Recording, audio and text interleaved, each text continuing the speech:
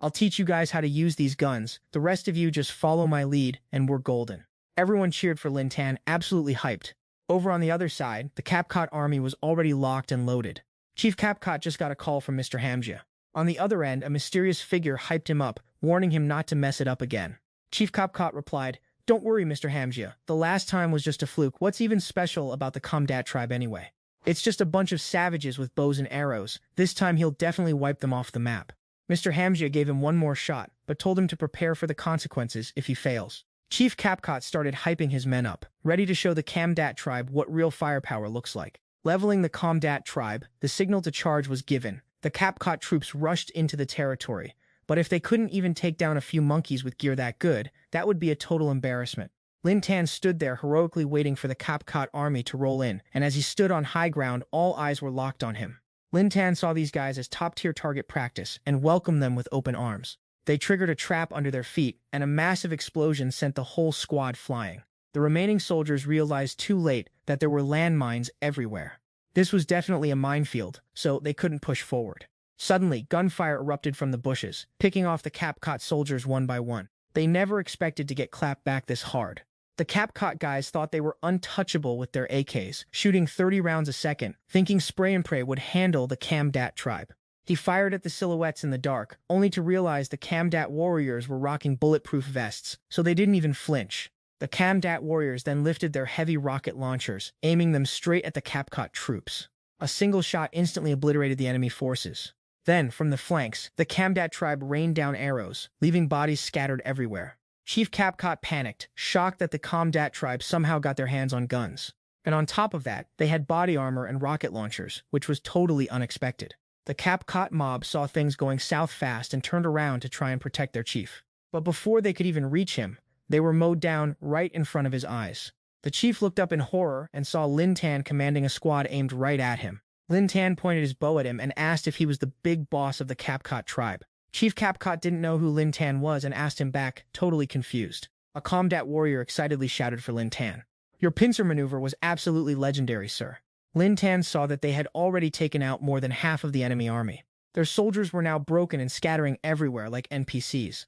Realizing the L, Chief Kapkot ordered his remaining men to retreat ASAP. The escape car zoomed off, while a hail of arrows rained down on them, making the old man cower in the back seat. Seeing the Kapkot army push back, the Kamdat tribe cheered for Lin Tan, shouting that they had finally won. "Our military advisor is truly a genius." Chief Kapkot was fuming, thinking this Chinese guy dared to ruin the Baker family's plans, having no clue who he's dealing with. Just you wait for the Baker family to come back for their revenge. The Kamdat warriors all turned pale and gasped when they heard the name Baker. Everyone knew their mercenary group in Africa was notorious for their insane firepower. Even regular armies wouldn't want to mess with them. Lin Tan heard the name Bakir, but didn't really give a damn. He didn't buy the hype that they were actually that dangerous. Chief Kamdat explained to Lin Tan that the Baker family were the biggest arms dealers in the region, but they acted more like a private warlord faction. They possessed a massive stockpile of modern weaponry. Using that power, they kept annexing gold mines from other companies. He had already been keeping an eye on them for a while. The true power of the Baker family wasn't just small arms, but heavy ordnance like artillery and fleets of armored transport vehicles. Chief Kapkot saw the fear in the eyes of the Kamdat people and started laughing like a maniac. He wanted to see the look of despair on their faces before they met their end. No sooner had he finished speaking than an arrow whistled through the air, pinning the chieftain's thigh to the ground and sending him crashing down.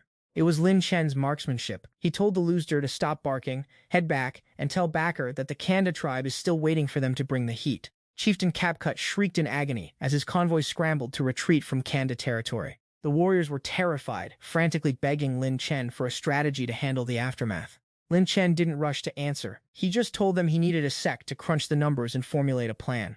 Nadia blushed hard looking at Lin Chen, knowing their tribe only pulled off this underdog victory because of him. All those 36 stratagems rolling off Lin Chen's tongue had to be divine wisdom from the heavens. Nadia lunged at Lin Chen, planting a scorching kiss right on his lips. The soldiers were hyped that the ancestors sent Lin Chen to save their tribe, praising their master strategist like crazy. It was getting late, so Lin Chen hopped back onto his trusty tricycle. He had to make it to class, so he shouted, "Xiao Meng, hop on!"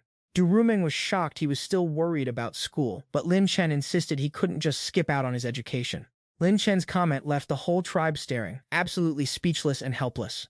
They were worried sick about whether he'd return tomorrow, but Nadia was 100% sure the legend would be back. Meanwhile, Durumung sat on the bike, terrified by how fast Lin Chen was pushing it. She begged him to slow down a little bit. Lin Chen completely ignored her protest. He told her to hold on tight because he was about to hit the gas. Rumeng remembered the moment Lin Chen drew his bow and chilled the other chieftain with that cold, precise shot. She couldn't figure out this man's true power to save her life. Because of that stunt, her favorability toward Lin Chen jumped by 6%, bringing her total rating to 42%. Chieftain Capcut made it back to his base and reported the reason for their pathetic failure to the big boss. The boss was stunned to hear about the failure, laughing off the absurd lie that a strategist from Huagua was involved.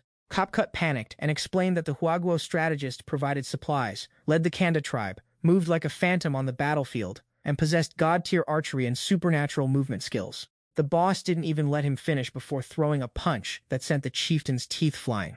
As the boss gave him a savage beatdown, he yelled, "So what if he's from Huagua? So what if he knows Huagua tactics and perfect archery?" Chieftain Capcut curled up in a ball, taking the hits while swearing that everything he said was the truth. The man turned away with a cold laugh, not buying into these Huagua tactics, insisting that against absolute power, that strategist was nothing but a joke. He threw open the curtains of his office, letting the blinding light flood the room. He stood tall, looking down at his rows of heavy military vehicles parked in perfect formation. The massive cannons were locked and loaded, ready to turn the battlefield into a grave. He gritted his teeth, itching to see how Lin Chen would cope when he turned the Kanda tribe into a sea of fire. By dusk the next day, the bald guy had assembled his entire military force. His soldiers were geared up with high-tech scopes and ready for action. He sat in his vehicle with the other chieftain, looking smug and determined to wipe the Kanda tribe off the map. Chieftain Capcut turned to suck up to the bald leader. He acted like it was a total honor for the Kanda tribe to be destroyed by such a big shot. Besides, no matter how skilled Lin Chen was, how could he possibly compete with this guy? He hyped the bald man as a living legend who'd fought in 100 international battles, earned 3 honorary medals, 3 Cross of Valor awards, 2 gold stars, and led the Cheetah Special Forces through over 50 Black Ops missions. When it came to a true king of soldiers, nobody else could hold a candle to him. The bald guy saw the chieftain blathering and reminded him that the cost of his military support was coming straight out of the gold mine's profits. The chieftain groveled, promising that once they seized the Kanda tribe and split the mine, he'd take 1 share and give the boss 9. Hearing such a lucrative deal, the bald guy feigned deep thought, waiting to see how Lin Chen would handle a force that couldn't possibly be defeated. He estimated he could wrap up the whole war in under 20 minutes. The chieftain warned him to stay alert, noting that the Huagua strategist led guerrilla fighters who moved like ghosts, so they needed to watch their perimeter. The bald guy laughed at the chieftain's insecurity, boasting that his troops were elite African-tier pros, and those little tricks were beneath mention. He bragged about his 4th-gen night vision scopes that made the night look like day, plus infrared sensors that made hiding in the bushes totally useless. He had super landmines with a 5-meter blast radius that absolutely nothing could escape. With his military-grade radar covering a 500-meter radius, not even a mouse could sneak past him. The chieftain's face lit up with greed as he looked over the high-tech gear. Ham sneered, flexing his latest high-tech gear worth 600,000, having deployed 100 units alongside 5 military-grade radar trucks for this little operation. Let's be real, war is just a massive pay-to-win game for the wealthy. The Kanda tribe is basically a primitive village, so how are they supposed to even scratch a guy like him? No sooner had he finished talking than a massive explosion rocked the front of Ham's convoy. The blast left him wide-eyed and mouth agape, completely clueless as to what just went down. His radio crackled with reports that their minesweepers hadn't detected a single explosive, yet the front line had just been vaporized. Ham's entire battalion was caught in a surprise ambush and wiped off the map. The radio went wild with reports that the rear guard was under heavy fire, too. They suspected an aerial attack, but couldn't spot a single enemy in the sky. To make matters worse, the left flank got smashed. The hostiles were moving at light speed without making a sound, and they were desperate for backup.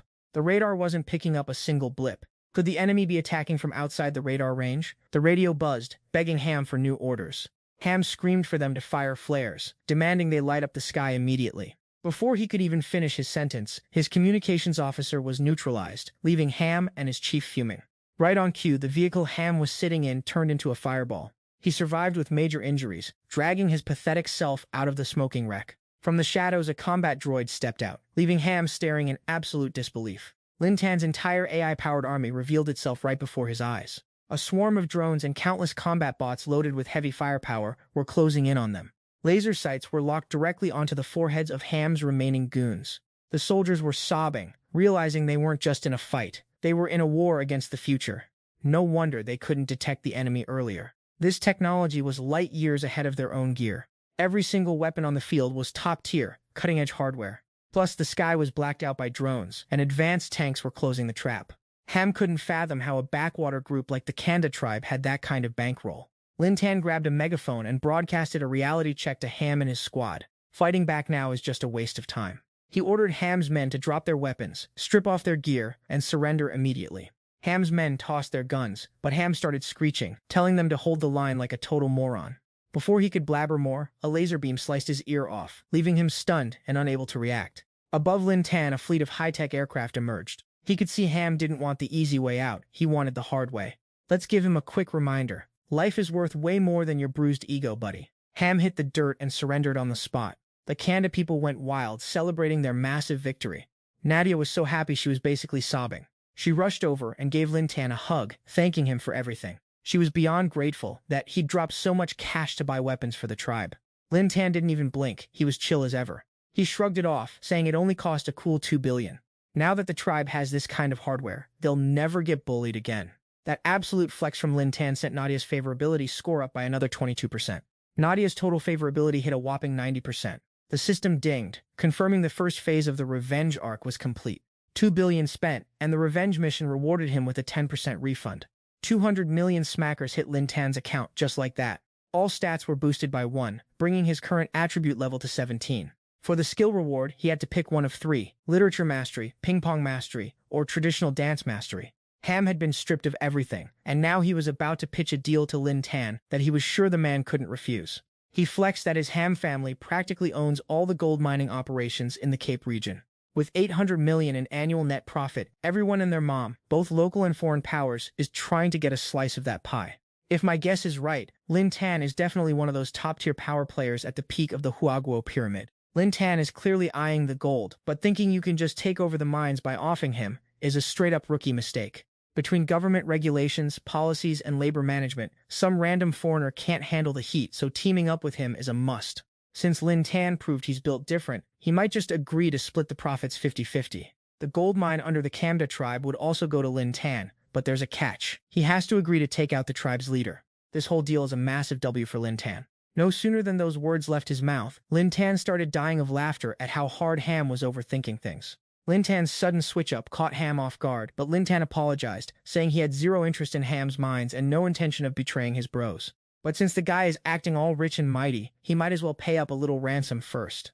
As soon as the word ransom dropped, Rumung stepped up, letting our boy know she's got the math covered. Rumung started crunching the numbers on how the Barca family controls over 90% of the gold extraction in the Cape region. Conservatively speaking, the annual revenue is easily hitting between 500 to 800 million USD. With a 20 to 30% net margin, that's roughly 1.7 billion Hua Yuan, not the measly 800 million he was trying to gaslight us with. Lin Tan nodded along, impressed. That's the Do Group heiress for you.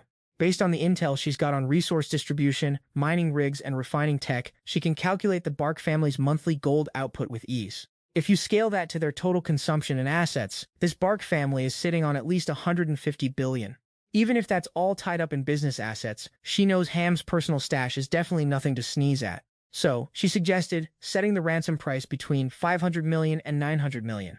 Lin Tan immediately shouted, "Thanks for the assist, Xiao Meng. We're taking half his net worth as the ransom." That line had Ham seeing red. He never expected this guy to go for half his fortune right out of the gate. Ham tried to keep his cool, telling Lin Tan that's not how you negotiate a deal. Lin Tan radiated pure killing intent and fired back. Does a loser like you even have the status to negotiate with me? Pay 75 billion for your life, or I'm burying you in the dirt right here. Besides, our boy doesn't believe in taking prisoners from his side. Ham clenched his fists in pure rage, but he had no choice but to fold to Lin Tan's demands. His life is worth way more than 75 billion, so he agreed to the ransom and successfully transferred the 75 billion. Once the bag was secured, Lin Tan let him walk away. Duru Meng watched Lin Tan's vibe and couldn't believe he actually scammed Ham out of that much cash. The crazy part is, 75 billion is a massive flex, even for the prestigious Do Group. Any normal person would be absolutely losing their mind after pulling off a play like that. Yet Lin Tan didn't even blink or show a single change in expression. The man in front of her is like a bottomless treasure chest. No matter how deep she digs, she'll never reach the bottom. Ham was low-key shook, knowing this random guy had left such a haunting impression on him during the talk. He still had no clue which family Lin Tan belonged to or what his actual deal was. Lin Tan closed his eyes and flexed with total confidence, saying he's just a normal student from Huaguo who happened to intervene because he doesn't tolerate injustice. Hearing that Lin Tan is just a student, Ham fumed, etching the name Lin Tan deep into his brain. Realizing the deal was a total L, Ham took his guys and dipped, carrying a massive amount of salt and frustration. Lin Tan watched him leave, feeling totally unbothered and at ease. Once the coast was clear, the Kamda warriors hoisted Lin Tan into the air, celebrating their victory over the strongest tribe in the region. They announced that the bonfire party was ready and invited Lin Tan and Du Rumeng to join the celebration. Rumeng heard the invite and was totally down for it. The Kamda tribe started dancing around the flickering bonfire. They were vibing to the beat of their traditional customs. One of the locals got hyped and grabbed Du Rumeng's hand to join in. That random physical touch caught Rumeng off guard, and she flinched. She's definitely not used to that level of intensity and physical contact. Nadia then pulled up with her squad to introduce all her besties to Lin Tan. Lin Tan was stunned to find out she had that many sisters in her circle. Nadia flexed on our boy, letting him know these girls are the top-tier goddesses of their entire tribe. She added that countless dudes have tried to wife them up, only to get straight-up rejected.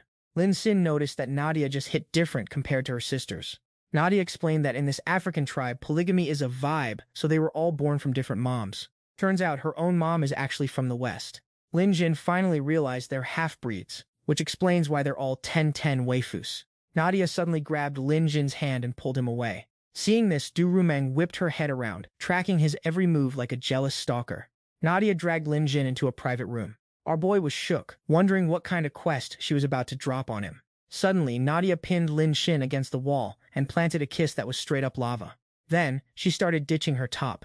Lin Xin thought this might be moving a little too fast, but she kept that energy going regardless. Lin Jin reminded her they still had a whole dance to finish, and she just ditched her sisters. He was low-key worried if that was going to cause some drama. Nadia clapped her hands, signaling she had it under control since she'd already pre-gamed the plan with her sisters. The gorgeous girls of the Kamsat tribe filed in and started clinging to Lin Xin like they were fused to his soul. Nadia asked if he'd heard about their traditions and if he'd been planning this all along. Lin Xin was caught off guard, scrambling to explain that he wasn't exactly thinking that far ahead. The waifus were blushing hard, staring at Lin Jin with pure hunger. They asked him if he thought they weren't pretty enough for him. Or did he think the room was too crowded and wanted to kick one of them out? Lin Jin's face lit up like he'd been waiting for this exact prompt. He hit them with that classic line from his homeland. Since everyone's already here, let's get this party started. Meanwhile, Du Rumeng was stealthily tailing them, watching Lin Xin head into the hut with the chief's daughter, only to see 3 more sisters join the party later. So he's just like every other basic trash-tier man out there, she thought. Pathetic, how is he even going to handle all those girls at once? Her favorability dropped by 10%, leaving her total at a measly 32%. She whipped out her phone to start recording. She wanted to document Lin Jin's inevitable L in high definition. If he ever dared to ignore her again, she'd use this footage to roast him and turn him into the laughingstock of the school. The second she peeked into the room, her eyes went wide. She had no idea what kind of chaos she was witnessing. The group was all tangled up, drowning in a vibe that was absolutely peak. They were all competing to claim their prize. Rumeng watched Lin Xin's hands move at a speed that defied the laws of physics. The man was literally moving like a blur. The 4 girls were so hyped, they were practically floating. Lin Xin had all 4 waifus in his zone, while he and Nadia kept the kissing session alive. Now Rumeng realized he wasn't just a bumblebee, he was straight up a multi-armed beast. Nothing in her playbook could have prepared her for this level of performance. The way he treated Nadia boosted her favorability by 5%. Nadia's total favorability hit a solid 93%. Rumeng was now standing there with her jaw on the floor. Just how many hidden skills does this man have that she doesn't know about? Thanks to this revelation, Rumeng's favorability spiked by 15%, bringing her total to 47%. After a legendary night of grinding, Lin Xin finally crashed with the Kamsat girls for the rest of the night. He checked his phone, saw he was late, and realized he needed to get back to class ASAP. Lin Xin gave Nadia a soft goodbye kiss and snuck out like a shadow. As he stepped outside, he found Du Rumeng passed out by the door, muttering nonsense in her sleep. Lin Tan was confused, wondering what kind of fever dream she was having to be talking like that. Suddenly, Chief Kam Dat and his crew came rushing over, shouting Lin Tan's name. He saw the crowd swarming him, looking incredibly stressed. Wait, if the chief finds out his daughters spent the night with him, are they here to go to war or what? They reached him, immediately knelt down, and started thanking him for saving their tribe.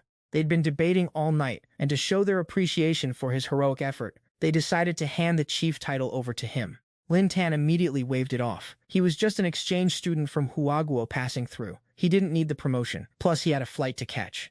The guy next to him clearly expected the rejection, so he gave a signal to the chief. They started chanting in their native tongue to the rest of the tribe. Our boy is a divine strategist sent from the heavens to save them. Definitely the legendary guardian deity who has finally descended. And since the guardian's eyes are busy watching over the entire vast grassland, they can't be so selfish as to burden him with chores, so they'll just do him a favor and manage the Comdat tribe on his behalf. Everyone, cheer for our new chief, the guardian god Lin Tan. Seeing their bizarre behavior and hearing their gibberish, Lin Tan was even more confused. But he figured since the vibes were high and everyone looked happy, it probably wasn't a bad thing. They grabbed Lin Tan's hand and hoisted it into the air. They asked the chief if that was the right interpretation of his divine will.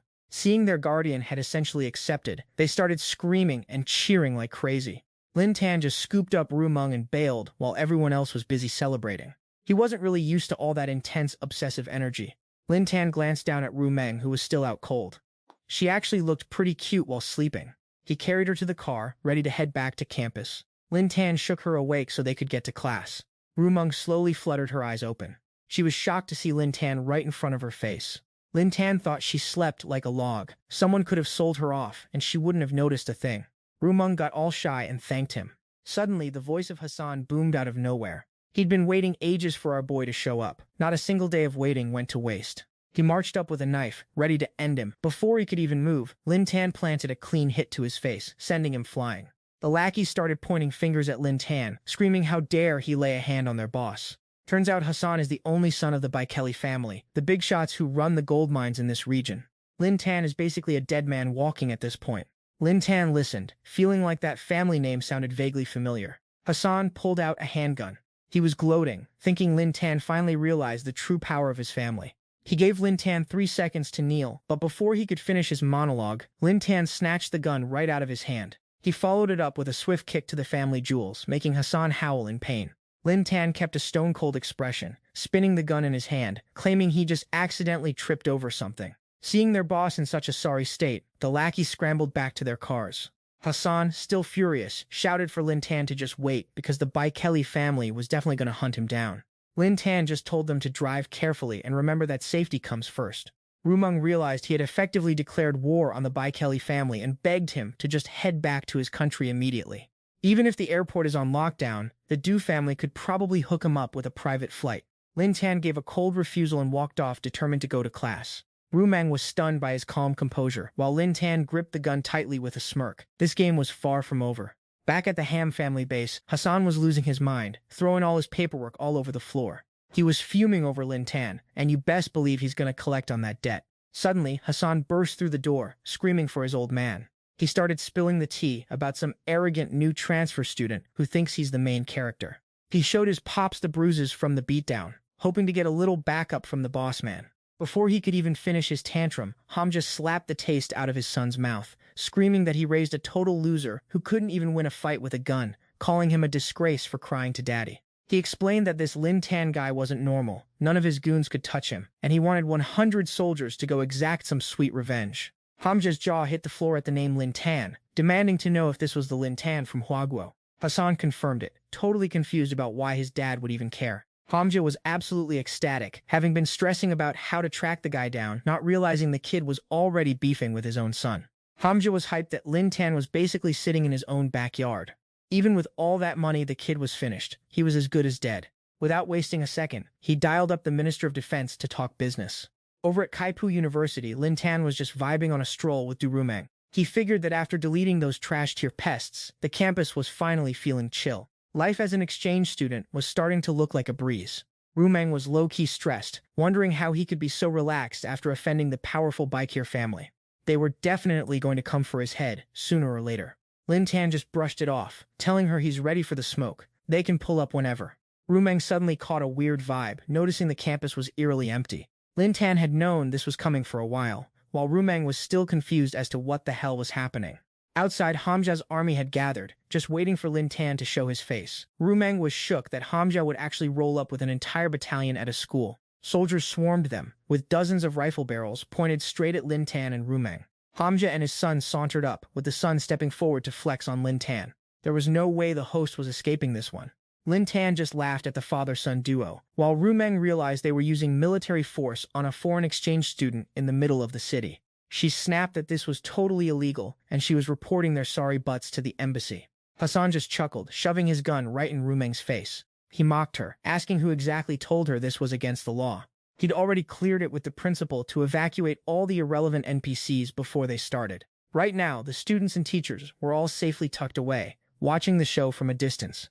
With guns trained on him, Hassan laughed, excited to see Lin Tan's pathetic face as he got taken down. Huddled in the sports equipment room, the homeroom teacher and the students were watching the drama unfold. Looks like Lin Tan was truly surrounded by the Baikir family's personal death squad. The teacher figured Lin Tan was toast. Crossing the Baikir family was basically a speedrun to the grave. No wonder the principal made them hide. He'd basically handed the school over to the army to facilitate the kidnapping. The students and the teacher were all trembling and crying. Everyone knew Hassan was a total psycho with zero impulse control. Lin Tan was officially out of lives. Hassan jammed his muzzle against Lin Tan's head and let out a manic laugh. He told him that trying to run was useless, so he should just give up and accept his fate. Rumeng stepped up to shield Lin Tan with her body. She declared he was her man and nobody better lay a finger on him. Rumeng whispered to Lin Tan to stay calm, letting him know she'd already tipped off the cops. As long as the embassy stepped in, these losers wouldn't dare start a diplomatic war with Huaguo. Hassan just laughed in her face when he heard that. He knew that even if Huaguo was a heavyweight, her little friend had broken the laws of Feizhou, and not even the embassy could save his skin now. He barked the order to arrest him, but Rumeng screamed at them to see who actually had the guts to do it. A new man walked up, impressed that the heiress of the Du Corporation actually had some backbone. This was the Minister of Defense himself, and he noted that while the Du Corporation had been in Feizhou for years, and he would normally give them some respect, he'd received ironclad evidence that Lin Tan was a war criminal. So don't even talk about a single Huaguo corporation. Not even international law was going to save him now. Hamjia was feeling himself, flexing his influence to butter up Minister Lin Xin and the Kandat tribe into ambushing the Kako tribe. Not only that, but this Lin Jin guy was the actual strategist, pulling the strings behind the entire attack. Hassan dropped the receipts, exposing how Lin Jin would hit the books by day and command war raids by night. Talk about a major war crime, bro. Lin Xin was trying to incite a full-blown tribal war on his home turf, so naturally they wanted him executed. Hassan's tea left Rumeng absolutely livid, but she couldn't do a single thing about it. The Minister of Defense stepped up and put Lin Jin on blast. Is all this drama actually your doing? You got anything to say for yourself, or are you just gonna take the L? Lin Xin didn't even flinch, straight up admitting he was the mastermind. Hamjia was shook at how fast our boy confessed, taunting him that while they might cross paths in Kaipu, there's no way he's coming back from this total defeat. Lin Xin just flashed a smirk, and suddenly, tribal war drums started echoing through the air. Hamjia's soldiers felt the ground shaking beneath them, and the horizon was quickly swallowed by a massive cloud of dust. Out of that thick smoke, the voice of the Kandat chieftain suddenly boomed out. The old man wasn't about to let anyone lay a finger on his chieftain. Lin Jin was actually surprised to see them roll up like this. The exchange students were dead silent, watching what looked like an all-out tribal showdown go down. Hamjia lost his cool, aiming his piece right at the Kandat warriors. He figured if he just iced the leader, it wouldn't matter how many Kandat troops showed up. But before he could even finish his villain monologue, Lin Jin flicked his wrist and sent that gun flying. That hit was so clean it practically shattered the guy's hand. Lin Jin hit him with the "why you trying to play tough? Just sit back, watch the show, and stay in your lane." Chieftain Kandat rushed over to apologize to Lin Jin for the late arrival. Our boy looked at the squad and couldn't help but be shocked. Chieftain Kandat walked up and handed the ceremonial tribal headpiece to Lin Jin. All hail the chieftain's return. The entire tribe started screaming their lungs out in support. Hamjia and his kid were staring with their jaws on the floor, failing to process that Lin Jin was actually the big boss of a whole tribe. The exchange students were just as shook. None of them expected their classmate to be a literal tribal chief. Chieftain Kandat placed the crown on Lin Jin's head. They were going through the official sacred induction ceremony right there. "Mr. Lin Jin, you are now officially recognized as the chieftain of the Kandat tribe." Lin Jin stood there awkwardly, gripping the ceremonial spear like he didn't know what to do with his hands.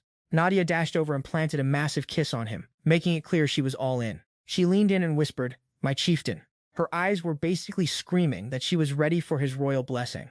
Lin Jin was turning redder than a tomato from the embarrassment.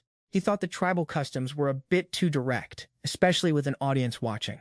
Chieftain Kandat then made it official for everyone. Lin Xin was their new leader, and the tribe was sworn to protect him at all costs. He added that any tactics Lin Xin used against invaders were perfectly justified under tribal law.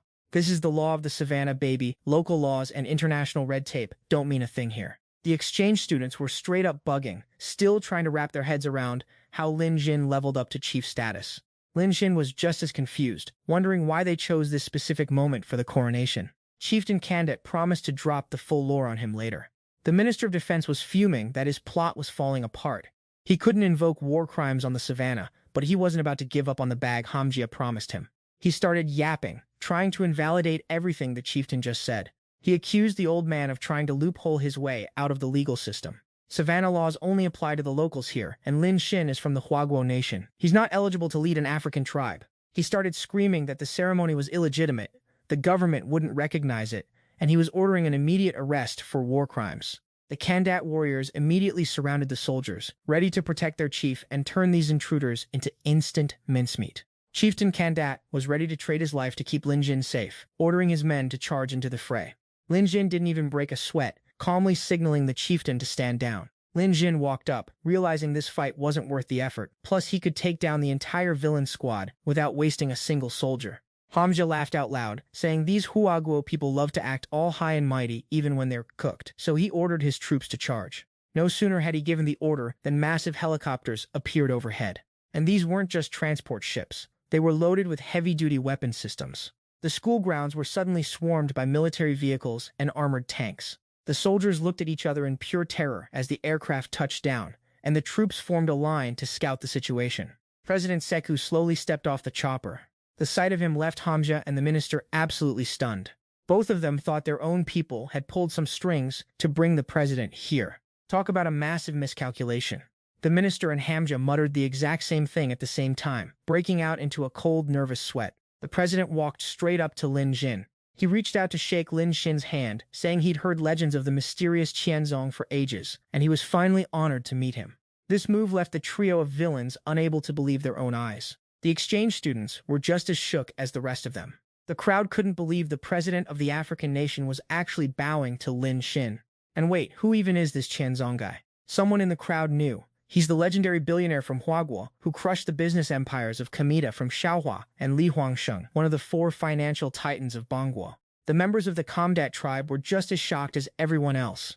Nadia watched as even the president treated Lin Xin with such immense respect. He truly lives up to his name as the guardian god of the Great Plains. Duruming realized Lin Xin was actually the legendary Qianzong all along. This secret identity reveal was a total plot twist. This detail boosted Dorumeng's favorability by 15%, bringing her total affection meter to a solid 62%. President Sekou spoke up, officially recognizing Lin Xin as the chieftain on behalf of the nation. He declared that all of Lin Jin's actions were perfectly legal under Great Plains law, and that the war crimes accusations were completely baseless. At the same time, he exposed the Bai family and the Minister of Defense for their shady backroom deals and abuse of power. They were hit with a laundry list of charges: bribery, illegal use of military force, illicit mining, attempted murder, and high treason. He immediately ordered their arrest. The Minister of Defense started scrambling to defend his reputation. He claimed the president must be confused and that he never engaged in any secret deals. How could that Huaguo kid possibly have the right to be a chieftain? He insisted that Lin Xin committed war crimes and that he only acted for the sake of national security. Hamja chimed in, claiming his mining operations were totally legit. Lin Xin gave them a death glare, exposing Hamja's fake face because he was dead set on crushing these losers. He recounted the exact moment Hamja invaded the Hamdat tribe using commandos, which was the smoking gun they needed. Did they really think they could just pay him off and walk away? In reality, he was just playing the long game, baiting them into a trap to catch the whole syndicate in one go.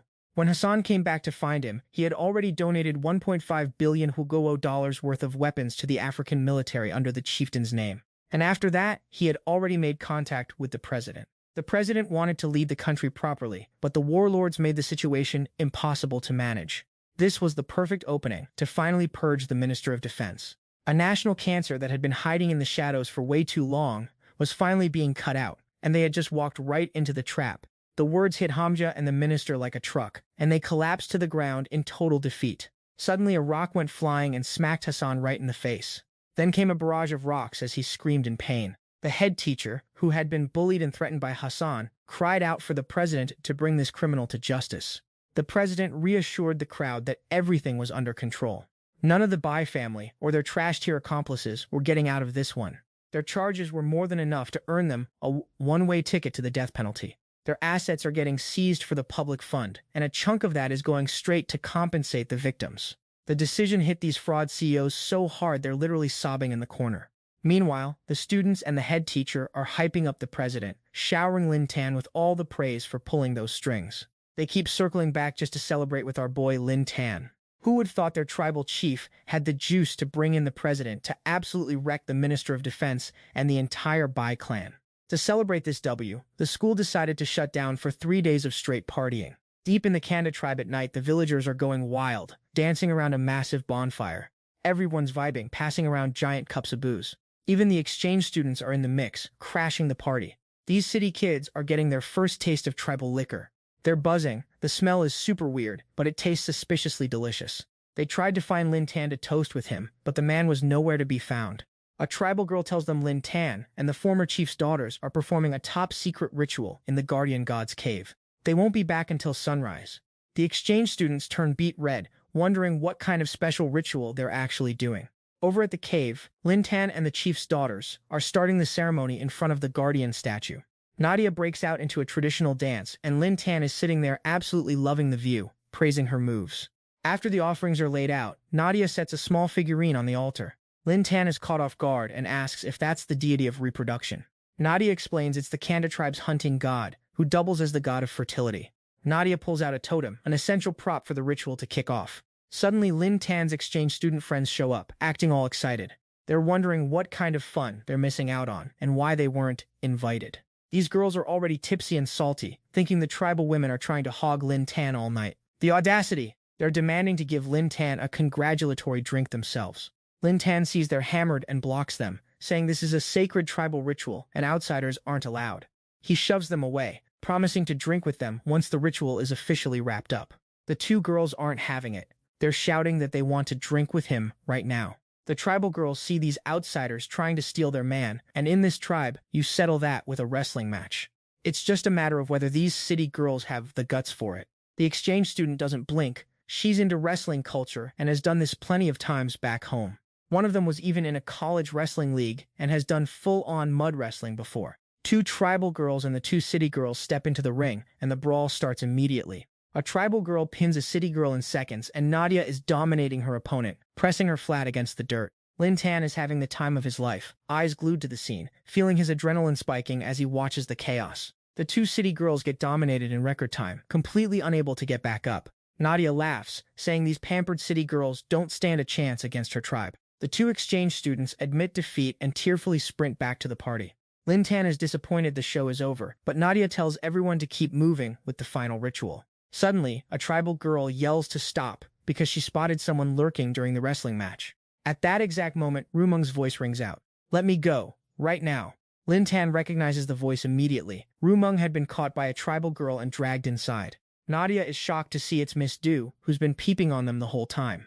Rumung tries to defend her stalking, saying, "I only took a little look. What's the big deal? She didn't even mess anything up." The tribal girls explain this is their most sacred ritual, and outsiders aren't allowed to spy. But before they can finish saying that since Miss Du invested so much in them, they should let her watch, Nadia and the others rip all of Rumung's clothes off. Lin Tan is beyond hype to see Rumung's porcelain white body right in front of him. They throw her onto the sacrificial altar. Rumung was shaking with fear, mumbling incoherently. Nadia stepped up to remind her that this was a sacred ritual that could not be disturbed. Nadia then loudly asked her older sisters if they were done changing. The girls slowly stepped out wearing wild beast costumes and gorgeous makeup. Every single one of them was dressed in super revealing outfits, making Lin Jin drool even more the longer he looked. He couldn't help but blurt out that this was absolute perfection.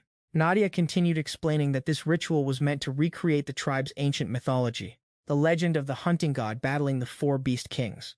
The 4 of them represented 4 different exotic beasts, meaning each possessed a completely unique set of abilities. If our boy couldn't beat them, the ritual would fail, and he would permanently lose the chance to ever challenge it again. Lin Jin looked surprised, bringing up how all of them had already joined him the other night. The girls chimed in together, saying that was just a warm-up reward. Plus, the guardian god had saved the Kanda tribe, and this was also a test to prove his physical stats were up to par. This was the tribe's most sacred ritual, because it required someone who had made massive contributions to the tribe just to earn the right to initiate it. To pass down the most elite bloodline, according to Dianshi's historical records, the last time it was opened was 100 years ago. To strictly honor ancestral laws, they were going to go all out and use their absolute best techniques in this ritual. She warned him not to let his guard down for a single second. Hearing that, Lin Jin got super hyped. Our boy threw his arms wide open and invited everyone to bring it on. The first sister represented the African antelope. When a predatory enemy tries to hunt it down, the African antelope bounces away at top speed. Its stark white rear completely messes with the predator's vision. Then the African antelope uses its deadliest weapon, its powerful hind legs, to kick the enemy straight into the dirt. She dropped into position, sticking her rear end straight up in the air. The second sister represented the hyena, the scariest beast across the entire savannah. Its bite force is insane, easily snapping cow bones, and it's notorious for targeting its prey's weak spots and blind spots. Absolutely terrifying stuff. The third sister represented the African python, the most cunning and sneaky predator on the plains.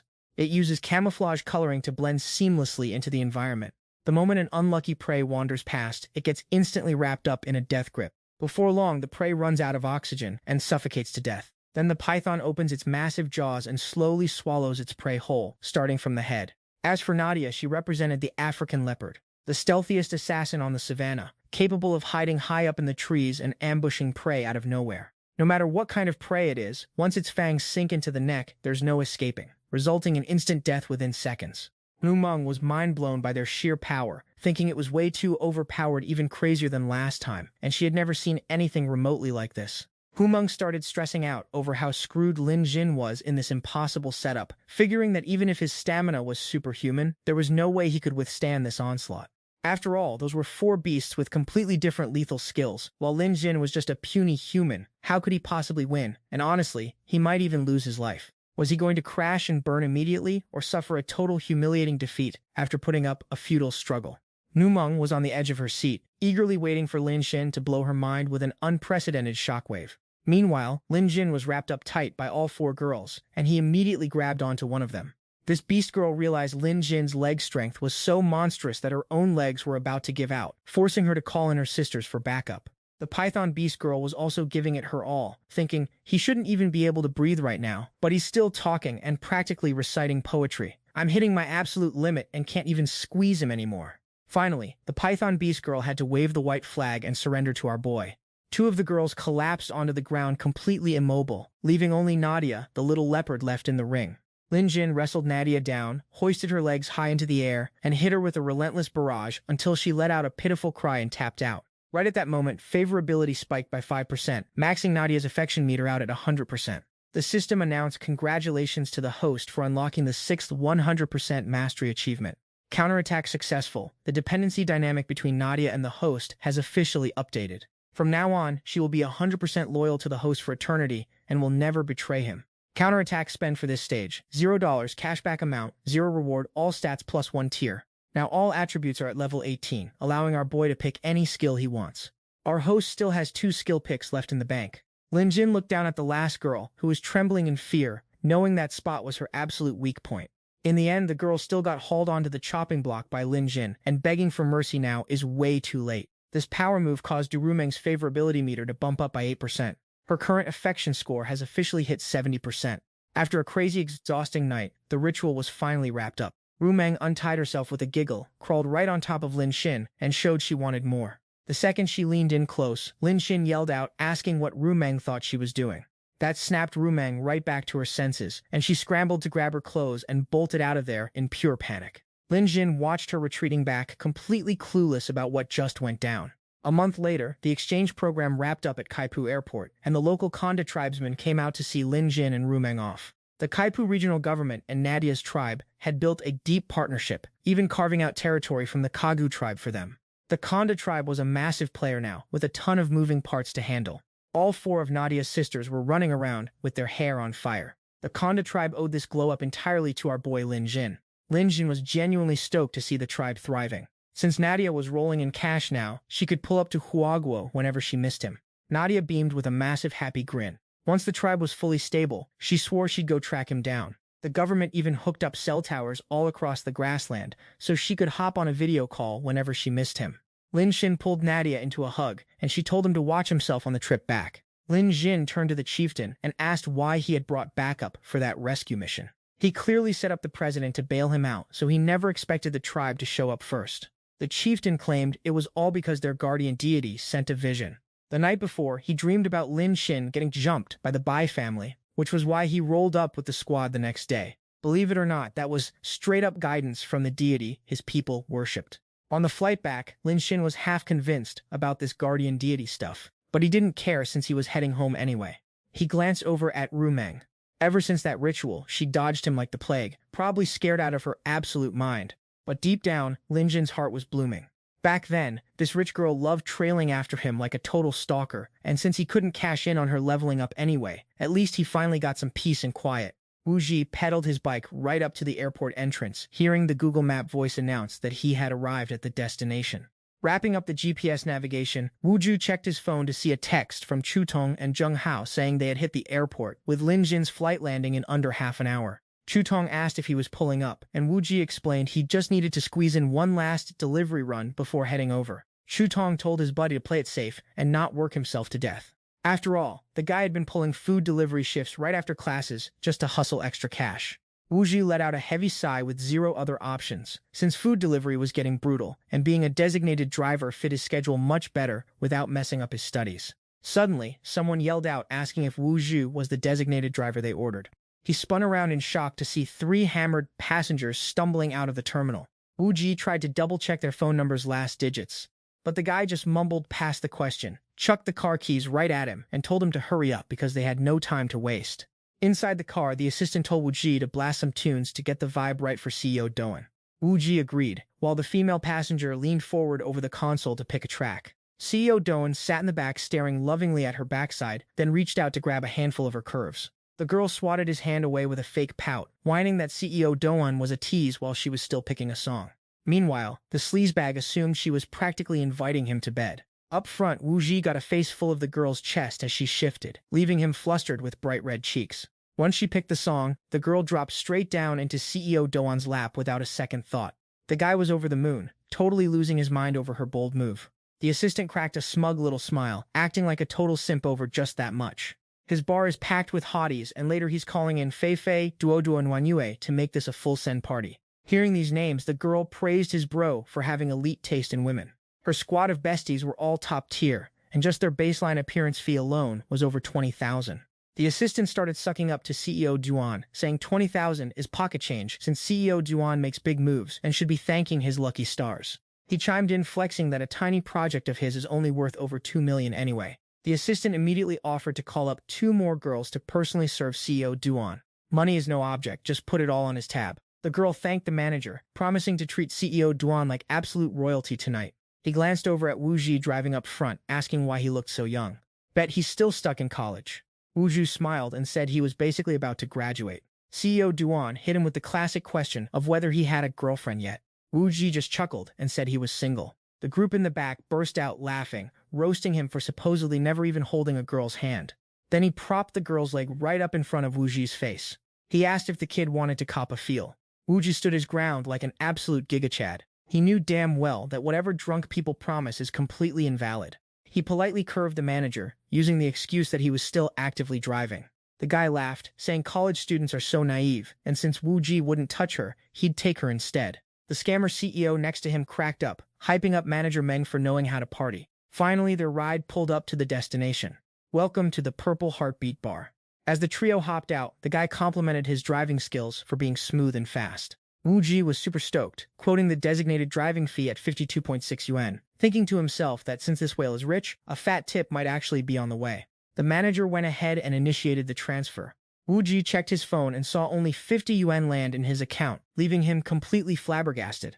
Wu Ju called the 3 of them back, pointing out the transfer was short and missing 2.6 yuan. The manager laughed out loud, asking if the kid was trying to race him.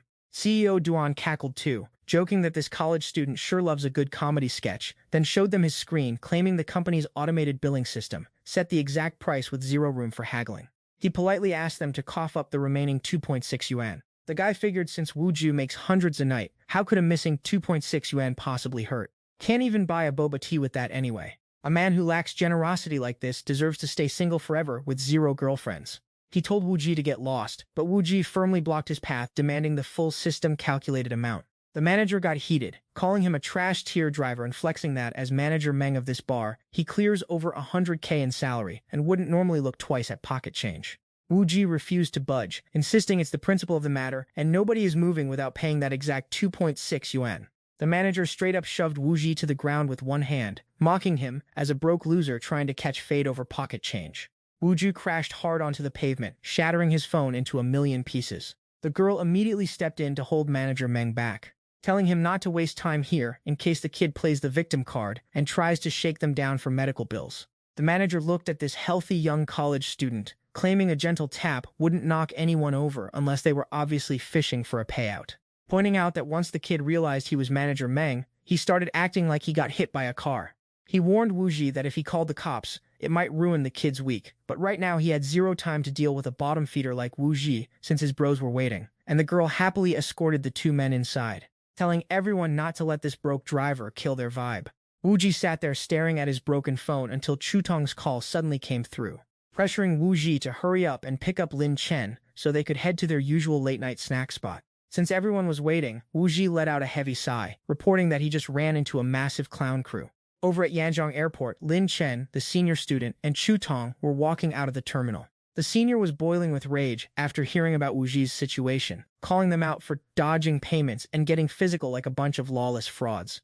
Jingtong felt a bit uneasy inside, but people working at big upscale clubs usually had shady underworld connections anyway. Regular folks like them couldn't afford to mess with that crowd, so they figured taking the loss on that 2.6 yuan was the end of it. Lin Xin immediately called out his bros, pointing out this was way bigger than just a 2.6 yuan dispute. Since those clowns loved bullying a designated driver, it's time to teach them that picking on working folks has consequences. Lin Xin snatched the phone and called Wu Ji straight back. He told Wu Ji to sneak back in and tail those guys, promising that he and the squad were rolling up right now to avenge him, and they were 100% going to squeeze every cent of that 2.6 yuan back out of him. Back inside the private room, CEO Duan's crew was completely hammered, surrounded by girls and vibing to the loud music. The girl next to him was forced to drink until she literally threw up outside, but he didn't care and ordered another round. The waitress bringing in the fresh bottles accidentally dropped one right by his feet. Manager Meng flew into a rage, winding up and slapping her across the face with a brutal backhand. What's even the point of you, anyway? You can't even hand over a single bottle right. You just killed the whole vibe, so get down on the floor and clean this up immediately. If he spotted even a single speck of stray glass left behind, he swore he'd shove it straight down her throat. Manager Meng barked orders while shoving her head down toward the floor, forcing her to apologize and beg for forgiveness over and over. The poor girl frantically picked up the shattered glass pieces by hand, getting her fingers sliced open and bleeding. Meanwhile, CEO Duan was busy getting high with his rowdy girls. Suddenly, a figure appeared at the doorway, and the manager snapped, demanding to know who dared disturb them after he explicitly said no interruptions. The door swung open to reveal Wu Ji standing right there. Holding up his phone, recording the whole room, he announced to the manager that he already called the cops over their refusal to pay. The guy laughed out loud at Wu Ji's move, mocking him for stressing over 2 yuan and predicting he'd stay broke for life. Filing a police report over 2.6 yuan. The cops are gonna laugh you right out of the station. Wu Ji flipped his camera around, showing he had captured solid evidence of their illegal escort activities, meaning the cops were definitely rolling up to bust them. Better get ready to explain yourselves down at the station. Manager Meng boiled with rage at being threatened, deciding he had to play vigilante and sort this kid out himself. As he threw a punch, Lin Jin stepped up from behind, catching his fist dead in its tracks and blocking the blow. He calmly reminded the manager that the cops were only minutes away, so if he didn't want extra charges slapped on, he better sit down and wait like a good boy. Manager Meng cackled, acting unfazed that Wuj brought backup, and memorized Lin Zin's face with a promise of a miserable future. A minor solicitation charge at worst gets him 24 hours in lockup, and a quick fine gets him right back out, so what could a couple of nobodies possibly do to him? Lin Jin smirked, asking if he really thought he'd get out that fast. In that case, our boy's just gonna make sure he never leaves at all. Manager Meng sneered, wondering what a punk college student thought he could pull off. He taunted Lin Xin, saying he was shaking in his boots and dying to see how a broke nobody plans to throw him in prison single-handedly. Lin Xin ignored him, turning to check on the waitress and asking if her hand was okay. After seeing the injury the manager caused in the security feed, Lin Xin asked her to grab a card reader for him so he could sponsor this guy's permanent vacation behind bars. While the waitress stood there totally dazed and clueless, CEO Duan burst out laughing. saying this was way more entertaining than a reality show. He told the waitress to go fetch the machine, and let's see what kind of magic Lin Jin was about to work. The waitress brought the card reader over to Lin Jin, whispering a warning not to mess with Manager Meng because the fallout would be brutal and he should just walk away. Manager Meng laughed mockingly, asking if the kid planned to smash him with the card reader, or maybe swipe a credit card to pay back that 2.6 yuan. The surrounding customers started whispering among themselves, thinking this college student picking a fight with Manager Meng over 2.6 yuan was a suicide mission that would land him in the hospital within 3 days. Even Wu Ji was sweating bullets, looking super stressed out for our boy.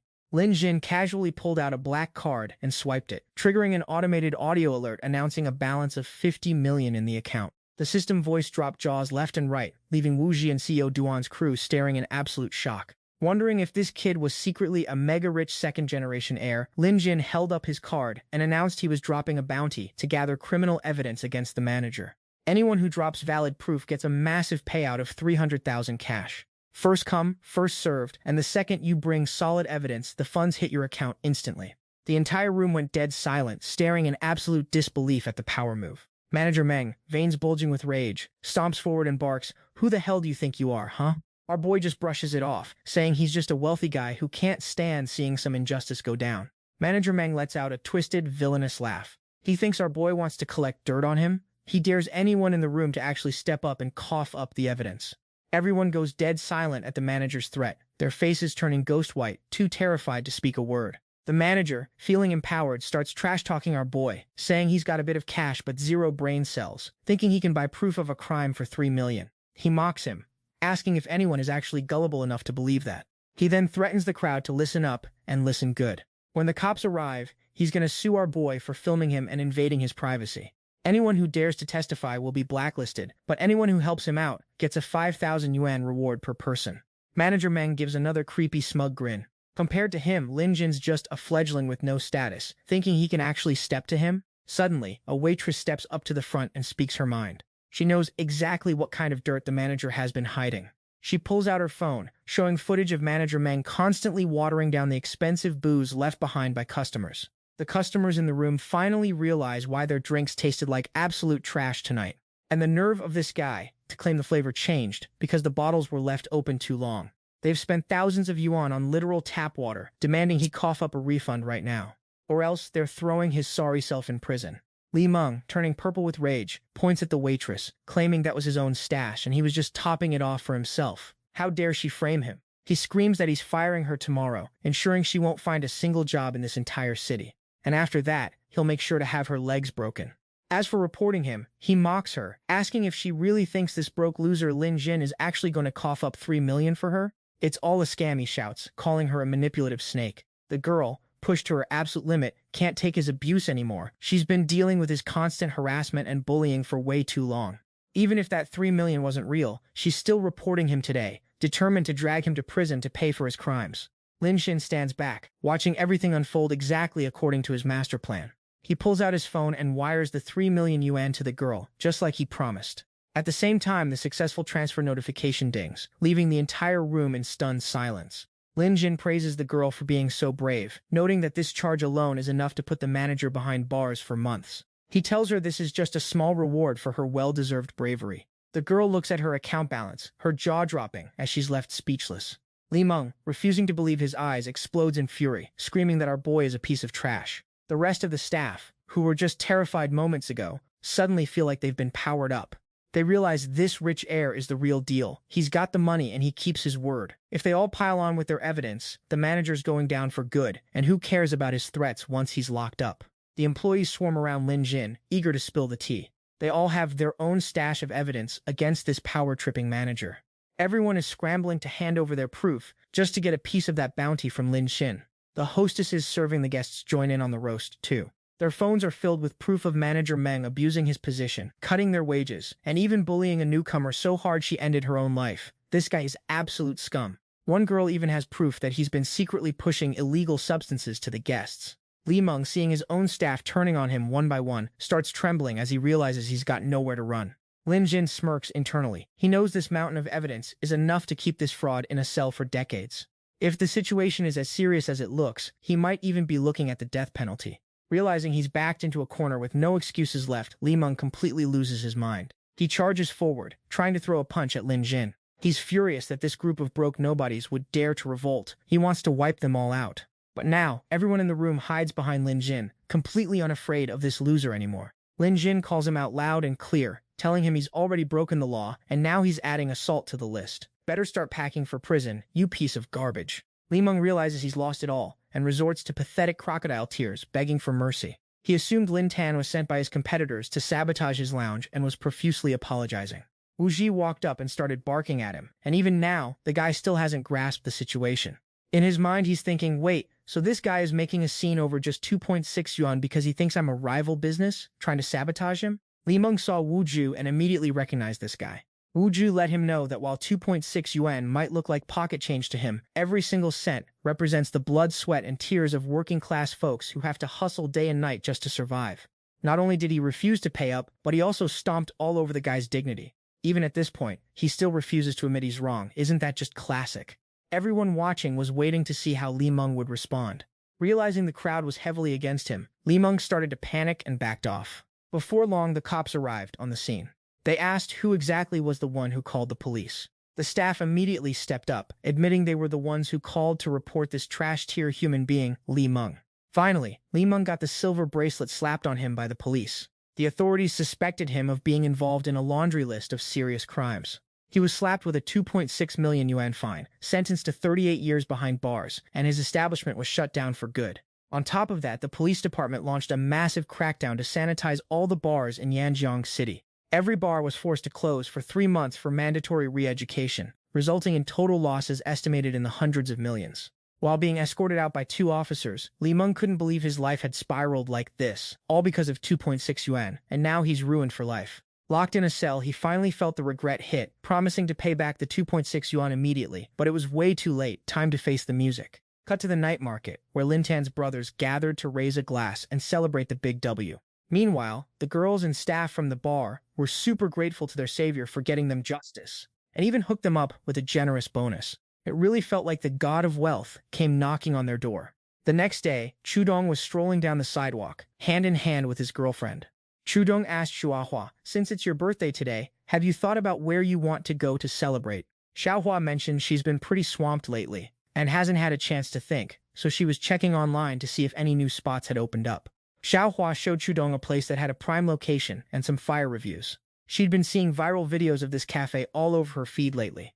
Chudong saw the pictures Xiaohua showed him and agreed it looked aesthetic, so decided to check it out. But Xiaohua sighed, noting the comments said a single cup of coffee there cost over 200 yuan. Way too broke student-friendly, so she wanted to find somewhere else. Chudong insisted and took her there anyway. He was acting like a total baller because he just got paid, telling her if she likes it, he's got the bill. Xiaohua was stoked and thanked Chudong for being such a king. Wu Ji, along with the upperclassmen and Lin Tan, were walking down that same street. They were planning to hit up a spicy hot pot spot for the day. Lin Tan suddenly turned his head and saw Chudong walking with his girl. Wu Ji was pretty annoyed since he'd just asked Chudong to hang out earlier, and the guy claimed he was busy. Turns out he was busy sneaking off to a bougie spot with his girlfriend. This guy Chudong is such a simp, prioritizing his girl over the homies, totally forgetting where he came from. His friends couldn't help but grin at the situation. They decided to snap some candid pics of him and his girl and blast them on their stories so everyone could see Chudong's betrayal. Wu Ji was all for it, calling it a genius move. A moment later, Chudong led his girlfriend into the flashy high-end establishment. The manager took one look at them and tried to shove them into a dim corner of the lounge. Xiaohua was surprised, noticing that the seats by the window were wide open, so she wondered why they couldn't sit there. The manager told them those tables were reserved for high-paying guests, and regular customers only get the cheap seats. Chudong felt embarrassed and tried to save face, quietly pulling out his phone to turn on the flash so he could take some aesthetic photos for her. Xiaohua, disappointed and feeling a bit down, just went along with it. Just then, Lin Tan walked in with his friends and was also relegated to a basic table. Wu Ji realized they were sitting way too far away to see what was going on. The upperclassmen noticed something was off. Why does this place have such a rigid seating class system? Suddenly, Lin Tan glanced behind, catching a pair of doled-up, high-fashion socialites strutting into the shop like they owned the place. The staff immediately swarmed them, bowing and scraping for attention. One server checked if they had a reservation, while another whipped out a hot towel like they were serving royalty. Another server brought over some fancy artisanal cookies, exclusive to the shop. They were acting like it was a complimentary gift for everyone. These two clearly felt the shop lived up to the hype, totally vibing with the VIP service. The man bragged about not having a reservation, but the server didn't even care, escorting them straight to a prime romantic table by the window. The server hyped up the lighting and the view of the bustling streets, then handed them the menu to probe for their favorite coffee blend. Xuezhang noticed the staff's double standard. They were clearly profiling customers based on their drip. Xiaohua was too busy scrolling through photos of the place to notice the tension. She tagged Chu Tong, asking to order that strawberry cake so she could get some aesthetic content for the feed. Chu Tong was confused. They'd been sitting for 10 minutes with zero service and no QR code to scan, so he politely called for a waiter.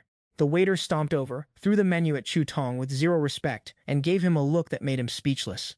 He opened the menu and realized the price of one item was basically half his monthly salary. Xiaohua, confused, asked Chu Tong what was wrong. She peeked at the menu and almost choked on her own spit. The prices were literally criminal. Realizing it was a total rip-off, Xiaohua whispered to Chu Tong that they should just leave. The waiter hovered over them like a vulture, demanding they hurry up and order already, as if the shop was just way too busy to deal with them. The waiter was internally rolling her eyes, pegging Chu Tong as a broke college student, wasting her time when she could be fishing for tips from the wealthy elites. Chu Tong loud-talked to Xiaohua, saying he was fine, and that her having the best birthday ever was the only priority today.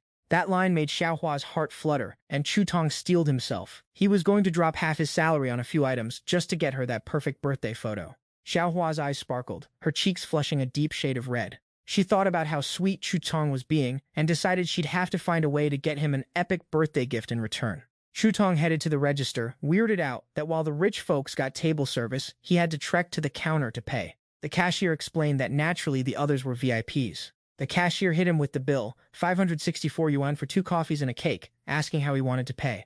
Chu Tong whipped out his phone, but the app wouldn't load, and his heart sank. Bro was caught in the most awkward situation of his life. The cashier caught his hesitation and didn't hold back, snapping, "Don't tell me you're broke." Chu Tong frantically checked his phone, confused, because he knew for a fact there was money in the account. Xiaohua noticed the delay and walked over to see what the holdup was. Chu Tong stuttered, claiming the phone was glitching and the payment QR code wouldn't pop up. Xiaohua offered to use her phone instead, just to see if it worked. Chu Tong immediately shut that down. He was determined to figure it out himself. The staff started playing hardball, telling him to hurry up or bounce to another shop if he couldn't pay. Chu Tong was fuming. It was just a tech glitch, and they were already trying to kick him out. What kind of service was this? The waiter looked at him with pure, unadulterated disgust. She basically told him to stop pretending he had money. If he couldn't pay, they weren't paid to entertain his act. Besides, their shop was for high-end clientele only. Hanging around that long was already ruining the vibe for the real customers. Chu Tong and Xiaohua were livid at the staff's instant switch-up in attitude. Right then, a delivery guy burst in, demanding to know why his order was taking forever. The server, all attitude, pointed aggressively at the no entry sign. She tried to shoo the delivery guy out like he was trash. The sign clearly stated no pets and no delivery drivers allowed. The delivery guy was heated, stating he didn't want to be in this snobby place anyway. But he'd been waiting outside for 30 minutes, and they still hadn't brought out the order.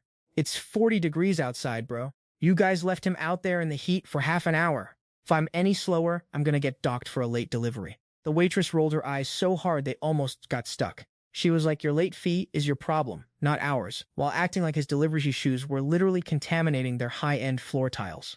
She tried to toss him out, telling him not to ruin the vibe for their bougie customers. Our delivery guy was left speechless, absolutely stunned by the audacity. Suddenly, a voice from upstairs started screaming about why it was being so noisy down there. The waitress pointed at the guy and told the boss lady that he'd totally ruined their pristine floor. The owner looked like she was about to have a meltdown because some low-life delivery peasant touched her precious, shiny tiles. She started ranting about her expensive decor and immediately signaled the security goons. The bouncers swarmed the delivery guy before he could even blink. One of them kicked his leg, sending him sprawling to the ground in total agony. "Are you guys seriously attacking people now?" Chu Tong couldn't stand the sight of this and stepped up, telling them it was way too far to bully people like that. Some posh customer chimed in, sounding totally annoyed. He told the manager to handle this trash quickly because it was ruining their meal. The woman with him was fuming too, since the commotion was messing up her lighting for selfies. The manager apologized profusely to the VIPs and promised to toss the trash out immediately. She turned her sights back on the delivery guy. She told him to scrub the floor clean and get lost, or she'd report him to his company and get him fired. The delivery guy was livid. He just came to pick up an order, so why was he being forced to be a janitor? Zhu Tong got heated and stepped up to defend the delivery guy. "You guys are acting like total bullies," he said. But the manager cut him off mid-sentence. She'd been annoyed by Zhu Tong for a while, so she ordered the bouncers to kick him and his friends to the curb. She added that they weren't on her level and were officially getting blacklisted from her shop. The bouncers moved in to shove Zhu Tong and Xiaohua out, threatening to get physical if they didn't comply. Our boy was totally lost, not knowing what to do. It was supposed to be Xiaohua's birthday, and the whole night was basically ruined. Just as Zhu Tong was panicking, the distinct sound of a camera shutter clicked. The shop owner and her entitled guests spun around, shocked that someone was recording them. Lin Xin stood there, hands in his pockets, cool as a cucumber, and told the manager to take a look at what he'd captured. He remarked that for such a tiny, pathetic coffee shop, they sure had a big ego when it came to bullying honest people. This is getting interesting. Zhu Tong and Xiaohua looked back, shocked to see it was Lin Xin. The owner screamed, demanding to know who this guy was to be snapping pictures of her. She demanded he delete everything on the spot. "Just a group of broke students coming in here to leech off our AC, right?" The waitress noticed Lin Xin had been hanging around without ordering anything. Assuming they were all in on it, she ordered the bouncers to snatch his phone. The goons rushed Lin Xin, trying to grab his phone to wipe the evidence. Lin Xin kept his cool, effortlessly tossing a few basic punches and kicks that sent the security goons face first onto the floor. The manager pointed a shaking finger at Lin Xin, threatening to call the cops for him, causing a scene in her shop. Lin Xin didn't even flinch. He told her to call them, adding that he'd also be reporting her to the Consumer Rights Board. "Let's see if your little pick-and-choose discrimination policy is actually legal." The manager just scoffed at him. She didn't get his discrimination talk, claiming that as long as you have money, you get treated like royalty, and losers like him just need to get out. Lin Xin asked a nearby waiter if it was true that they'd just bow down like dogs for anyone with enough cash. "So if I flash some money, I can do whatever I want." The waiter covered his mouth and giggled, confirming that was basically the golden rule. Exactly. Who says no to money? "It's a shame you're just a broke student with zero pocket change." Lin Tan smirked, hitting her with a playful question. How did she know for sure he was broke? The server let out a loud cackle, scanning his outfit in cheap thrift store sneakers, mocking him for not knowing what actual rich looks like. She added that some people really shouldn't even try to fake it. She even offered to eat literal trash if he could prove he was actually rich. Lin Tan didn't even argue. He just swiped the card reader from the staff member standing nearby. He tapped his card once, and the terminal announced a balance of 1 million yuan loud and clear. The sound sent shockwaves through the crowd, who couldn't believe a broke student could have 1 million yuan in his account. The manager kept her arrogant act up, even though she was starting to sweat bullets. She sneered that he was showing off with a measly million, while the chandelier in the shop alone was worth that much. She claimed everyone in this shop was worth at least 10 million, right? She labeled him as just another broke student who probably made his money through shady, low-life schemes. Two customers sipping coffee chimed in, ready to educate Lin Tan on how the world really works. They argued that money isn't everything. In this world, having the right connections is the real currency. The manager then flexed her local connections, asking if Lin Tan even knew who the real heavy hitters in Yanjiang were. She told him that the elite circle was a place someone like him couldn't even dream of entering. The investor of this district was the mighty Shu Di, a legend in those circles and, coincidentally, a close brother of hers. But even more impressive, Shu Di was tight with the legendary Qianzong, not just acquaintances but besties. Lin Tan chuckled at this, asking, "Shu Di and Qianzong, you say?" He mentioned he'd actually heard of those two names before. The manager burst into laughter at his comment. She mocked him for thinking he was on their level, explaining that Qianzong was the ultimate shark of Yanjiang, a guy whose net worth was so high he couldn't even find ways to burn through it all. Compared to him, Lin Tan's million yuan was basically just a grain of dust. Lin Tan realized the manager was well informed, but since he actually knew Qianzong and was on good terms with this Shu Di guy, things were about to get interesting.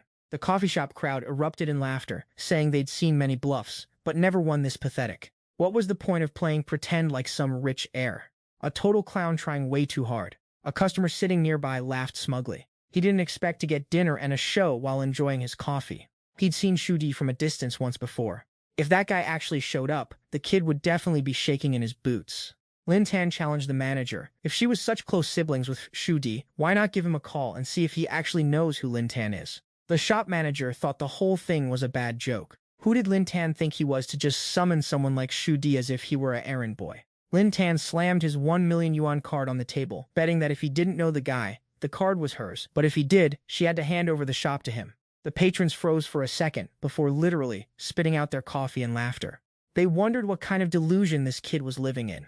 Betting the shop? He must have read too many cringe web novels and thought he was the main character. The crowd egged the manager on, telling her to take the bet so this kid could finally learn how brutal society really is.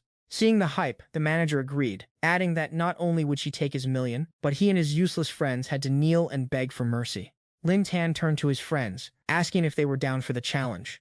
His upperclassman was skeptical, but Shu Tong was down, saying it was just a bit of kneeling anyway. Everyone put their faith in Lin Tan and locked in the bet. Seeing their trust, Lin Tan signaled the manager, "Go ahead, call Shu Di." She pulled out her phone, confident that if these broke students wanted to speedrun their own humiliation, she wouldn't stop them. When Shu Di answered, she put on her sweetest voice, introducing herself as Little Z, the one who dropped off gifts at his office days ago.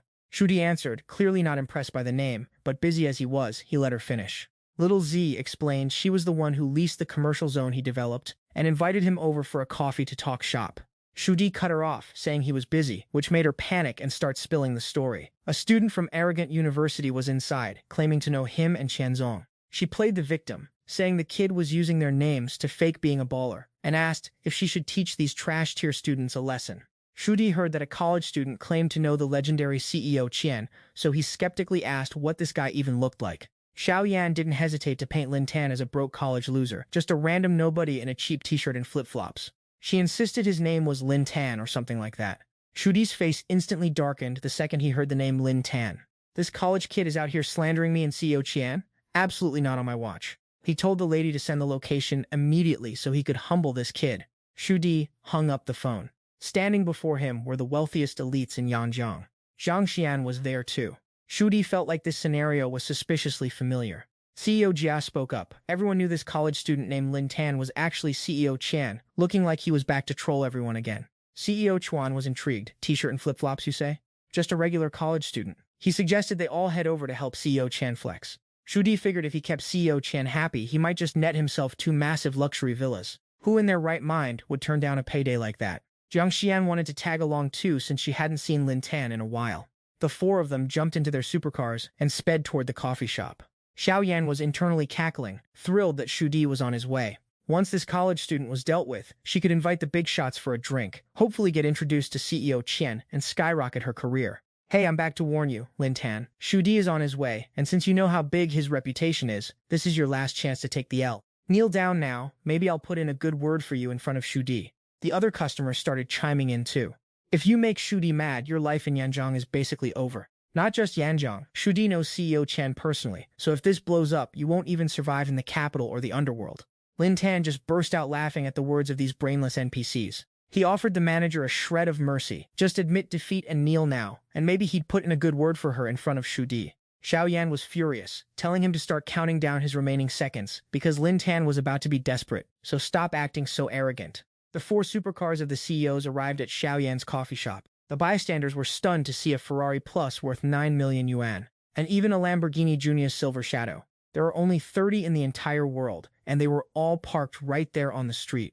Zhang Xian and Shu Di stepped out majestically, followed by the most powerful CEOs in all of Yanjiang.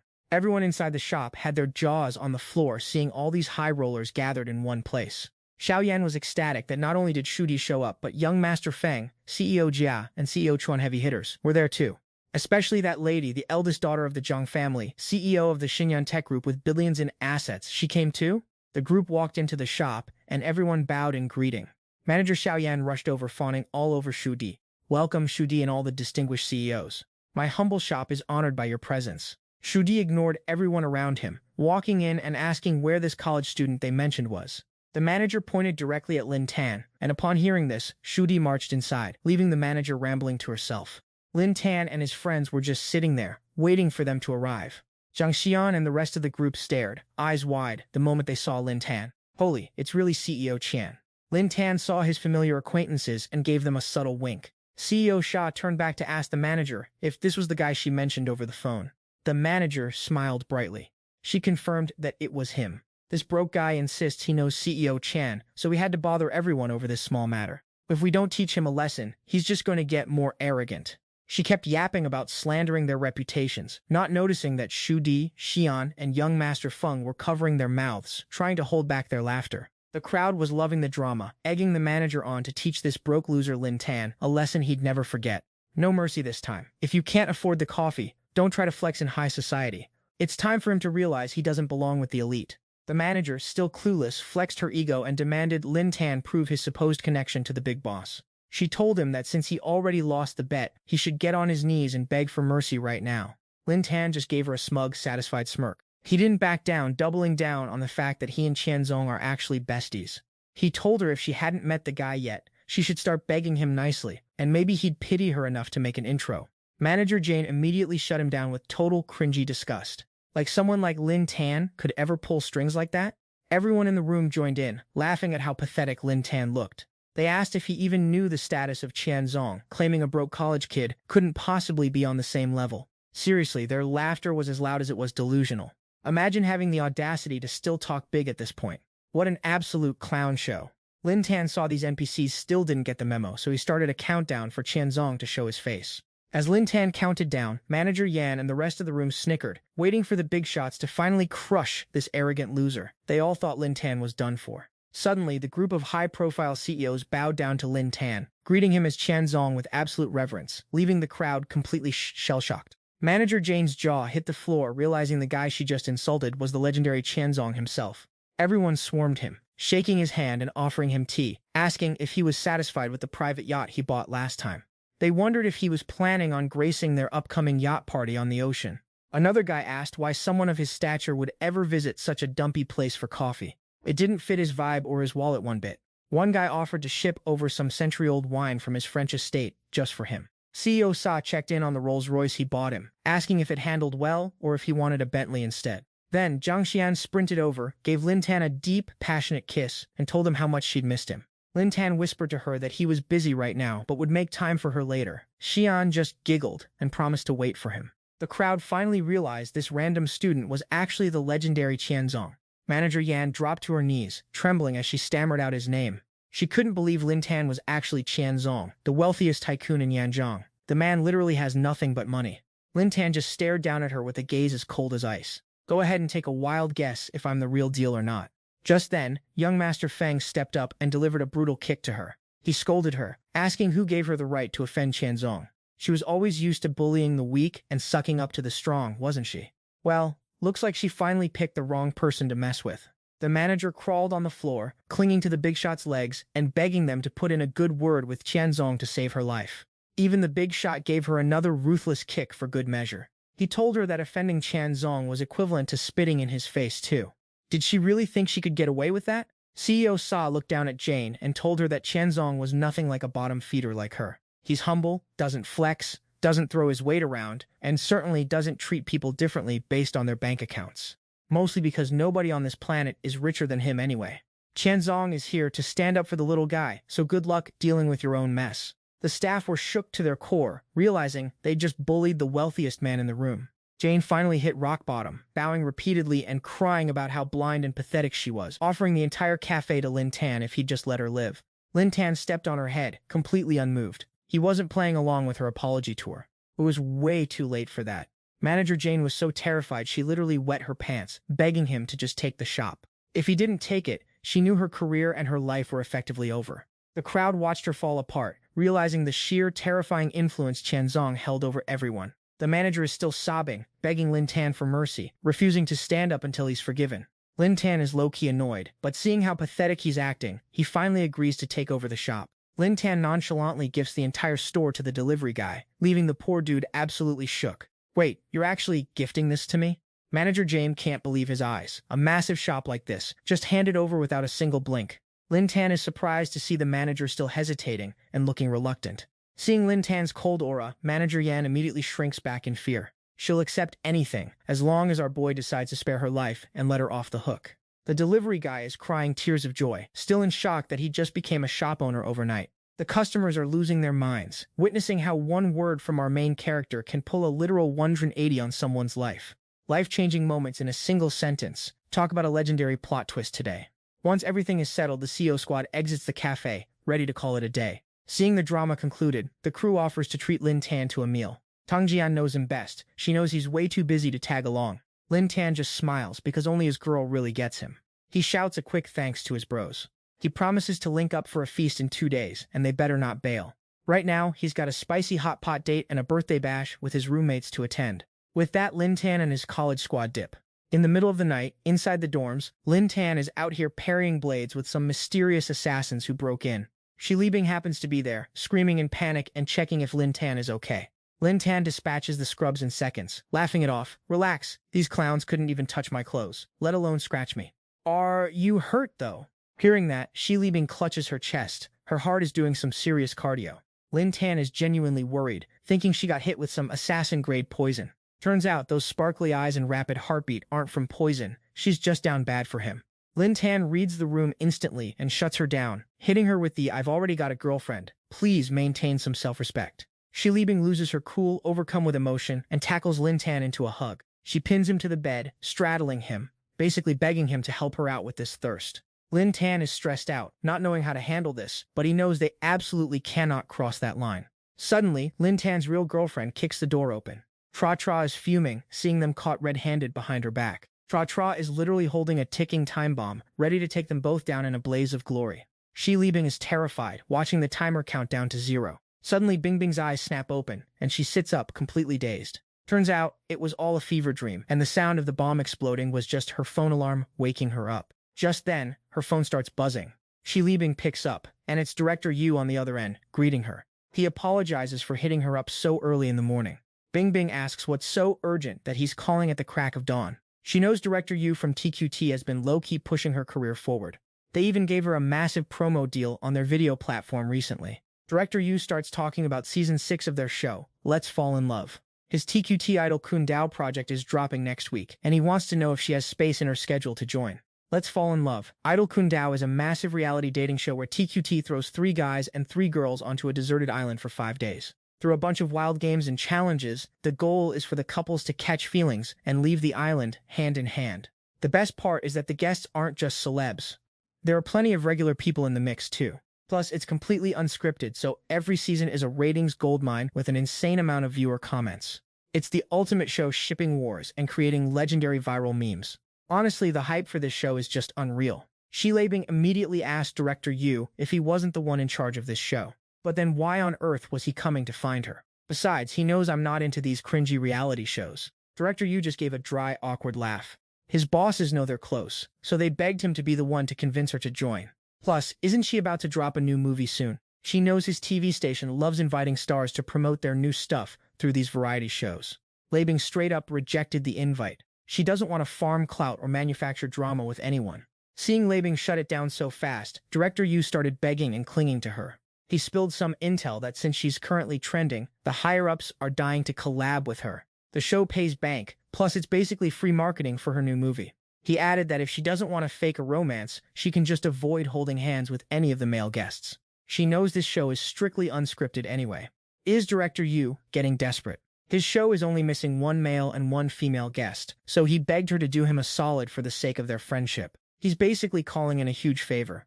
Seeing him beg like that, Libing started to cave, but she had one condition. She wanted to bring a normal friend along. Director Yu agreed immediately. Every season usually has a regular person anyway. It's a deal then.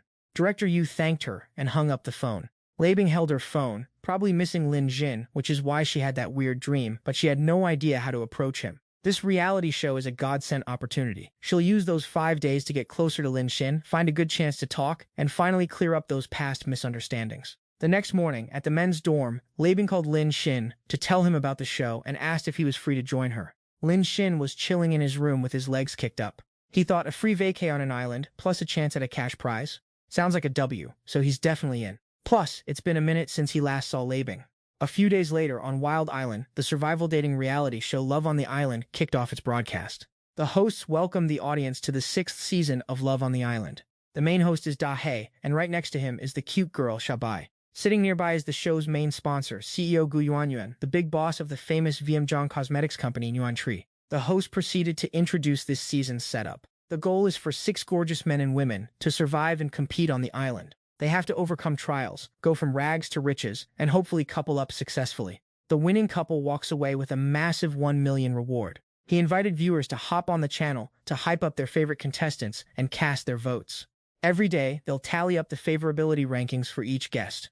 By the final day, the male and female with the highest votes will be crowned the winners. But here's the plot twist. The winners of the prize might not even end up together. And the couple who does end up together isn't guaranteed the cash prize either. How will their relationship dynamics play out? Let's sit back and watch the drama unfold. The first male guest is the red-hot superstar Shui Yichen. The second guest is the famous donghua model Bei Tun. The sponsor, seeing the eye candy, couldn't keep her cool and shouted Yuchen's name, leaving the host dying of secondhand embarrassment at her massive simp energy. Dahai awkwardly whispered to himself. Thank goodness the cameras were focused on the guests. This part definitely isn't making the final cut. If the fans found out the main sponsor is a Yichen fangirl, it would be a total PR nightmare. Xiaobai whispered, Don't worry, 80% of their program is focused on the guests. This livestream setup barely has any cameras anyway. Xiaobai leaned in. She's the sugar mommy sponsoring this show because she's obsessed with him. She's basically a walking green-eyed monster cooking up a storm. The audience caught a glimpse of Yi Chen and went wild for his visuals, instantly spamming the chat to show their support. The hype in the chat was genuinely off the charts. The third male guest is Lin Xin, a student from the literature department at Yanjiang University. Some haters started popping off, confused why a random student was invited instead of a working professional, but while they admitted he was handsome, they claimed he couldn't hold a candle to Yi Chen, total bottom-tier material compared to him. Little did they know, this student was actually the legendary billionaire CEO, so broke he only had money. The first female guest is Xia Ling, a famous beauty blogger with over 8 million followers. The second guest is Yao Tiao, a pretty well-known contemporary dancer. The chat was flooded with compliments about her talent. They really felt like she and Yi Chen were a match made in heaven. Everyone was convinced they'd be the power couple winning this game show. The third guest was the A-list movie queen, Shi Luobing. The comment section was immediately filled with nothing but love for Bing Bing. Nobody expected to see a star of her caliber here. Her visuals were absolutely top tier. Every guy in the chat started claiming her as their waifu. They were only watching the show for her at this point.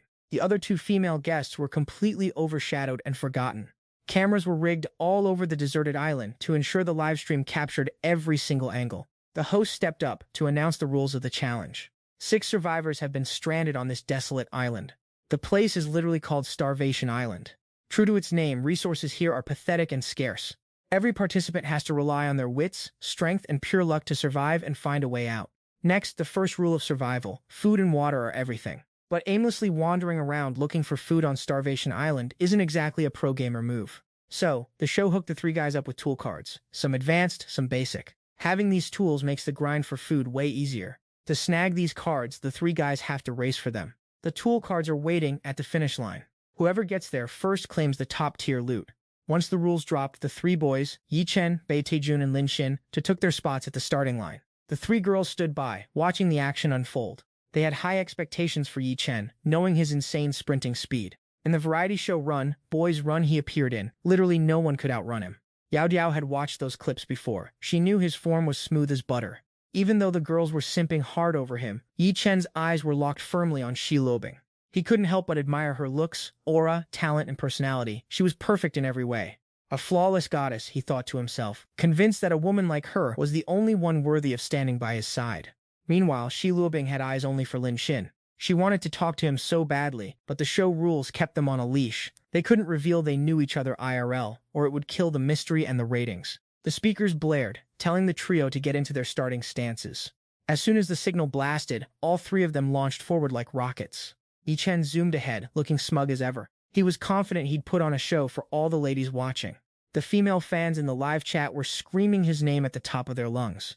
Some of them were so thirsty, they'd probably offer to let him trample them, just to get noticed. They were literally fighting in the comments to manifest a win for Yi Chen. The people watching the livestream on the sidelines were stunned. Even just reading the comments, they could feel the desperate, unhinged energy of these fans, simping until their last breath. What a complete brain-dead clown.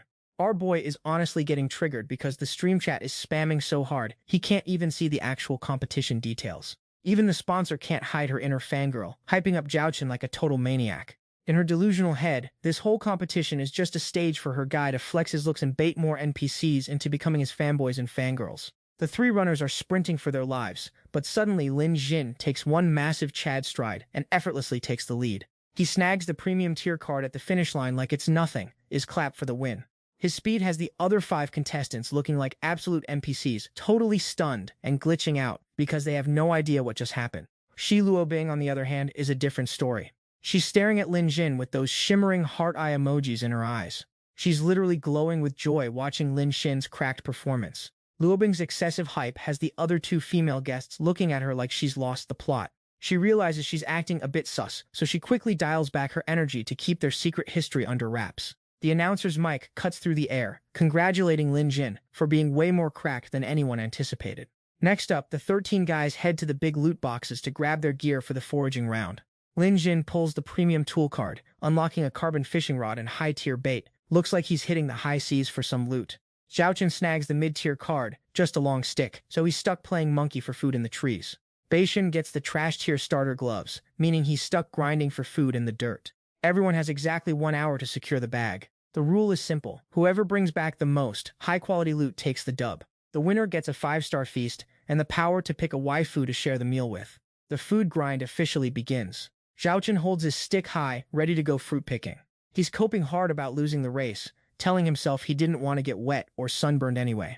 With so much fruit in the trees and only an hour on the clock, how could anyone fishing or mushroom hunting compete with his Chad tier efficiency? Zhao Chen smirks, peak confidence levels, thinking he's already won. After all, being this perfect is a full-time job. Meanwhile, the stream chat is simping hard, flooding the screen with praise for Zhao Chen's fruit-picking session. How is he even this handsome? Must screenshot this for the wallpaper immediately, and those abs peeking through the shirt are just way too manly. Beishun is still down there in the weeds, sweating over mushroom identification. He's struggling to tell the difference between edible loot and poison, playing it super safe. A while later, Zhao Chen and Beishun set their pathetic pile of scavenged food on the table for everyone to judge. The 3 girls actually look impressed, pretending the haul is somehow fresh and exciting. The vlogger praises Zhao Chen for being a total beast, saying that for a deserted island, this is actually a decent haul. The 2 girls, Chu Chenchu, are ready to crown Zhao Chen the winner right then and there, but Shi Luobing reminds them that Lin Jin hasn't even pulled up yet. Yao Diao chimes in, saying she's not hating on Lin Jin, but there's no way he caught actual fish in that short window of time. Beishin laughs, totally full of himself, bragging that if he had a fishing rod, he'd easily reel in a kilo of fish in an hour. Classic trash talker energy. Right on cue, Lin Jin rolls up, apologizing for being fashionably late. Everyone turns around, shocked, but Luobing is the only one visibly ecstatic to see our boy back. Lin Shin is hauling a massive bounty of fresh, high-quality seafood. The whole squad is in absolute shock. How did he pull this much loot in such a short time? Shi Luobing is beaming, totally in love with Lin Jin's insane skill set. He's just way too cracked. He lays out his entire inventory on the table. Massive lobsters, fresh oysters, scallops, sea urchins, everything looks premium and absolutely enormous. Beishun is literally drooling. Knowing those sea urchins are peak quality right now, he's already imagining the taste. One of the girls sees the size of that lobster and is ready to devour it on the spot. The host looks a bit awkward, having to announce that Lin Jin is the undisputed winner of the challenge. As he drops the news, he glances over at the sponsor to see how she's taking the blow. The sponsor is still delusional, acting like her favorite idol is still the main character. She checks her iPad, seeing that her boy's fan count jumped another few thousand. Guess the cope is real. So what if that college student won a tiny game? It's not like it matters in the big picture. Camera time and viewer engagement are the real kings of the jungle. The announcement that Lin Tan won the round echoes out once again. His prize is to pick one girl to join him for a luxurious lunch. Lin Tan's eyes light up and he doesn't hesitate to pick Shi Leibing. Hearing her name, Shi Leibing's cheeks flush, and she is absolutely buzzing with joy. Ha Ling and Yao Diao see this, and clearly aren't feeling the vibe of dining with Lin Tan. I mean, how can a nobody college student possibly deserve a seat at the main table? But per the show's contract, to keep the engagement high, the guest pairings have to keep talking, and can't just sit in awkward silence. Talk about a total form of psychological torture. Seeing Lin Tan simping for Shi Leibing, Yao Diao decides she's gonna pivot and slide into the DMs. Approach Yi Chen instead. Meanwhile, Park Tun is holding his head in agony. Watching Lin Tan crushing on Shi Leibing like that, he realizes he has to go full sweat mode to win the next challenge. Yi Chen is shooting daggers at Lin Tan, thinking that even though Shi Leibing is a top-tier waifu, it's a waste for her to be stuck with some average college kid. Even if he knows Shi Leibing wouldn't actually care for Lin Tan, that smug look on the kid's face is seriously getting under his skin. The table Lin Tan and Shi Leibing are sharing is covered in gourmet delicacies that would make anyone drool instantly. Sitting on the peaceful, picturesque beach, they share an intimate moment and clink their wine glasses together. Shi Leibing looks at Lin Tan with glowing, shy eyes, feeling like soaking in the cool seawater followed by this killer lunch is heaven. This experience is truly one of a kind. Lin Tan, playing it shy, totally agrees with her. He starts probing her, asking how she feels about winning a Best Actress award at such a young age. He wonders if she feels any massive pressure because of it. Lin Tan has already skimmed the show's contract, which says they can't let the audience know they knew each other beforehand, so he keeps his small talk as standard as possible. Bingjing gives him a shy look, admitting that she does feel some pressure from her sponsors. She feels like she owes that guy a little too much. Bingjing turns the tables and asks if Lin Tan's studies are stressful, and if he's even thinking about his dating life. Hearing her question, Lin Tan closes his eyes and says he's been way too busy to even focus on that kind of thing. Shi Leibing hears that and her eyes sparkle. She immediately realizes our boy is single. This is huge, and it just gave Bingjing even more motivation to hunt our man down. She then looks over at the strawberry ice cream near Lin Tan, complimenting how delicious it looks. Lin Tan picks up on the hint instantly, scoops up a spoonful, and feeds it to her in the most romantic way possible. The whole scene is broadcast live to the entire audience. The show host thinks Lin Tan and Shi Leibing are already starting to catch some serious feelings. Meanwhile, the salty comments in the chat are already starting to roll in. Haters are chirping about how a normal guy like Lin Tan doesn't deserve someone like Bingjing. They're claiming she's just being polite for the cameras, not actually falling for him. Yi Chen is watching the screen and looks like he's about to blow a fuse. He's grinding his teeth, ranting that Lin Tan just won one little game and thinks he's the main character. Comparing a regular college kid to Shi Leibing is like comparing heaven and earth. He's way out of his league. He convinces himself that Shi Leibing is only acting friendly because the show demanded it. It's just her professional acting skills on display. Seeing him standing alone glaring at Lin Tan, the other three invite Yi Chen over to eat with them. Their menu is just dry rations and bottled water.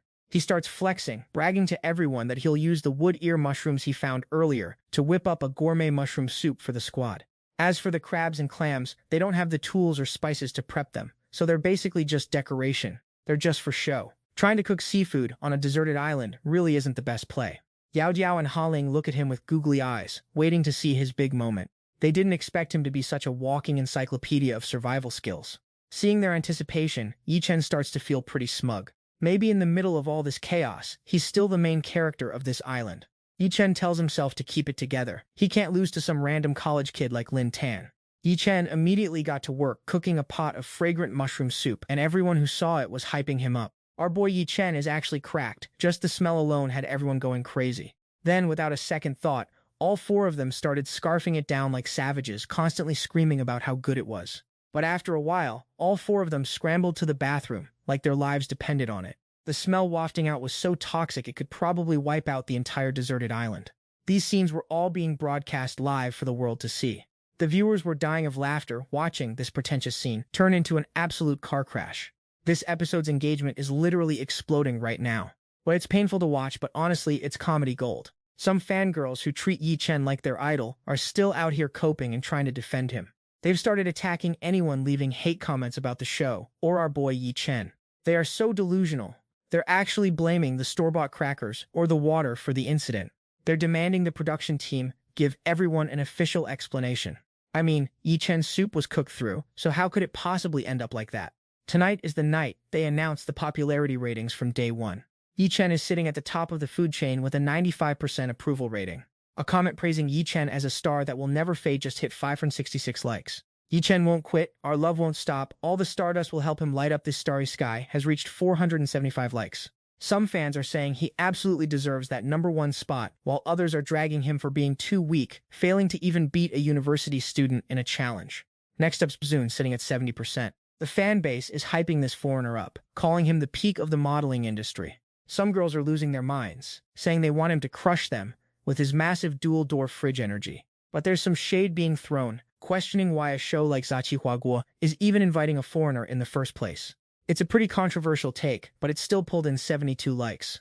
Then there's Lin Jin, who's currently in last place with a measly 19% rating. People are demanding the production team kick Lin Jin to the curb already. They're salty that a random college student who isn't even famous gets to have dinner with the goddess Bing Bing, telling him to get lost. Moving on to the three ladies on the show, first up is Bolan with 80%. The comment section is nothing but pure praise, not a single negative word in sight. Everyone's calling Bolan the savior of the show, saying they'll love her forever because she saved both the screen time and the viewers' eyes. They've gone all in, dumping all their votes on her. The next one is Yao Diao, sitting at 70%. Fans are praising her intense aura, saying that even on a deserted island, she can't hide that main character energy. The final one is Shi Luobing. She's the queen of the girls, topping the charts with a 90% approval rating. She's officially the most popular of the three, with nothing but compliments flooding in about her physique and top-tier visuals. The audience is comparing her to a diamond reflecting the spotlight, claiming she's the one who will brighten the show's future. These comments have way more likes compared to the other two ladies. After the results were finally revealed, the six of them headed back to their solo tents to crash after a long, exhausting day. Li Chen is still feeling the aftershocks of that meal, his stomach growling like a beast. He's trying to convince himself it was just a minor technicality. But in the next challenge, he's going to make sure Bing Bing is absolutely head over heels for his Riz. Shi Luobing is destined to be his. In this entire world, he's the only one worthy of being her endgame. After a long night, the show's notification rings out. The second day of filming is officially live. Everyone knows that water is the most important thing for the human body. Finding a fresh water source is way more valuable than food. Plus, you can actually bathe. The rules for today's challenge involve the 3 female guests. Whoever finds the water source pre-staged by the production team takes the win. The show is hooking the winner up with a sweet cooling care package. Obviously, finding water on an island this massive is a total nightmare. You'll get lost for sure. The production team decided to hook our 3 female guests up with some survival gear. The first prize is a compass and a 15-minute head start, but only one girl gets to claim it. To decide the winner, they have to face off in a floating bed battle royale. The rules for this showdown are super straightforward. The 3 ladies just need to shove the other 2 off the platform and into the drink. The last girl standing on the bed secures the ultimate water-finding advantage. The signal for the girls to get into position finally rings out. The 3 waifus show up in swimsuits that are straight up fire, leaving the audience absolutely shook. The 3 dudes on the show are watching the live stream with bright red faces, totally hyped by the view. I mean, they all have their own unique vibes, you can't blame them. The organizers dropped the rules. No pulling hair, no tugging clothes, and definitely no cheap shots with hands or feet. Bo Leng puts on her serious face, internally plotting to take out both rivals at once and claim the W. Yao Diao is feeling a bit weak from a stomach bug yesterday, but she's still got the speed advantage. Her strategy is to dump Shi Luobing first, then deal with Bo Leng. She's dead set on bringing home the win this time. Meanwhile, Shi Luobing is acting all innocent, like a literal blank page. She watches the other 2 sweating bullets, not even knowing what to say. The start signal blares, and Yao Diao immediately pounces on Luobing, catching her totally off guard. Yao Diao locks onto Luobing, and as they grapple, she tackles her down, jokingly whispering that she loves Luobing's movies. But this is a competition, so she's gotta go. The crowd is going wild watching them wrestle, spamming comments about how this show is top tier for setting up such a spicy scene. The boys watching from the sidelines are red-faced and cheering, screaming at them to give it their all. Luobing is about to lose, so she quickly shouts a warning to Bo Leng. She tells her she's next on the chopping block the second Luobing hits the water. That wake-up call triggers Bo Leng, who shuts her eyes and dives headfirst into the scuffle. Bo Leng grabs Yao Diao's legs and starts pulling her backward with everything she's got. That move forces Yao Diao to lose her grip on Luobing, giving our girl a perfect escape window. Luobing seizes the moment, teaming up with Bo Leng to try and yeet Yao Diao off the platform. But after a few seconds of zero movement, Luobing realizes they have a problem. She turns to Bo Leng and screams that she's pushing in the completely wrong direction. They're literally pulling Yao Diao back onto the bed instead of off it. That news hits Bo Leng like a brick, and she's left standing there, totally clueless. Lin Jin is watching this masterpiece go down and loses it. His nose starts bleeding on the spot. He frantically plugs his nose, thinking that the view alone made the whole trip worth it. Yao Diao's eyes sharpen with pure determination. She's not playing around anymore. She busts out a move from her dance training, gracefully lifting her body to break free from their grip. Bo Leng gets caught off guard by the move, loses her footing, and is the first one to splash into the water. The viewers are dying of regret for her, begging the crew to pull her out while there's still a chance. The announcer drops the hammer. Bo Leng is officially eliminated. Now it's just the final 2 left on the battlefield. Yao Diao turns her sights toward Luobing for the final takedown. Both girls lock into combat stances, ready to throw hands. Yao Diao hits a lightning-fast leg lock, trapping Luobing in a tight grip. She slams Luobing down and pins her legs, showing off some serious strength. The show's MC is mind-blown, watching Yao Diao flex those muscles like a total boss. If Shi Luobing doesn't figure out a counterplay fast, she's heading for a swim. Luobing can't move, and you can see in her eyes she's pretty much accepted her fate. She's just too OP. I don't think I have the strength to fight back. Suddenly, Lin Xin starts screaming for Luobing, shouting that he believes she can still win this. Let's go. Don't give up now. The 2 hosts just smirked, watching Lin Tan cheer his heart out for Bing Bing. They figured no matter how loud he screamed, it was useless because the outcome was already set in stone. In his head, Yi Chen also smirked at Lin Tan's little performance. Even though he wanted Bingbing to win, it was pretty obvious there was no way to pull off a comeback at this stage. Yao Diao had secured the water-finding prop, so she was guaranteed the W, and she'd definitely pick him to share the summer cooling reward. Thinking about this, Yi Chen let out a smug sigh, accepting that Bingbing would just have to try harder next time. Bai Taijun thought Lin Tan was just trying to farm clout with Shi Leibing, but with him in the mix, Lin Tan had zero chance of succeeding. Shi Leibing heard Lin Tan's cheers, and her eyes went wide. She didn't expect Lin Tan to be rooting for her that hard, and as if powered by a hidden buff, Bingbing magically broke out of Yao Diao's lock, leaving Yao Diao's jaw on the floor in absolute shock. Bingbing pinned Yao Diao down, dead set on securing the dub this time. Yao Diao grabbed onto Shi Leibing's legs, refusing to let her escape. They wrestled for a bit, but after a final struggle, Bingbing used every ounce of her strength to flip Yao Diao into the water, a total clutch reversal. Lin Tan cheered for Bingbing immediately, celebrating her hard-earned victory. The remaining two guys were left speechless, absolutely unable to believe their eyes. The viewers in the chat were equally stunned and shaking. The producers had to double-check the footage, wondering if Shi Leibing was secretly a martial arts master, because that comeback made zero sense. 1 second she was finished, the next she pulled off the ultimate miracle. This godly comeback from the queen was pure hype and totally unexpected. The two hosts were buzzing as they officially announced Shi Leibing as the winner, still in disbelief. She actually managed to counterattack from the edge of defeat. Our A-list actress just unlocked a new title, Queen of the Waters. As fate would have it, after a half hour of high-stakes water hunting, the winner was none other than Shi Leibing. She used her prop effectively and was the first to find the fresh water source. Finally, Shi Leibing reached the clean water the show demanded. The other contestants followed her to the refreshing stream. Everyone was finally getting a chance to touch grass and enjoy the moment.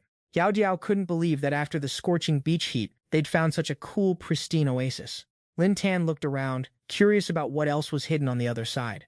The host jumped in to explain that a private shower facility was set up ahead, fully equipped with an independent drainage system, so they didn't have to worry about polluting the nature reserve. Yao Diao and Xiaoling stared at the cool water with sparkling eyes. They could finally wash off. Going days without a shower was starting to feel like a nightmare. The show prompted Shi Leibing to follow the wooden path ahead. In front of her lay a massive pool, surrounded by blooming cherry blossoms. It looked like something straight out of a fairy tale. This was the ultimate cooling reward the organizers had prepared for the game's winner. It was an exclusive hot spring pool. The other 5 were absolutely shook, their jaws dropping at the sight of the spa. Not only do they get to cool off, but they get a spa session and chilled fruit drinks to top it off. Plus, the view of the waterfall right next to them was top tier. The birds chirping in the trees made the whole vibe absolutely immaculate. The show then asked Shi Leibing to pick one male guest to join her in the reward. Xiaoling was already banking on Bingbing picking Yi Chen in her head.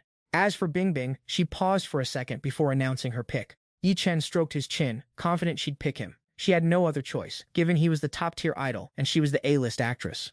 With a mountain of endorsements and a massive fan base, his net worth in the Chinese entertainment industry was over 5 billion yuan. If they teamed up, they'd both level up, double their traffic, and dominate the trending charts together. Bai Taijun was also hoping for the pick, praying Bingbing would choose him. Shi Leibing walked straight up to Lin Tan, and the person she chose was this college student. The results from Shi Leibing left the other 4 contestants absolutely shook. Nobody expected her to pick a guy with zero clout or achievements. The hate comments in the live chat started popping off immediately. I can't even imagine how much viewership Shi Leibing just nuked with this move. Given his looks, talent, status, and cash, Yi Chen completely outclasses everyone else here. He's miles ahead of Lin Jin, yet she still swiped left on him. The showrunners then told the other 4 guests to hit the bricks and head to the other beach, giving Shi Leibing and Lin Xin some private time. This announcement had Yi Chen grinding his teeth in pure rage. He couldn't wrap his head around this result. He actually got ghosted by Shi Leibing. He's furious that she just squandered such a massive opportunity. Their combined viewership could have doubled, but now it's been sliced in half. Pun, on the other hand, seems to have a more chill outlook on the whole thing. He assumed Shi Leibing was just playing the long game for the show. Since Lin Jin invited her last time, she's just returning the favor, so Pun isn't even sweating it. Hearing Pun say that, Yi Chen started thinking maybe Shi Leibing really is just playing for clout. She can't let Pun think she's some ungrateful social climber. Looks like this was just her way of clearing her debt. Next time, she'll definitely stick to the unspoken contract rules, which means picking the guy with the most hype, aka him. That's the ending the production crew, and all the fans were actually dying to see. Lin Jin already prepped his swim trunks, ready to milk this reward for all it's worth. He thinks the crew is actually goated for this, building a romantic tub right under this tree. As Lin Jin flexed his gains, the thirst comments started flooding in. Is he a pro athlete or something? Those abs are absolutely shredded. For a regular college student, his physique is just straight up perfection. Shilabong finished changing and called out to Lin Xin, making him snap to attention. Shilabong stepped out in a stunning swimsuit that had the entire chat losing their minds. The two of them slowly waded into the romantic pool. For Lin Xin, getting to see this gorgeous spicy side of Shilabong is worth every penny. Shilabong's cheeks were flushed red, embarrassed that the showrunners planned so many water activities. She only brought 2 swimsuits after all, though in the back of her mind she had packed way more options. Just in case the show forced her to be alone with the other guys, she had her most modest outfits ready to go. The duo chilled in the pool, holding fruit drinks and locking eyes. Lin Xin started making small talk with Shilabong, playing it cool. He thanked her for the invite, and she thanked him right back for being her #1 hype man. Back then, it wasn't just the others, even she was ready to throw in the towel. Lin Jin looked at her with those sparkling eyes, his intuition telling him she'd crush her rivals. Hearing that, Shilabong was straight up buzzing with joy. She gazed at him deeply, realizing that Lin Jin is the only one who believes in her unconditionally and actually gets her. Nobody else on Earth treats her as amazingly as Lin Jin does. That small gesture from Lin Jin just pumped Shilabong's favorability meter up by another 2%. Shilabong's total favorability has now hit 92%. Suddenly, the pool started bubbling up with foam, catching them both by surprise. Shilabong was hyped, grabbing a handful of bubbles. It's her first time in a bubble bath like this, and she's loving it. Lin Jin grabbed 2 handfuls of his own. With this much foam, we gotta start a bubble war, or it's just a total waste of potential. Shilabong laughed and immediately agreed to the chaotic energy. She immediately scooped a handful of bubbles onto Lin Xin, covering his entire body in foam and leaving his face looking absolutely hilarious. Dilakbong saw him like that and burst into loud laughter. Who knew such joy could come from the simplest things? Lin Jin wasn't about to lose this round, so he used his skills to splash water right back at Bang Bang. He kept hitting her with waves, leaving Bang Bang unable to even open her eyes. Bang Bang wiped the water off her face and accused Lin Jin of playing dirty. The investors and the 2 hosts were absolutely loving this wholesome scene. The vibe was so sweet it felt like they were hallucinating. These 2 are clearly meant to be a couple for real. Meanwhile, Haling and Diudio were burning up and getting super irritated. They were green with envy seeing Bang Bang getting all the show's exclusive rewards. Even under the shade of the trees, they couldn't catch a break from the heat. Dat Tran saw the 2 girls struggling and decided to play the hero to help them cool off. Dat Tran stripped down, eyeing the clean water and noting it was the perfect season for plump oysters and sea cucumbers. Since Lin Jin managed to snag some earlier, it couldn't be that hard, right? He decided to dive in and fetch some for the ladies. Dat Tran started flexing his physique, hearing people praise Lin Xin's body, but he knew he was the superior specimen. Bok Tae-jun jumped on the bandwagon, boasting that he was a total swimming pro. His gym bros call him the broad-shouldered monster because of those massive gains from swimming. He tagged along with Dat Tran, fully expecting them to come back with a massive haul. The girls just had to sit pretty and wait to be fed. Haling and Dio stared at them with sparkly, hopeful eyes. They couldn't believe how talented Dat Tran was. It seemed like there was nothing he couldn't do. Since Lin Jin found so much food yesterday, they were sure they were in for a feast today. Dat Tran and Pun dove into the ocean to go hunting for grub. Dat Tran's fangirls were literally screaming, with some even making thirsty comments about wanting to have his kids, though some were more skeptical. You call that a good body?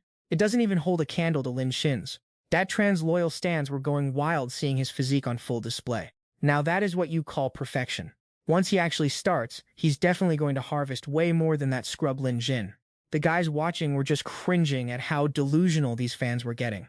Oysters and sea cucumbers are usually found in deep water, like 7 to 10 meters down. Lin Jin actually has some legit skills.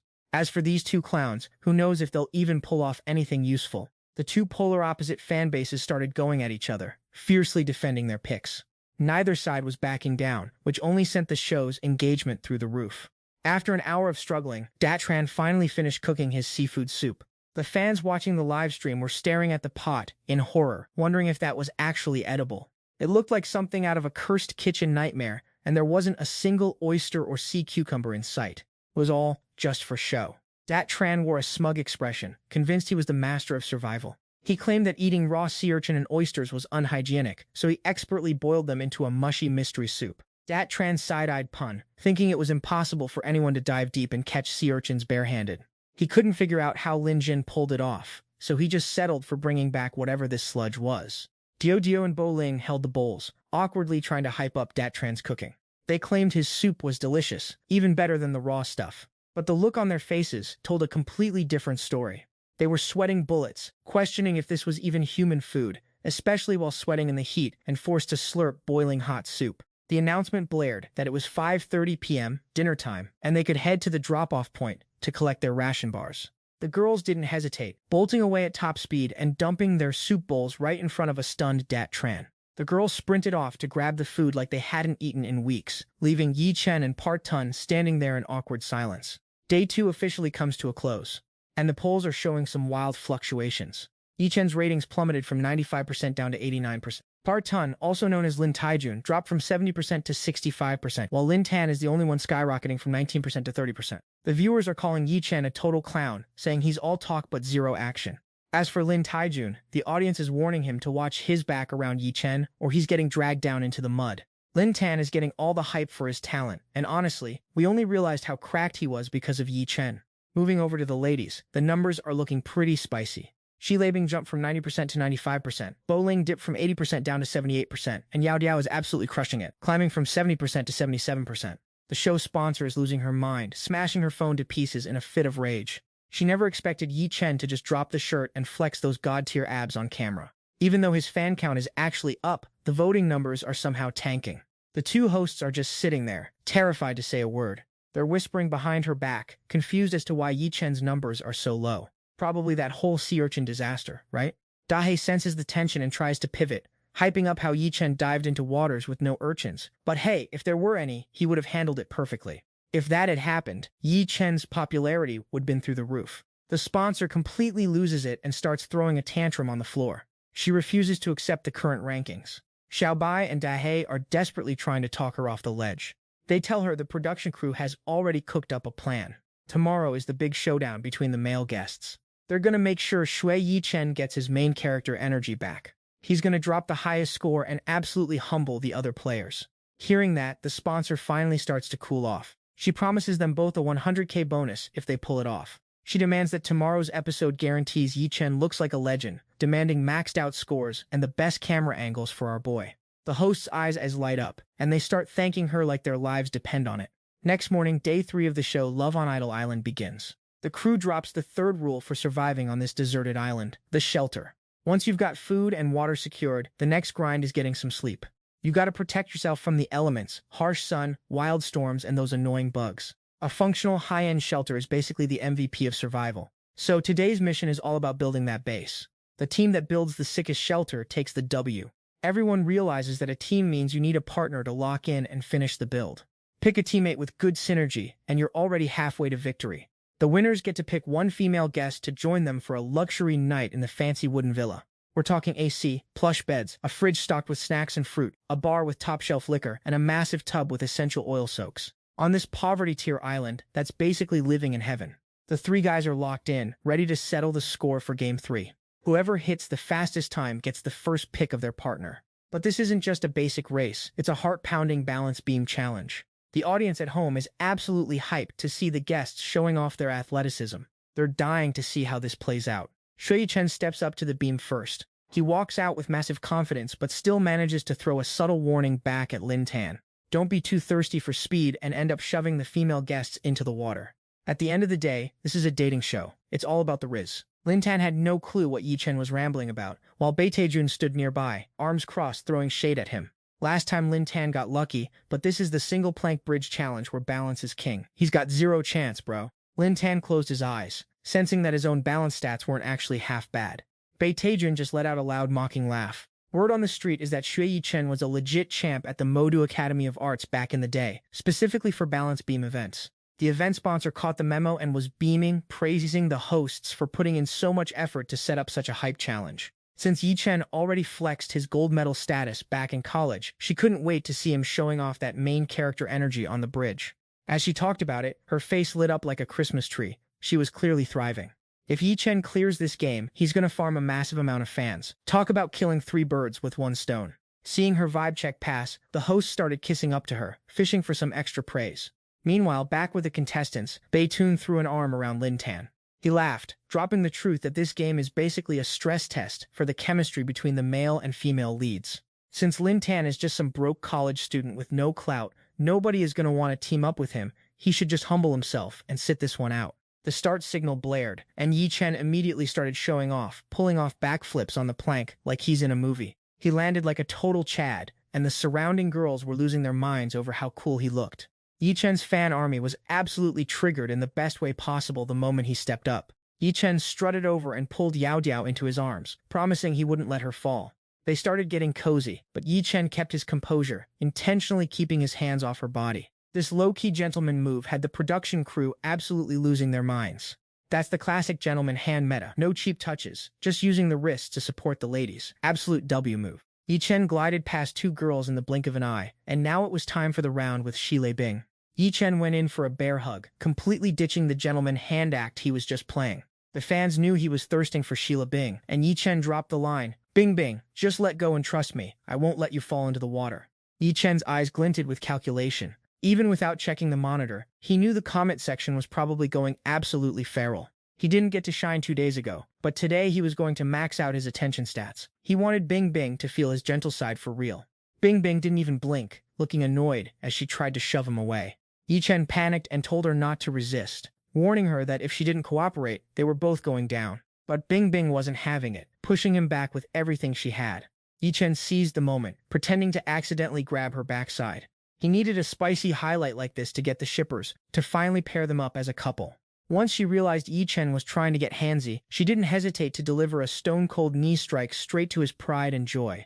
Yi Chen took a critical hit to the family jewels, his face turning pale and his jaw hitting the floor. He was in so much pain he couldn't even talk, and while he was busy folding in half, Shi Bing lost her balance and took a plunge. He scrambled to reach out, acting like a worried boyfriend asking if she was okay, claiming it was all just a total accident. But deep down, Yi Chen was fuming. He'd taken a hit that sent his soul to the moon, and it happened in front of thousands of viewers. Clearly, a perfect specimen like him deserved a girl like that, and Shi Bing was just failing to recognize the W she was being offered. Bing Bing surfaced, looking totally unbothered, and said she was fine. They didn't have much time left, anyway. The livestream chat was blowing up with people who actually saw her knee him in the gut. Yeah, turns out this baddie isn't someone you can just easily manipulate. A bunch of toxic comments started popping up, claiming Bing Bing was just playing hard to get to build her image, insisting that Bo Ling and Yao Diao were way more natural. Still reeling from the pain, Yi Chen managed to hobble over and hit the bell to finish his turn. The system logged his time at 15 seconds. That speed was actually cracked. When it was Park Tun's turn, he realized the exploit. It didn't matter what the female guest did as long as she stayed upright. And honestly, even if she fell, it was basically a non-issue. This was clearly light work for a genius like him. Without overthinking it, Park Tun gunned it across the plank, knocking the girls off like bowling pins without a shred of remorse. He originally wanted to get close to Bing Bing, but right now, pushing her out of the way was the optimal strat. Besides, as long as he got the W, he'd get to pick his own partner anyway. Bei Tun was feeling super confident, relying on his 200 IQ vision to stay ahead of the meta. He muttered a fake apology to Bing Bing, but let's be real, he wasn't feeling bad about being a savage at all. Beijun tried to shove Bing Bing off, but she read his move like a book and jumped off herself, leaving the fraud shook. His time was 12 seconds, 3 seconds faster than Yi Chen. Yao Diao was absolutely livid, calling out Beijun and asking if he's lost his marbles, since face-planting into the water actually hurts. Does this guy have any brain cells at all? He's thirsty for that win and playing dirty, and she is not about to let his pathetic performance slide. The comment section is already blowing up with viewers backing Yao Diao's opinion. Wuling also noticed Partizun was playing dirty to win, unlike Yichen who just had a minor slip-up. Beijun starts acting cocky, giving a fake apology while claiming it wasn't intentional, and pointing out the rules didn't explicitly forbid knocking the guests into the water. And what does Yichen say about that? That's just everyone's personal opinion anyway. As long as the production team counts his stats, he's golden. After a quick huddle, the production team ruled that Beijun violated the terms of the game. His score was wiped out immediately. Beijun is clutching his head in agony, unable to process the L he just took. Daihei isn't letting this kind of behavior slide. To keep the female guests from getting injured, a brand new rule is being added to the game. For every female guest knocked into the water, a 5-second penalty will be added. All you male contestants, take notes. Xiao Bai is fired up. She thinks this new rule is straight-up genius. It's just the bare minimum to keep the girls safe. When a man's toxic competitive spirit kicks in, he really doesn't care who he hurts. The two of them turn to the sponsor to ask if this adjustment is acceptable. The The sponsor is impressed by their quick-witted adaptability and is totally vibing with it. It's pretty much locked in that Yichen is taking home the gold now. Bingbing thinks adding rules mid-game is kinda unfair to the guys going last. Yao Diao thinks it's a major W, and Bu Ling agrees because her backside is still stinging from the fall. The host announces that Lin Jin is up next. Wai Chen stands to the side, throwing shade and telling Lin Xin to stay in his lane. He's seen plenty of NPCs like him before. Lin Jin looks confused, completely lost. He fires back, asking if the 2 bowls of soup Yichen made are really such a big deal. No one is going to steal his spotlight this time. Wai Chen is absolutely seething at that comment. He gives a salty good luck and hopes Lin Xin is the last one standing, just to watch him fail. He's fronting on the outside, but internally he's telling himself not to lose his cool over a total loser. Why waste energy being mad at a fly that's destined to lose? He starts plotting. If he gets teamed up with Bingbing for the shelter mission, the fan service will be off the charts. Daihei notices Yichen and Lin Xin having a tense moment in front of the cameras. Xiaobai thinks it's just the usual pre-match trash talk. Typical young guys, always needing to flex that ego until the bitter end. Who knew Yichen had this side to him? The sponsor thinks Lin Xin is just a bottom-tier side character. Does he really think he's worthy of challenging Yichen? It's just empty talk from a nobody. Let's get this match over with already. The camera crew is barely giving Lin Xin any attention, wanting to skip to the next part. The signal for the start of the challenge rings out. Lin Xin has already mapped out his entire strategy in his head. The production team is literally itching to fast forward through Lin Xin's segment. The start notification blares out. Lin Tan smoothly hopped over Bo Ling, catching her completely off guard as she stumbled backward. At this moment, Bo Ling looked like she was about to take a dive into the water. Lin Tan instinctively reached out, caught her, and pulled her into a firm embrace. Their little dance move had the audience absolutely losing their minds. Honestly, the shot was cinematic perfection. The most iconic spin move in the history of this show. Suddenly, Lin Tan and Bo Ling are giving off major power couple energy. The guys watching from behind the screens couldn't hide their petty jealousy. Whoever gets to hold Bo Ling like that is living the dream, bro. Some people are actually questioning that jump of his. Is he a pro athlete or something, to be leaping over a full-grown adult like that? Yichen is straight up fuming, thinking that even though Lin Tan lost the race, he's still hogging all the spotlight. Meanwhile, Lin Tan is spinning Bo Ling around, and she's low-key freaking out, begging him not to let go. Lin Tan is only doing this to save his own streak, thinking if he didn't have a time penalty on the line, he wouldn't even bother saving her. But dropping her now would just waste even more precious time. Lin Tan realizes there's only one way out, so he locks eyes with Yao Diao and starts closing the gap. Yao Diao starts screaming in panic, telling the two of them to stay away from her. Lin Tan doesn't care, grabbing Yao Diao too. Now he's literally holding 2 girls in front of thousands of viewers. Yi Chen and Pun are staring in total disbelief, their jaws on the floor. Lin Tan is keeping them perfectly balanced. He's the human center of gravity, and as long as he stays solid, they're golden. Lin Tan turns back and shouts, "Bang Bang, jump on my back." Bang Bang doesn't even hesitate, leaping onto Lin Tan's back with total confidence. Just like that, Lin Tan carries all 3 of them across the log bridge with absolute ease. The entire cast is staring with wide eyes, completely shook by what they just witnessed. How is this even possible?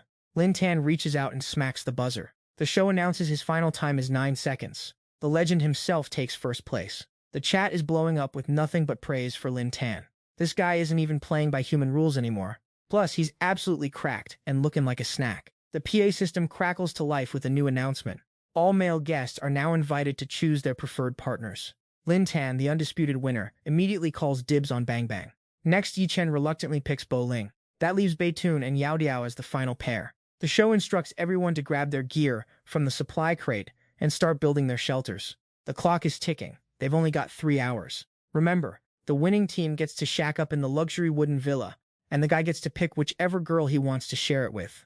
This basically means if Girl A carries the team to victory, Girl B might swoop in and steal the rewards like a total snake. Will they stick with their day one partner to enjoy the spoils?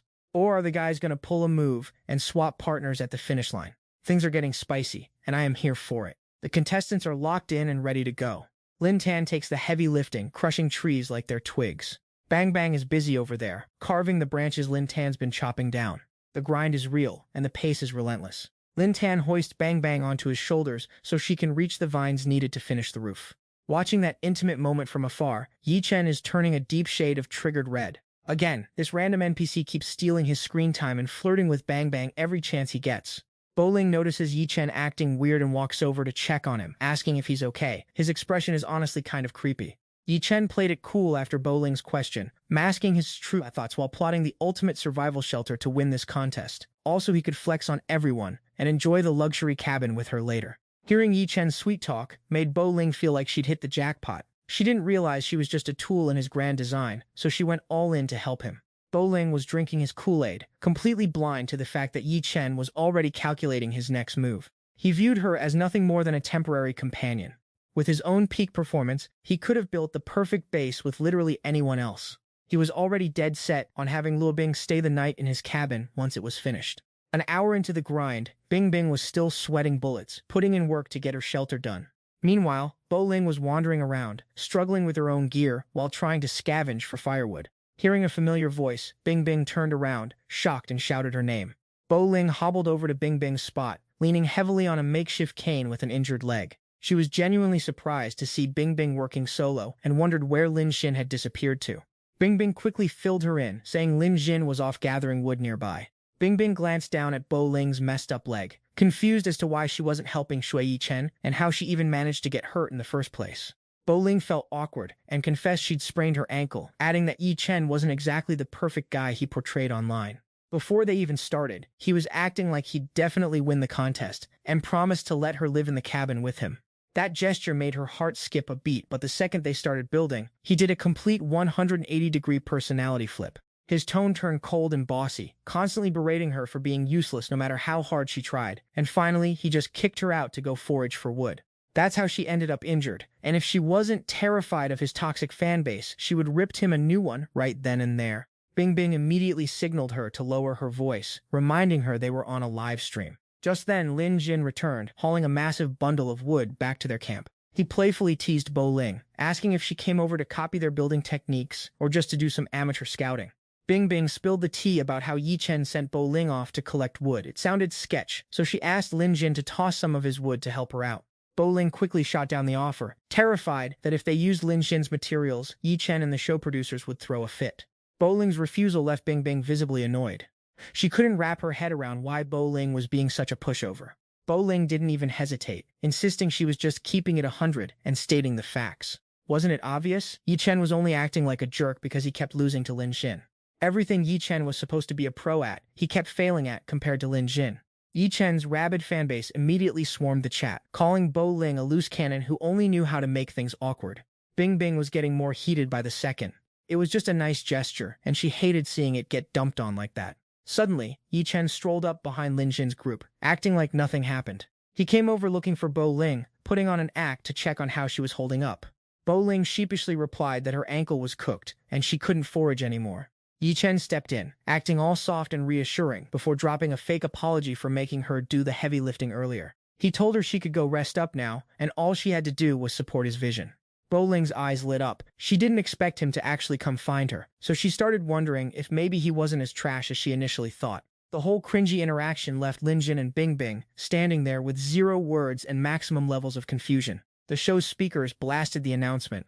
The 3-hour timer was up, and everyone had to drop their tools immediately. The first team up for inspection was Pun and Yao Dai. Everyone was shocked that even with their physical advantage, they couldn't finish the job. The fan comments started flooding in, roasting them hard. They were basically looking at the biggest disaster of the entire show. The whole time they were building, they didn't even exchange a single word. Yao Di was clearly still holding a grudge because Pun literally shoved her into the water earlier. Even if they had managed to finish, everyone knew he'd still choose Bing Bing over her any day. Even the production team knew their teamwork was absolute garbage. Next up was the shelter built by Yi Chen and Bo Ling. This place was actually a massive upgrade, looking way more aesthetic than the first one, and actually feeling like a real shelter. He'd actually used the natural slope of the terrain to support the roof, and the inside was surprisingly roomy enough for 2 people to crash comfortably. Yi Chen's delusional fans were losing their minds, begging to spend a night in the cabin. Yi Chen had definitely exceeded their expectations. Nobody expected this guy to be such a multi-talented menace. Might as well just crown him the winner right now and save us all the suspense. Next up, we're checking out the contestants' hideouts. Finally, it's time for Lin Tan and Bing Bing's place. Their house is so god-tier that the other 4 contestants are literally jaw-dropped, unable to believe their eyes. Bei Te is shaking uncontrollably. He refuses to believe someone could build something this perfect in such a short time frame. There is no way the stairs could be this solid, right? Without missing a beat, he runs up to test the structural integrity of the staircase himself. Bu Ling heads upstairs too, shocked to find that the windows actually open and close perfectly. Yao Diao realizes this is it, the dream house that literally every girl would fall for. The fans in the chat are already spamming that the show is rigged. Like, how could one guy and one girl pull this off? Did Jialun really have to make his jealousy so obvious? There weren't even any cameras filming, yet suddenly this mansion just appears out of nowhere. This production team is definitely trolling us. The sponsor is losing it, screaming at Dahei and Xiaobai for not giving them a heads up beforehand. How did they miss filming the construction of such a massive project? Dahei and Xiaobai are sweating bullets, apologizing and promising to check the surveillance footage immediately. If Lin Tan pulled some shady move or broke the rules, they're gonna disqualify him on the spot. Deep down, the two of them are annoyed. Didn't the sponsor tell them not to film Lin Tan in the first place? They literally told us to keep him off screen, and now they're pivoting to blame us. The surveillance team rushes into the office, shouting that they've pulled up the full footage for everyone to see. Lin Tan's spot was under 24/7 surveillance, and turns out, he literally built the whole house by himself. The three hosts and the sponsor are holding their heads in disbelief. They still can't wrap their minds around Lin Tan doing it solo. An official announcement rings out through the show, confirming the footage has been verified. They drop the final verdict. This entire project was 100% Lin Tan's own handiwork. So, the winners of this challenge are Lin Tan and Shi Laobing. Bing Bing is beaming and runs over to give Lin Tan a huge hug. Yao Diao and Bu Ling are left speechless, having no choice but to clap for the winners. Ya Chen is literally red with rage. He never expected Lin Tan to be this cracked at building, and now he has to take the L. The sponsor is fuming. Lin Tan keeps stealing the spotlight from her golden boy Ya Chen, and she's determined not to let him win this easily again. After securing the win, Lin Tan decides to invite Shi Laobing to spend the night in his masterpiece of a wooden house. Suddenly, the show drops a bombshell. Lin Tan is not allowed to choose Shi Laobing. Bing Bing is confused and asks the production team why that's even a thing. The producers explain that while the two of them are absolute legends who keep topping the leaderboard, it's a dating variety show, so they need to give the other guests a shot at the spotlight. Can't let one power couple hog all the camera time, right? The audience wants to see what kind of chemistry the other guests have when they get paired up.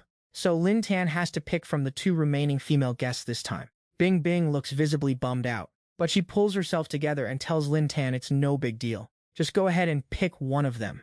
At the end of the day, it's just a variety show. They're just doing this for the views and the drama, so as long as she and Lin Tan leave the show together, nothing else matters. Seeing Bing Bing being so understanding, Lin Tan nods and agrees. He turns to Bu Ling, points at her, and announces he's choosing her to stay in his house for the night. Bu Ling glares at Lin Tan, thinking about how she treated him like trash earlier, yet he still picked her. He's so annoying. Is he some kind of weirdo who just likes the challenge of winning girls over? Yao Diao is salty, wondering why he didn't pick her when she's just as pretty and has a better figure than Bu Ling. Ya Chen and Part Jun are staring daggers at Lin Tan, their eyes filled with pure hate. Lin Tan walks over to Bu Ling, noticing her foot is acting up, and says she needs a comfy place to rest so the injury doesn't get worse. Hearing this, Bu Ling is totally flustered. Turns out she totally misjudged him, and she's secretly thankful for his care. Lin Tan starts to really ponder what's actually going on behind the scenes of this show. Looking at how the producers have been setting things up these past few days, it is crystal clear that this show is totally rigged. They really think the audience is just a bunch of brainless sheep they can herd. Lin Tan keeps bagging the top spot, straight up snatching the spotlight away from Shui Yichen. The producers keep tweaking the rules to hand the win to Shui Yichen, but even with those hacks, it is not working. If my hunch is right, they have definitely prepared some unavoidable killer move to take me down. No phones, no contact with the outside world, trapped on a deserted island, and winners are decided by popularity scores. This little game is actually starting to get interesting for Lin Tan. Lin Tan flipped the switch to serious mode, using his max-level intellect to play these clowns at their own game. Inside the luxury wooden cabin, Lin Tan carried Bu Ling into their shared room. As Bu Ling stepped into the fancy room, she was absolutely ecstatic.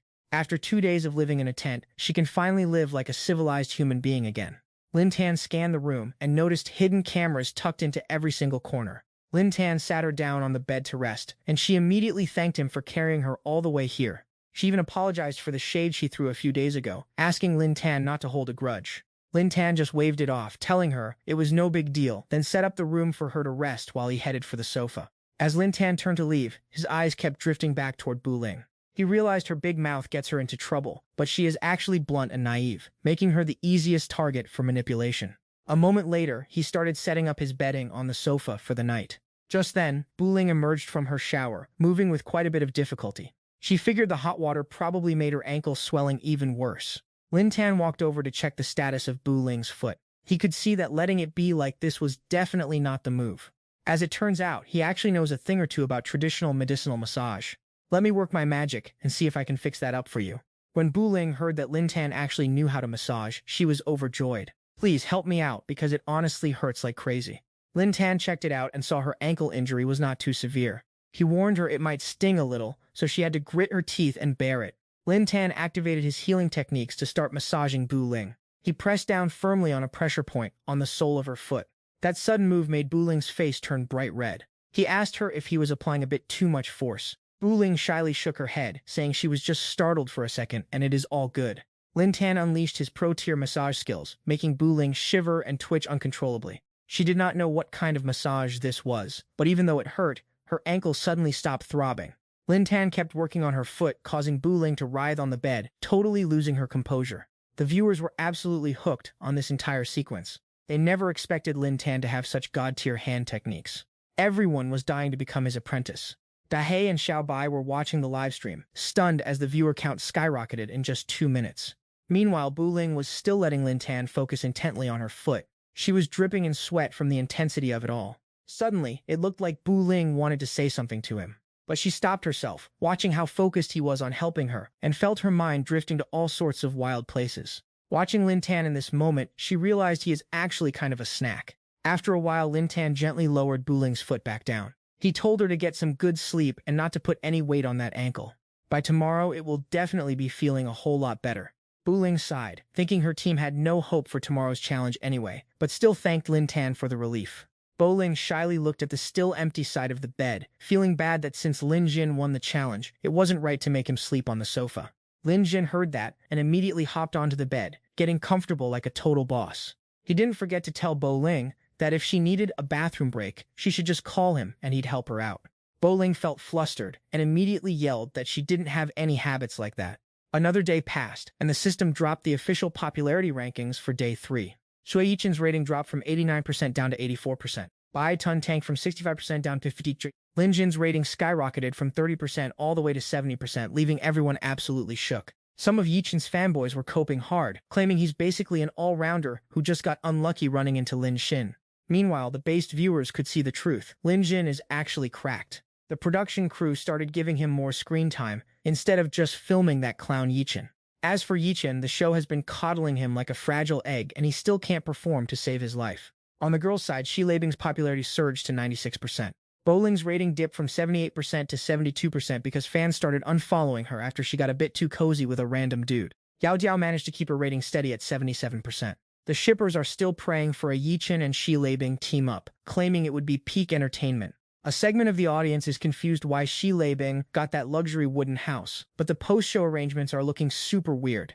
The investors are salty at the production team and are cooking up ways to push Shui Yichen to the next level. Weichen wants to interact with Xi Leibing, and since he has internet backing, they need to make sure he succeeds tomorrow at all costs. Dahe and Xiaobai discuss the plan with evil smirks, finally landing on the perfect scheme for tomorrow. They're setting up a horse-riding challenge to force Xi Leibing and Yichen onto the same team. The new day has officially begun.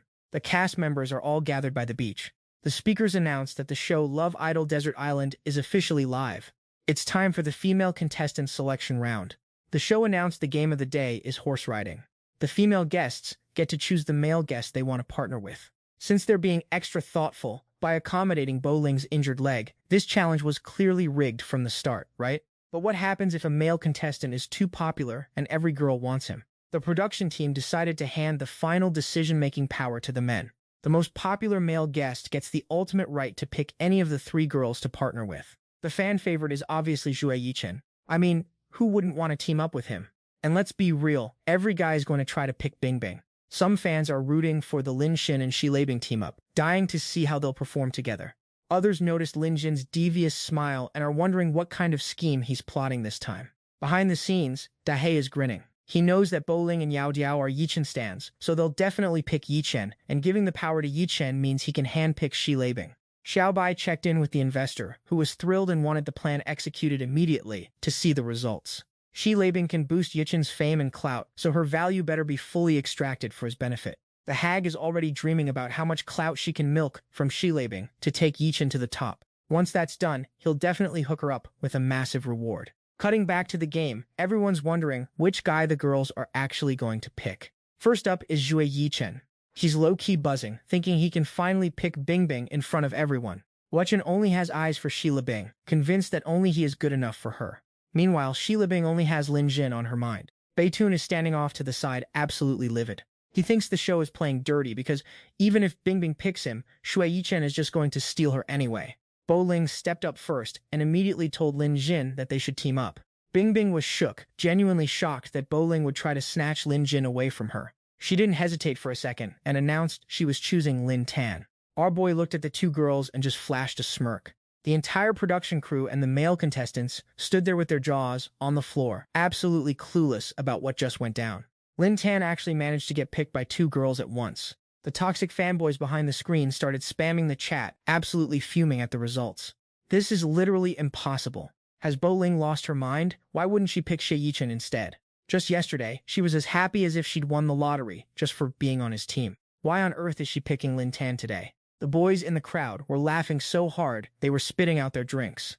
Watching the clown tear expression on Xie Yichen's face was pure comedy gold. They couldn't stop dying of laughter. This is what you call a massive comeback for Lin Tan. Even the show's announcer was caught off guard by this wild turn of events. They announced that Bo Ling must have terrible vision and forgot her contacts, so she clearly went to the wrong spot by mistake. Xie Yichen was standing right next to her, and she somehow didn't see him. The comment section was filled with people roasting the show's production team.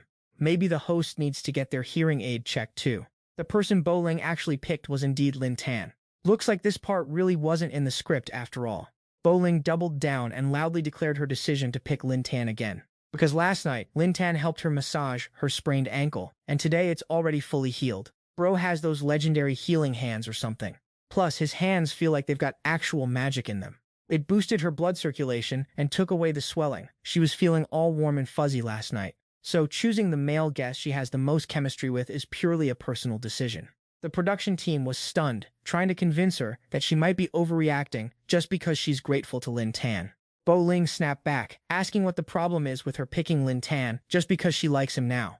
The show then turned to Lin Tan, who's currently the crowd favorite, asking him to pick a female partner. Just as he finished speaking, the studio speakers started emitting loud, chaotic crashing noises. Off-screen, Lin Tan turned to Bo Ling and apologized, but he was still set on picking Bang Bang. Bo Ling understood the situation and didn't hold a grudge, since she was just following her heart anyway. Wachin then stepped up and announced he'd be picking Yao Diao.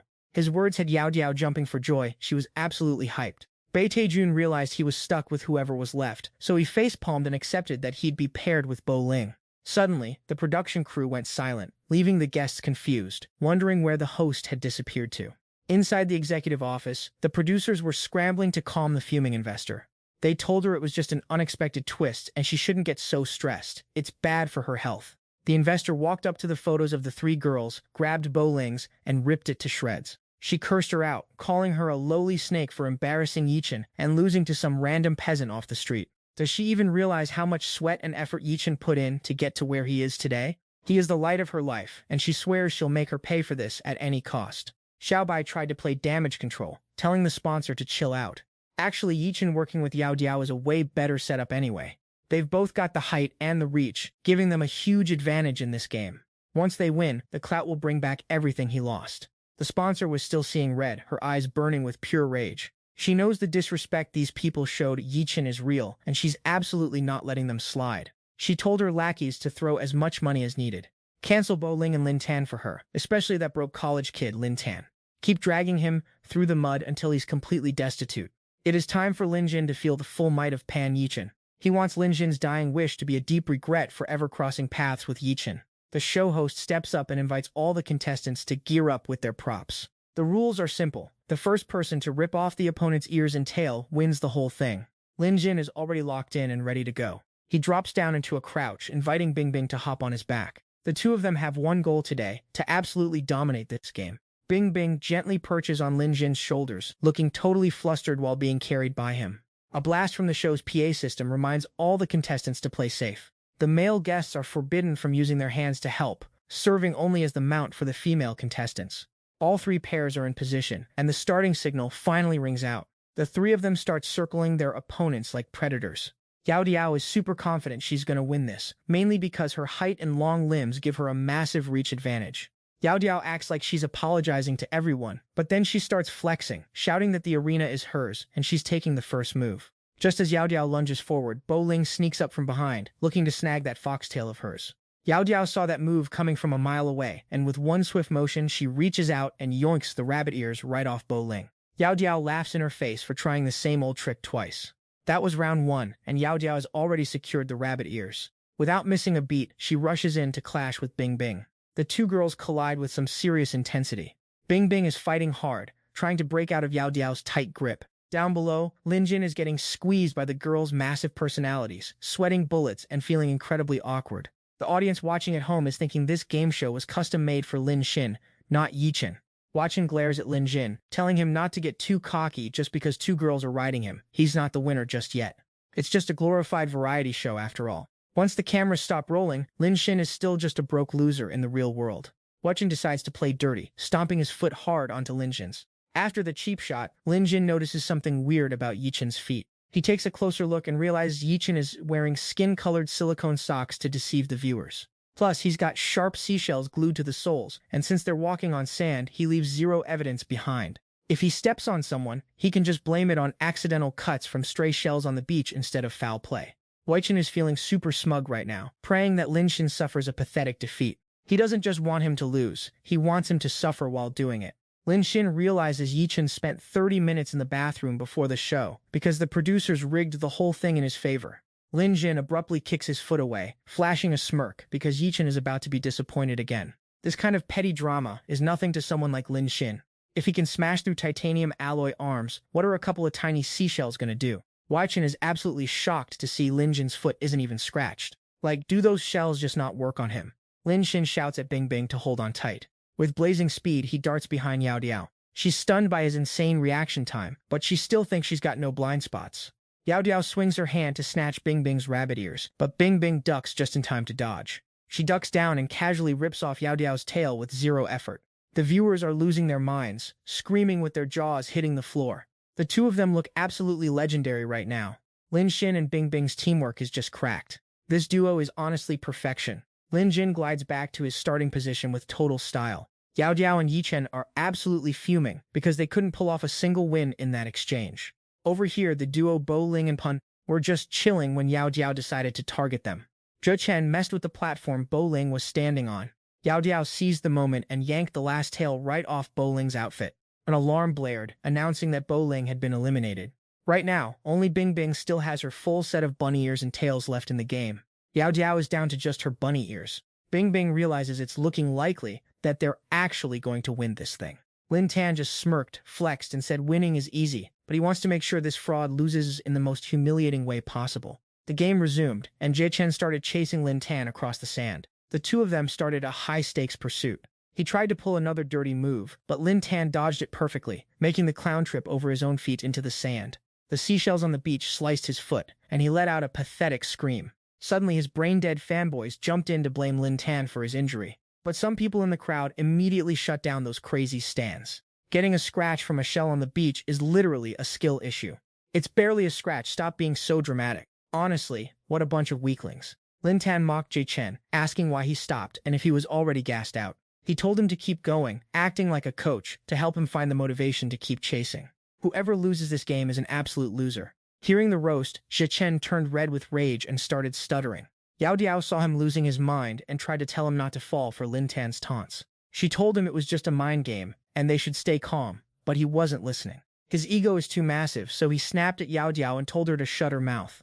That one sentence completely changed her perspective on what kind of guy he really is. Yao Diao went silent, while a spiraling Zhe Chen screamed that he would definitely win this game and restore his reputation. The audience was shook seeing the real Zhe Chen. His image is absolutely cooked, and everyone felt bad for Yao Diao being stuck with him. Lin Tan kept baiting him, daring him to actually come and try to tag him if he had any guts. Zhe Chen charged like a feral animal on his injured foot, tripped over thin air, and sent himself and Yao Diao face first into the dirt. Yao Diao was sent flying, and just as she was about to faceplant into a sharp seashell, Lin Tan caught her with one arm, saving her from a disaster. Lin Tan helped her up, and the move was so smooth, she could only stutter out a thank you. Lin Tan dropped Bing Bing and went to check on Jia Chen, but the guy had actually passed out. He flipped him over, and Jia Chen was unconscious with a mouthful of sand, looking like a total clown. The crowd erupted in laughter at the sight of the pathetic Jia Chen. They realized he's a natural comedian and should probably just switch careers to slapstick acting. Meanwhile, his toxic fans were out for blood, ready to end Lin Tan if anything happened to their idol. Some people rightfully defended Lin Tan, saying Jia Chen did it to himself and it had nothing to do with him. After winning the competition, the showrunners gifted Lin Tan and Bing Bing a romantic private yacht trip. Lin Tan enjoyed the peace and view, while Bing Bing was hyped because the reward included a deep-sea dive. She got a bit nervous, telling Lin Tan she'd never done it before and was pretty scared. Lin Tan, being the ultimate Chad with top-tier water skills, reassured her that he'd protect her no matter what. He promised to get her back safely. Shi Libing was low-key blushing at that promise. In her head, she was hoping this trip would get them a lot closer. She was vibing until she looked up and saw a swarm of drones filming every single move. Cameras were everywhere, on the deck, under the water, not a single blind spot. Who even needs that many cameras for a date? Lin Tan was already geared up and ready to jump into the deep water. Bing Bing grabbed her oxygen tank and fins, ready to dive in right next to him.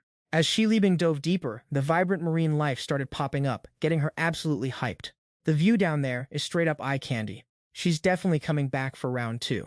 Bing Bing was vibing with the underwater scenery while hitting her oxygen tank. The cameras caught the whole scene, and the viewers were completely mesmerized by her beauty. The scenery was so cracked that the audience forgot their own way home. Good thing the production team prepped the snorkels and the drone cameras.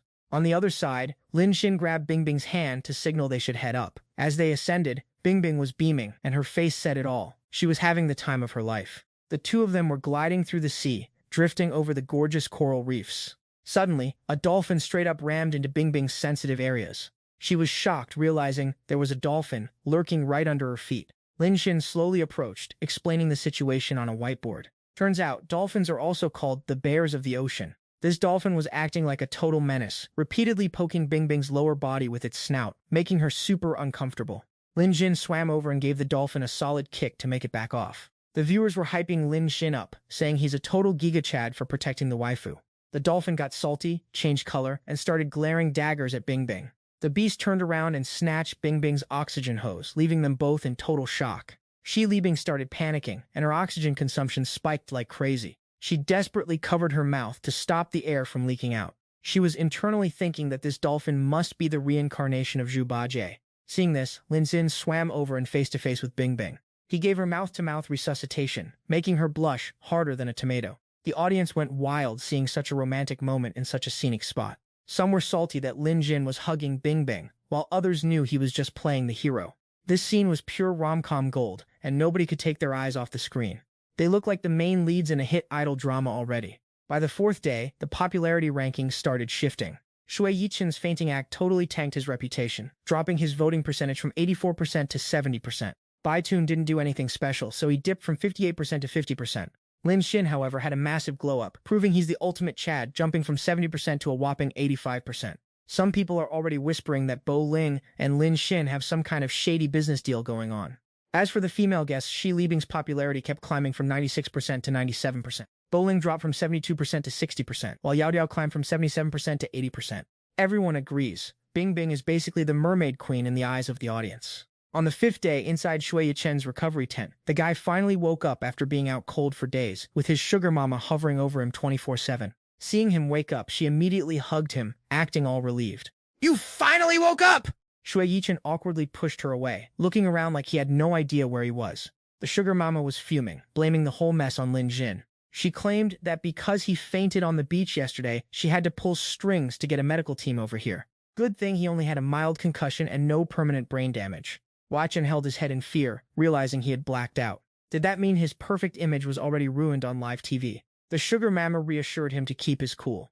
She had already cut the live stream and bought out the entire production team of the show. Now she's the one pulling the strings behind the scenes. Every single camera is under her direct control. Hearing this, Yichen breathed a sigh of relief, but his anger flared right back up. His eyes turned bloodshot. For 4 days he'd been disrespected, ignored, and had his spotlight and clout snatched away by someone else. On top of that, even Shi Libing joined the squad trying to take him down. Yichen immediately assumed Lin Tan was a plant sent by a rival agency to sabotage his career. The wealthy sponsor clapped her hands in excitement and told Yi Chen, "Don't sweat it, I've already done the background check. Lin Tan is actually just a regular student from Yanjiang University, just some broke loser who happened to get lucky." She already had her people dig up dirt on Lin Tan, manufacturing all kinds of scandals, like cheating on his ex, stealing designer goods, academic fraud, harassing female classmates, and even peeping in the girls' restroom. His entire life is basically trashed at this point. Yi Chen was absolutely thrilled to hear that. But that's not all. There's nothing this powerhouse can't handle. Every single obstacle has been wiped clean for him by her, let alone someone like Lin Tan. Just a broke, nobody student who can't do anything worth mentioning. On the final day of the competition, he just needs to look cool and handsome while winning the finals. And it's a wrap. Yi Chen immediately did a 180 on his attitude. After getting the green light from his investor, he patted the head of Madame Kan Yi, the fan who is both rich and high tier. She's the most understanding fan he has, and she never fails to deliver. She beamed with joy, her eyes sparkling and her cheeks flushing pink from his praise. The sponsor couldn't contain herself and lunged for a hug, making Yi Chen visibly uncomfortable as he pushed her away. In his eyes, she's just a stan he can exploit to get what he wants. The two of them were getting cozy in the same room all night, but their little rendezvous was spotted by Lin Tan watching from afar. He saw her throwing a tantrum on the island yesterday, even refusing to leave with the medical team. Seeing her behavior, he knew something was definitely sus. Honestly, Lin Tan's been having a blast these past few days, but it's finally time to put an end to this whole show. A new day kicked off at 9 a.m. All 6 players gathered on the beach. In front of them sat 3 rafts prepared by the production team. The producers announced that this was the final day of the Idol Island show. This is it, the final showdown. The battle is set to take place on Dream Island, 5 kilometers away. Fortune Island is officially unlocked. Whoever reaches Fortune Island first using the production rafts gets first pick of the weapons. Once the 3 guest teams grab their gear, the survival battle begins. A prize of 1 million yuan is on the line for the winner. And if they happen to be a successful pairing, they get exclusive access to Fortune Island for 3 full days. Fortune Island is decked out with world-class butlers, private chefs, and top-tier service. They've even got paragliding, deep-sea diving, private yachts, and a whole list of luxury perks. Long story short, this place has absolutely everything.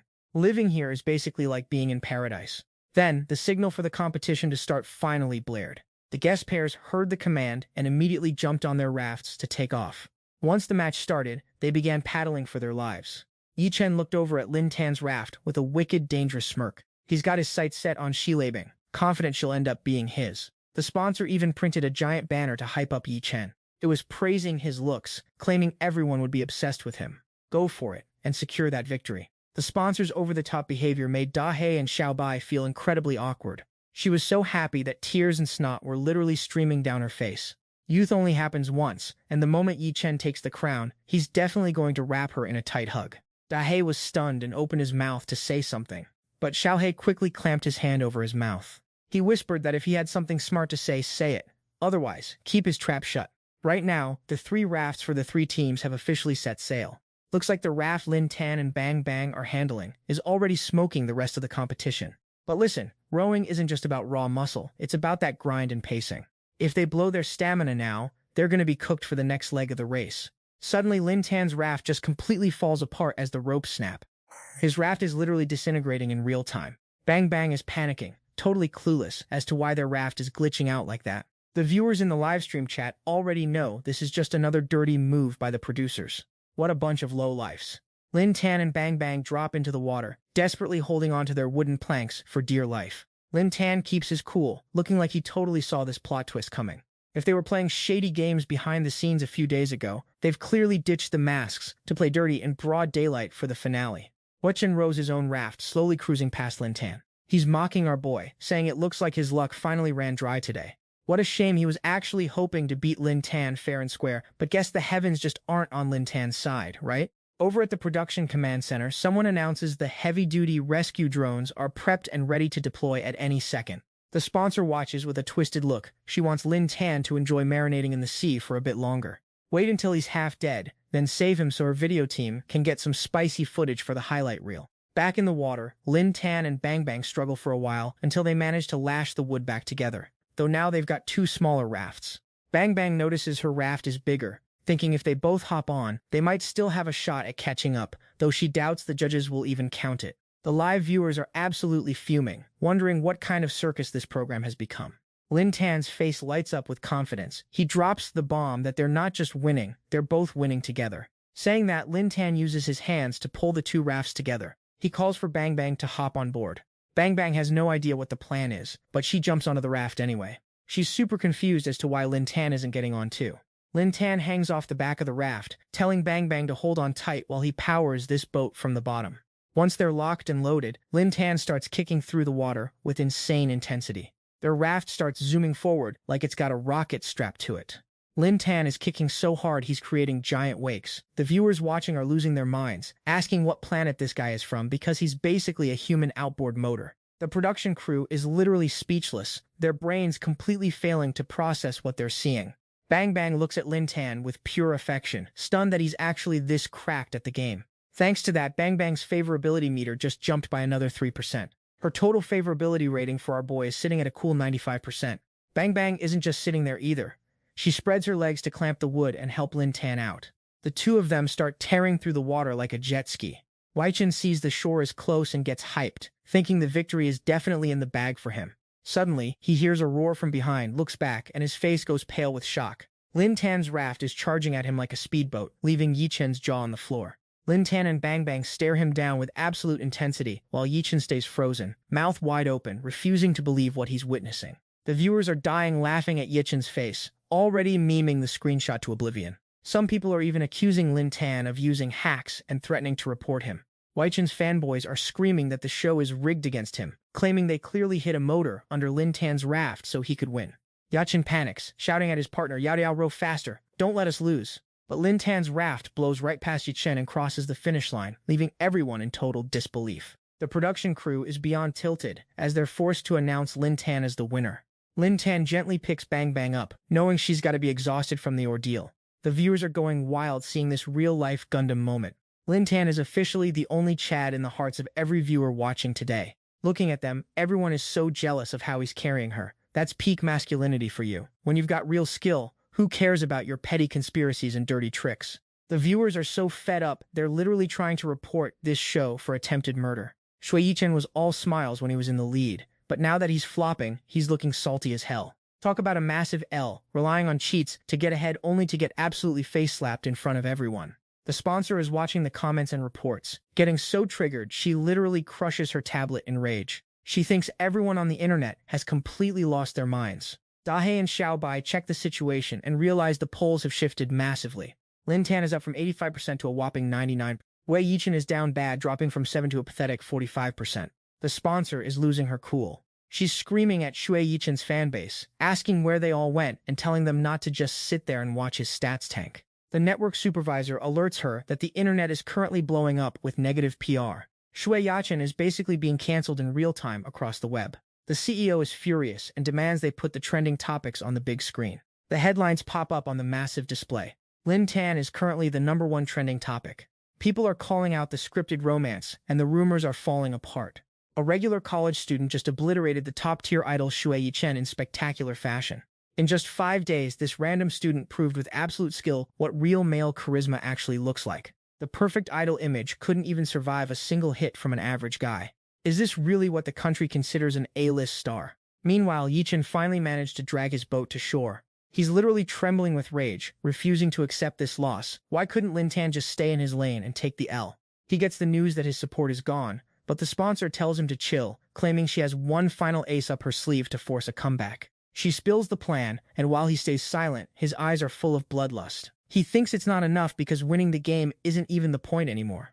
Weichen's only goal now is to make sure his and Lin Tan's lives end along with this show. The 6 contestants gather around the main console. The system announces the arrival of all 6 guests. Ranking first is the power duo Lin Tan and Shi Luobing. Shui Yichen and Yao Diao come in second place. Pun and Buling are in dead last, after breaking their oar and barely making it to the island.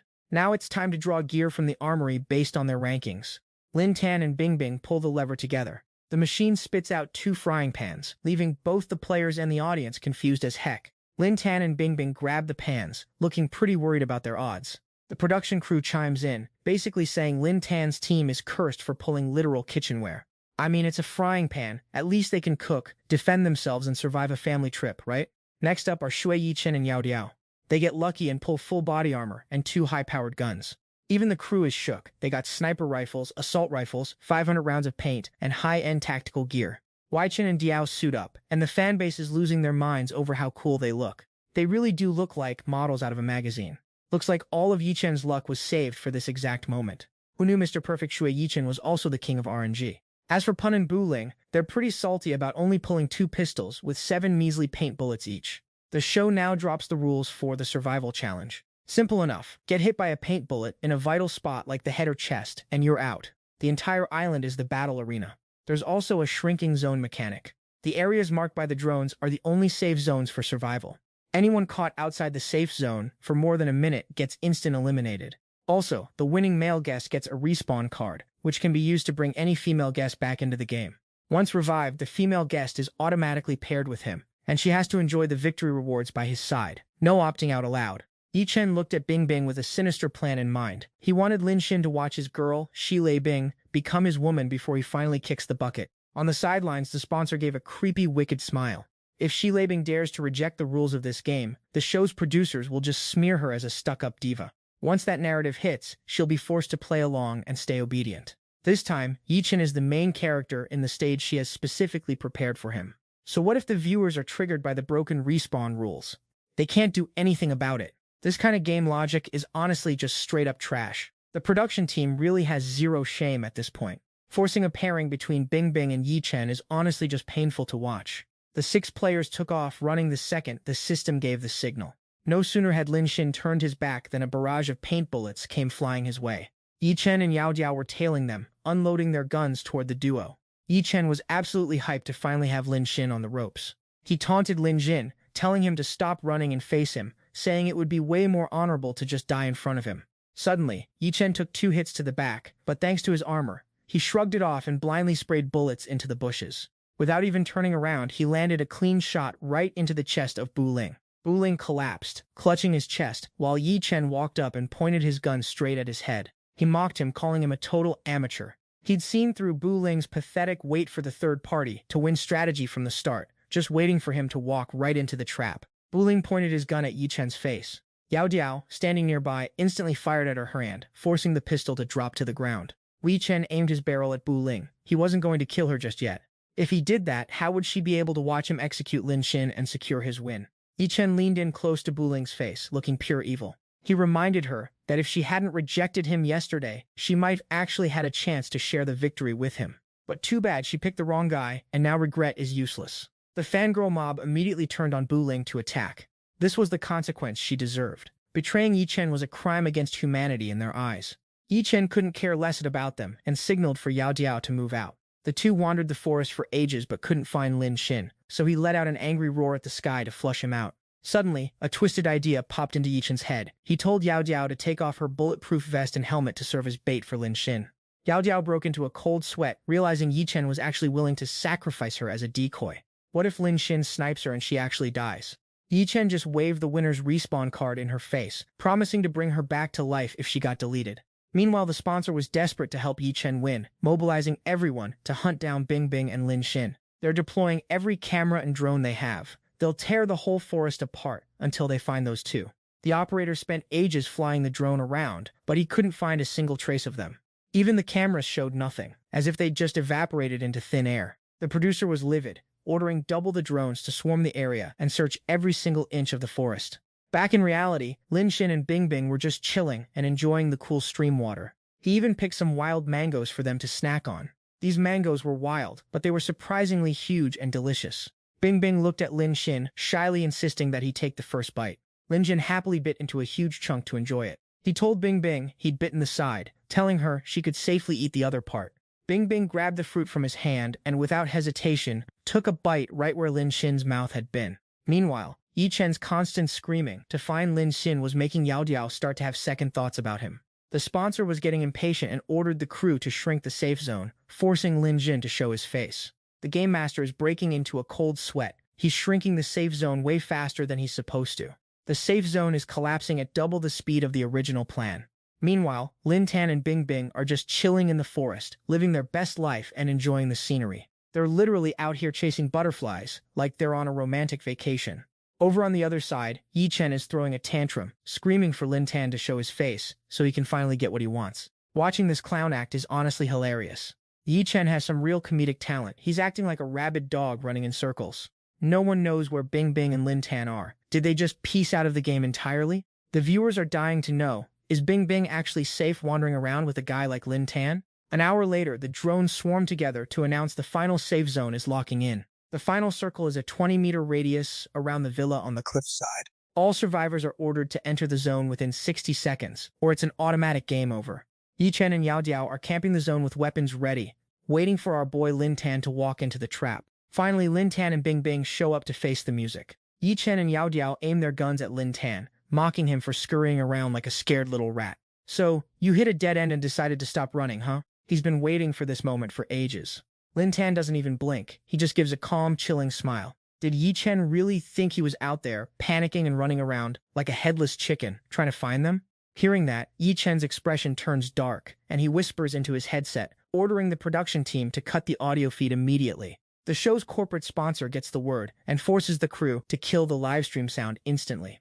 A technical difficulties banner pops up on screen, keeping only one private audio channel open for Yi Chen's earpiece. The sound engineer obeys without a second thought. Yi Chen fires a few warning shots at Lin Tan's feet just to try and punk him. He's really out here trying to flex his gear and alpha status. He could eliminate Lin Tan right now if he wanted to, but he's choosing to drag it out. Getting booted that easily would be way too kind for a guy like Lin Tan. He's going to use his rigged weapons to toy with him until he breaks. Lin Tan just smirks at the sheer delusion of this lunatic. And here you are stealing my lines. Honestly, if you're trying to get yourself eliminated, you're doing a great job. Yi Chen loses his cool, points his finger at Lin Tan, and starts screaming. He demands to know who the hell Lin Tan thinks he is to talk to him like that. He says he's been patient for too long. Lin Tan only got on this show through pure luck and doesn't deserve to be in the same frame as him. How dare a nobody like him try to steal his spotlight? The dumb fans are actually giving Lin Tan higher ratings than him. It's absolutely baffling. A piece of gutter trash like Lin Tan belongs in a sewer, not on his stage. Yao Diao is standing right next to him, sweating bullets because of Yi Chen's insane outburst. She tries to tell him to calm down since they're still live, but he's not listening. Yi Chen turns around and snaps at her to shut up, leaving her terrified.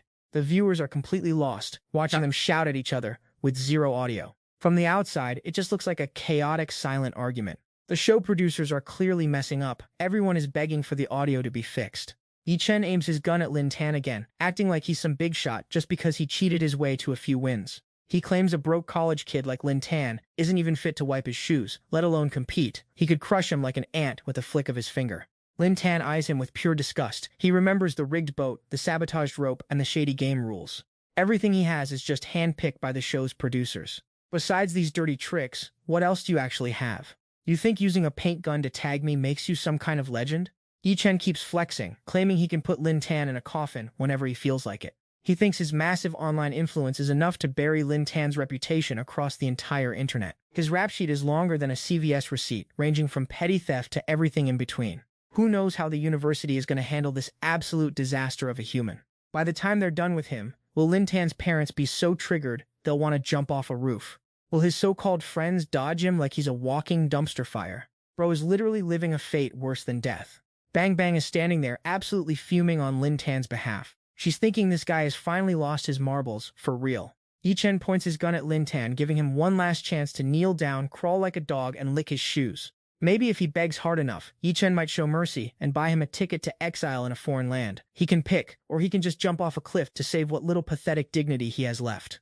He turns to Bang Bang and barks. If she's smart, she'll pick the right side or die alongside this low-life piece of trash. Bang Bang just laughs in his face when he calls Lin Tan a bug, totally oblivious to the fact that he's the real parasite here. Yi Chen is as red in the face, teeth grinding so hard he can't even get a sentence out. Bong Bong calls out Yao Diao, telling her to open her eyes and see Yi Chen for the monster he is. Is she still really going to side with him? Yi Chen still thinks Yao Diao is his loyal fan, unlike Bo Ling, who he thinks got all thirsty just from a simple foot massage from Lin Tan. Yao Diao senses the vibe is getting way too toxic and forces Yi Chen to lower his weapon. She begs him not to ruin lives just for the sake of this show, pleading with him not to turn into this absolute villain. Yi Chen doesn't want to hear it and violently shoves Yao Diao aside. He screams, "You're actually betraying me too? Get lost!" The shove was so brutal that Yao Diao went flying, slamming her elbow into the ground and leaving her injured.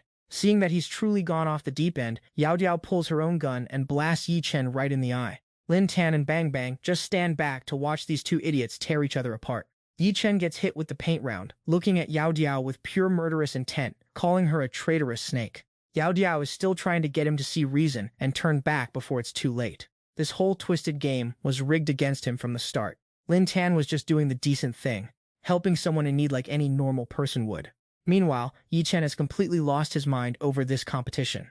And he's definitely not the idol everyone used to worship anymore. Yi Chen can't handle the truth, so he snaps and smacks Yao Diao across the face with his gun handle. The production crew finally realizes they're in deep trouble and cuts the live feed, leaving the audience wondering what the hell is happening. The sponsors are still totally delusional, thinking they should just let Yi Chen keep cooking, since they're in on the scheme.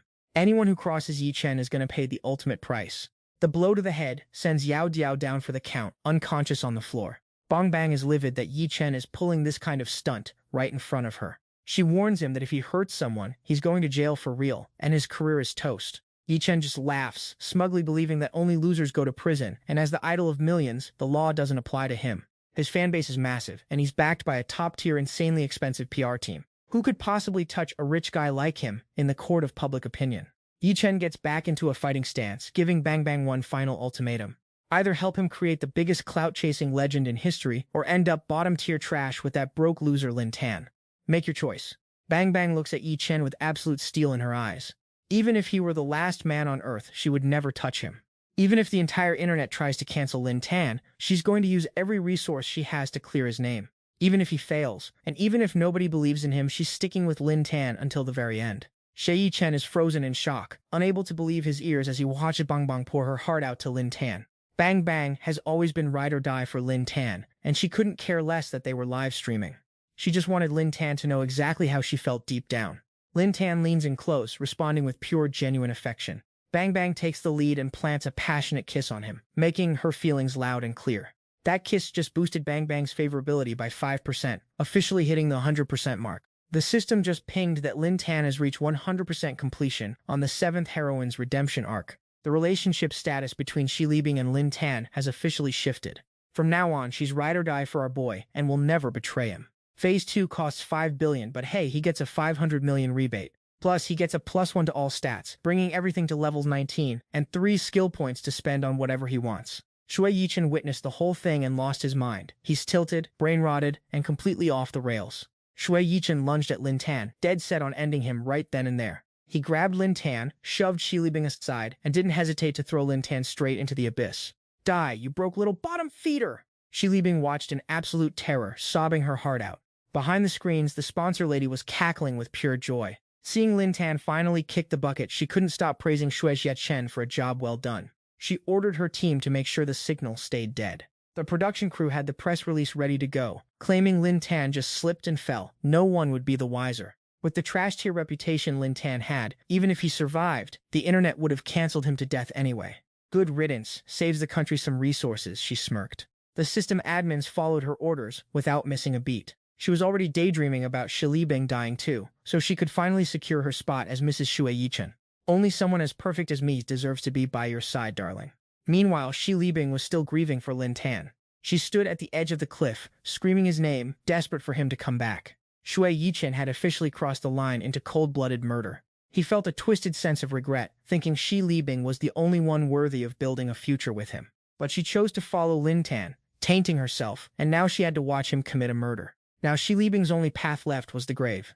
Yi Chen crept toward her, planning to push her off the cliff right after Lin Tan. He got closer and closer, but suddenly Lin Tan vaulted up from the abyss and clocked him with a punch that sent him flying back. He couldn't believe his eyes. Lin Tan wasn't dead? That's literally impossible. Lin Tan walked over and stood right in front of him, hands tucked casually in his pockets. He let out a laugh, mocking the idea that a simple push was enough to take him out. In reality, Lin Tan was just playing 4D chess, baiting him to see what his next move would be. Did he really think controlling the livestream and audio was enough to pull the wool over everyone's eyes? Lin Tan had already hired someone to backdoor his entire livestream network. Every single frame, every action, and every word he said had already been recorded. Hearing that, Yi Chen was stunned, refusing to believe his own ears. How did you even contact the outside world without a phone? Lin Tan didn't mind spilling the beans now that it was all over. While everyone was busy hunting for him, His people were busy tightening the net.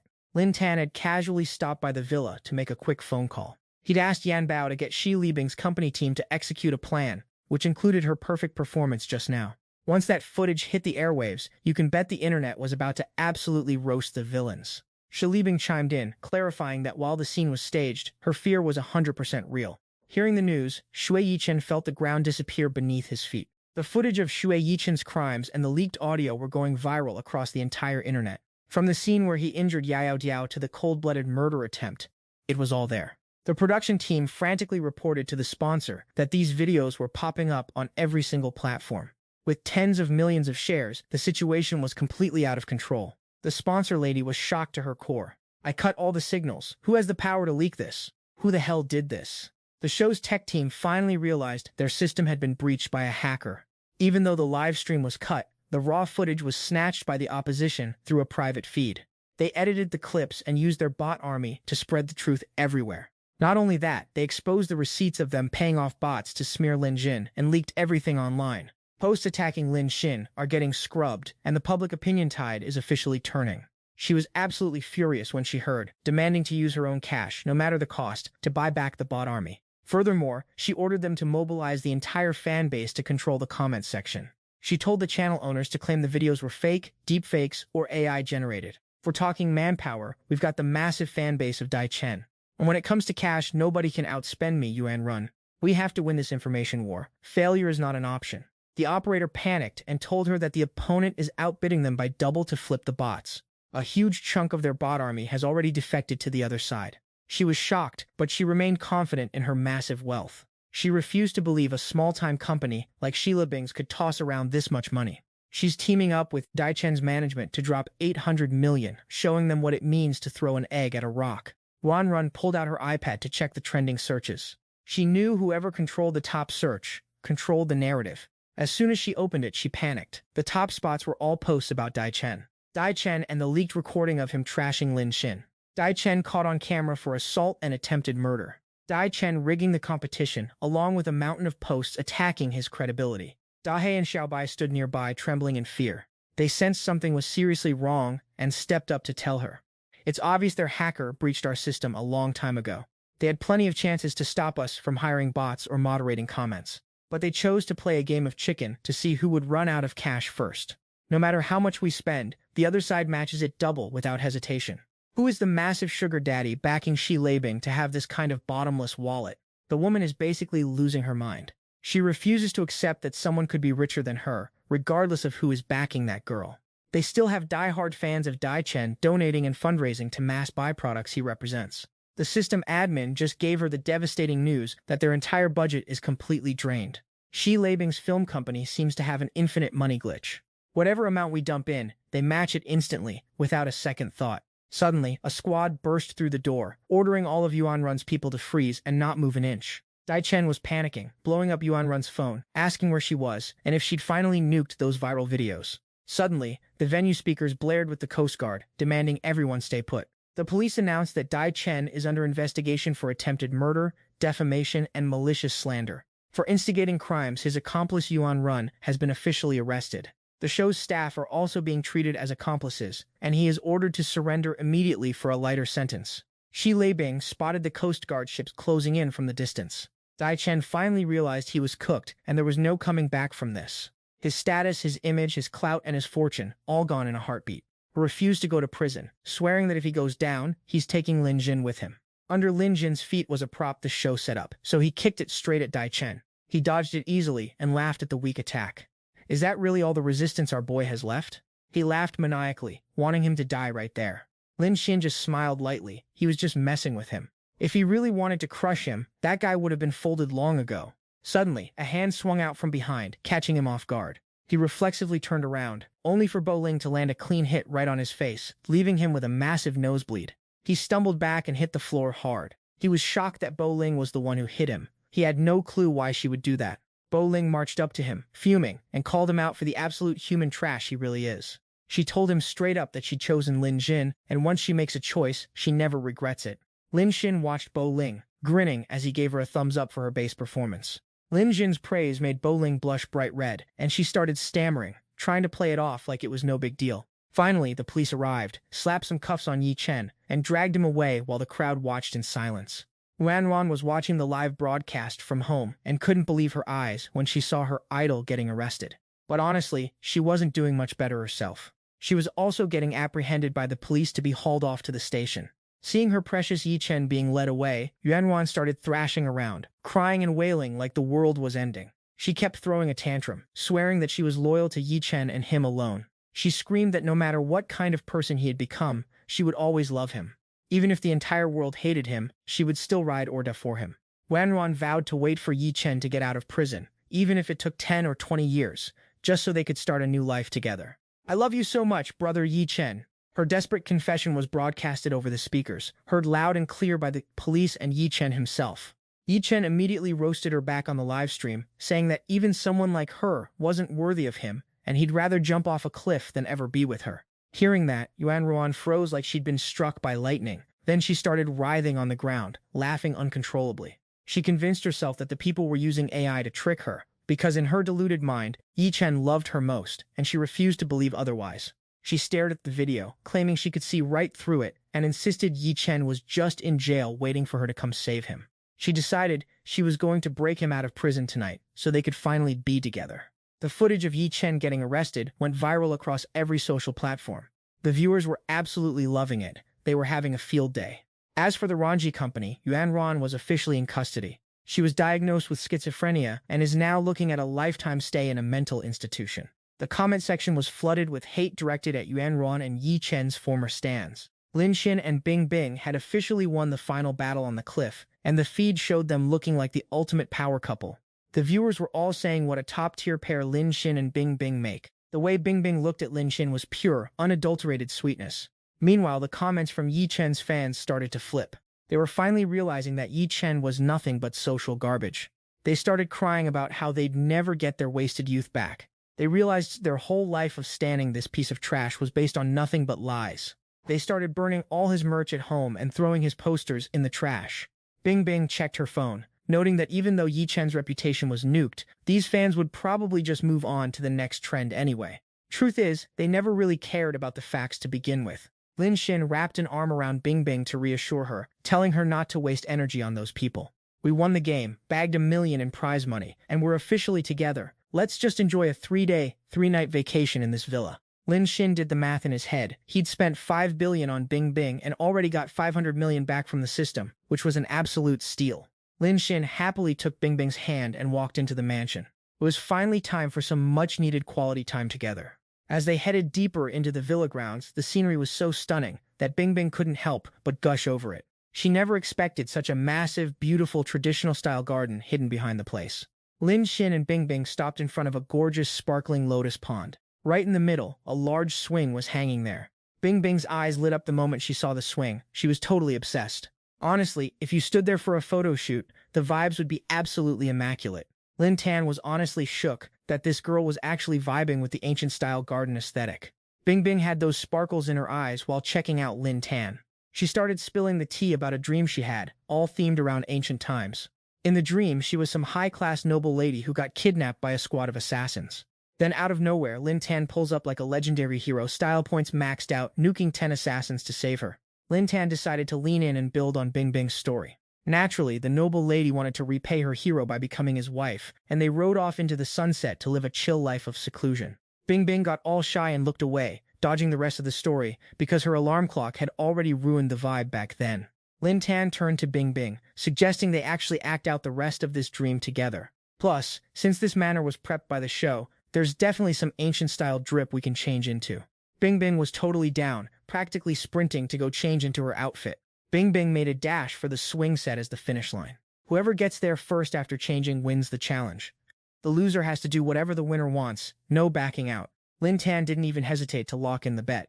A bit later in the guy's changing room, Lin Tan is legit struggling with how complicated this ancient outfit is. From outside, Bing Bing's voice echoes in. She's already done, so she basically took the W. Lin Tan cracked the window open and saw Bing Bing already changed, looking graceful as heck standing on the swing. The way she looked in that flowing outfit had our boy Lin Tan absolutely mesmerized. He was glued to the spot, couldn't even blink. Bing Bing shouted over, asking if Lin Tan was finally finished changing. Lin Tan replied that the clothes were too complex and he was still wrestling with them. Bing Bing noticed a little wooden raft nearby, thinking she could hop over and speedrun, helping him get dressed. Just as she went to step onto the raft, it drifted away, causing her to lose her footing and tumble backward. Bing Bing lost her balance, looking like she was about to take a dive into the water. She scrambled to grab the swing's rope, hanging on for dear life to avoid a total splashdown. Lin Tan saw the emergency and went full Gig Chad mode, sprinting over to catch her. He lunged onto the swing, grabbing her waist with that main character strength, holding her tight. Lin Tan asked if she was okay, checking if she was still in one piece. How is a noble lady so clumsy with her own feet? Bing Bing gave him a dreamy look, asking if he wasn't also fumbling around with his own outfit just now. Lin Tan scratched his head, feeling awkward. Who knew ancient fits were this hard to put on? Since he lost the bet, he's got to pay the price, so he told her to just name her wish. Bing Bing's face turned bright red as she whispered that she wanted him to call her Neo Nyang. Lin Tan's face went full tomato mode, but he didn't miss, leaning in close to whisper the words in her ear twice. Caught in the romantic tension, Bing Bing pulled Lin Tan in for a spicy soul-stealing kiss. Their bodies pressed closer, and Lin Tan couldn't hold back the riz anymore, starting to unfasten Bing Bing's outfit. Little pieces of fabric started dropping into the water. They were locked in a deep kiss, heavy breathing everywhere, as if the whole world just paused for them. They were the absolute main attraction of this lake. The piece of fabric covering Bing Bing's chest finally hit the water. Even the tiny little bug nearby seemed to have a soul. It landed on a lotus flower just to catch the show. Bing Bing squeezed her eyes shut, soaking in the moment she'd been low-key manifesting. Her feet dipped into the water, sending ripples and splashes flying everywhere. Lin Tan looked at her with pure desire, licking his lips like he was ready for round two. Lin Tan pinned her down. They were practically floating on the lake now, and Bing Bing's legs were jelly. She couldn't even sit straight. Lin Tan whispered, asking her again what she was supposed to call him. Shy and breathless, she finally called him her Tiangong.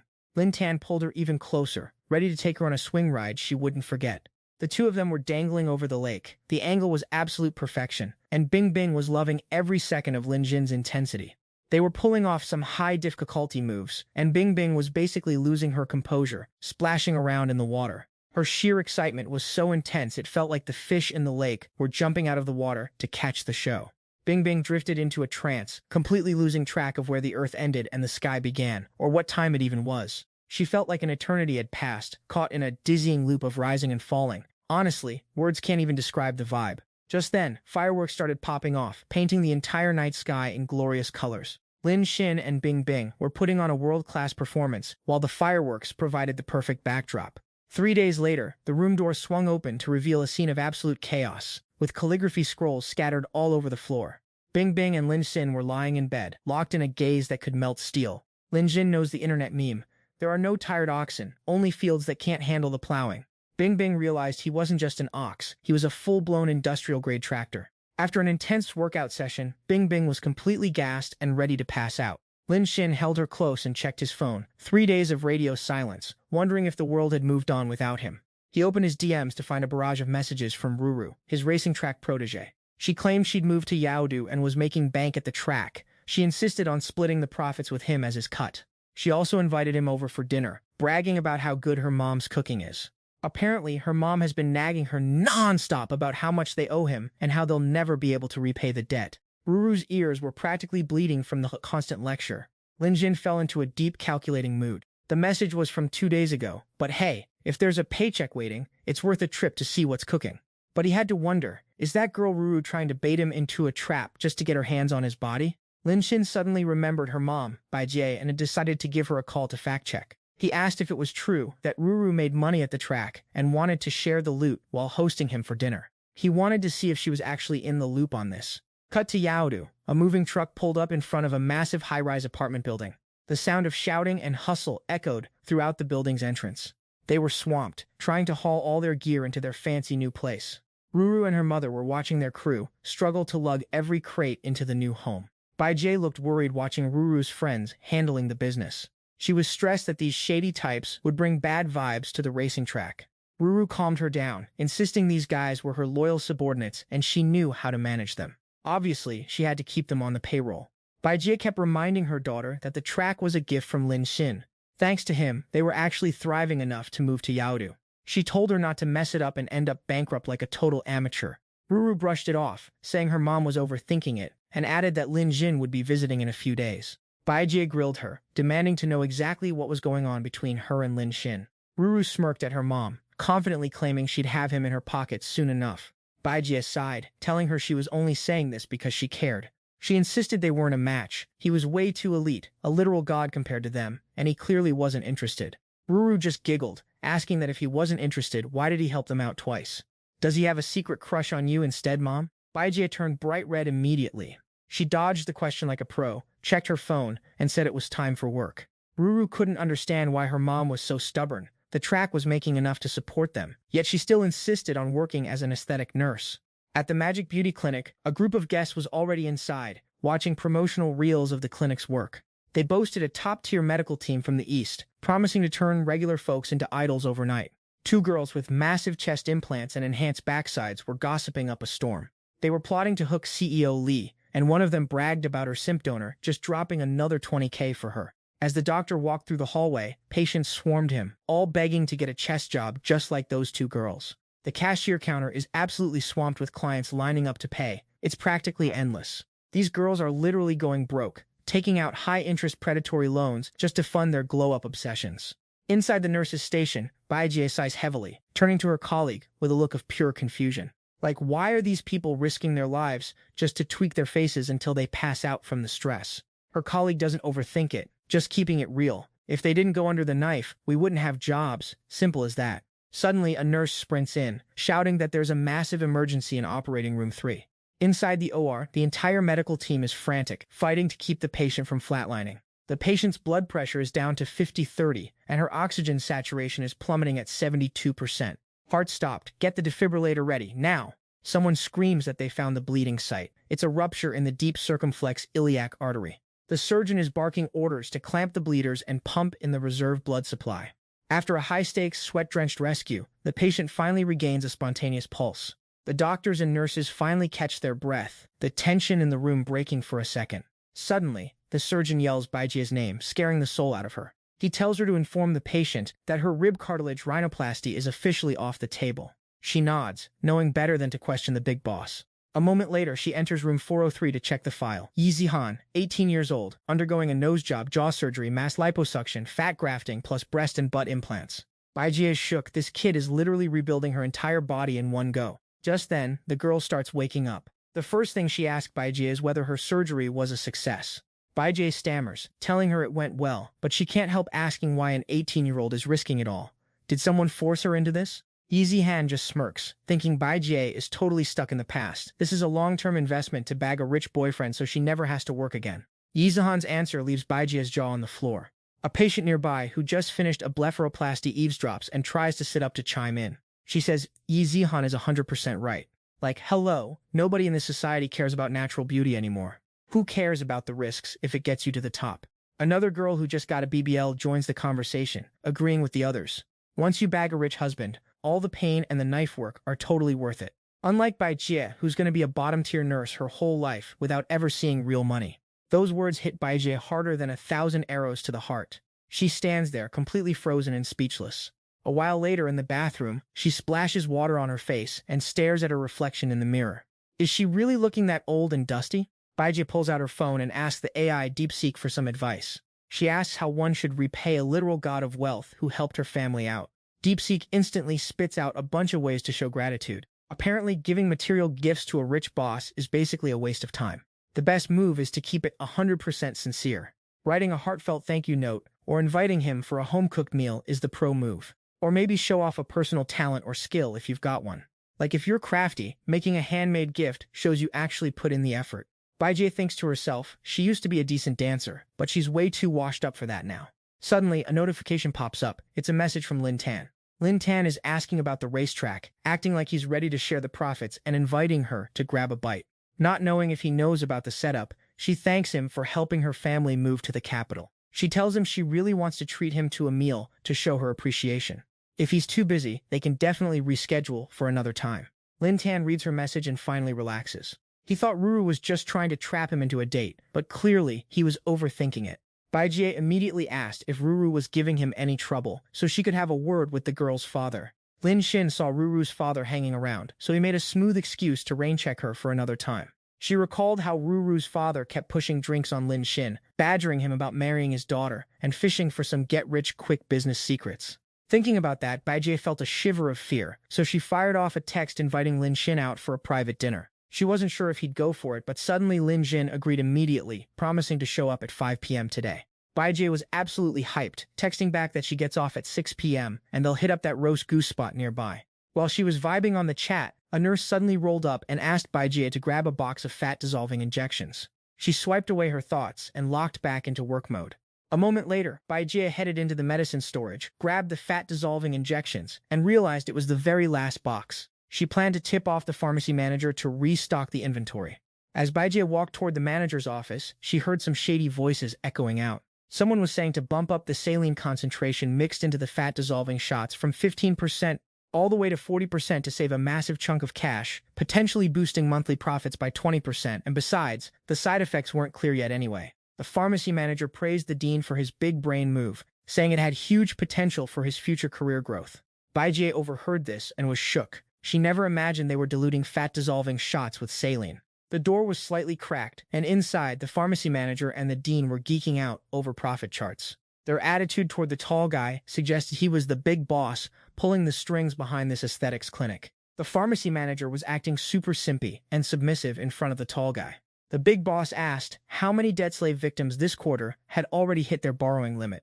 The pharmacy manager reported that there were 7 or 8, but some of them had mid-tier looks and low resale value, fearing the big clients wouldn't be interested. Mr. Xia suggested to the manager that if they couldn't deal with them locally, just ship them off to Southeast Asia to squeeze out some extra shipping and head count fees. After all, those debt slaves were just living off their bodies anyway. Whether they go to a theater or somewhere else, it's all the same, just a change in scenery for the trade. Baijie stood frozen outside, her blood running cold with shock. She never imagined these people were peddling knockoff medicine and running illegal loan shark rings. Not only that, they were into human trafficking. This wasn't an aesthetics clinic. It was a literal house of horrors.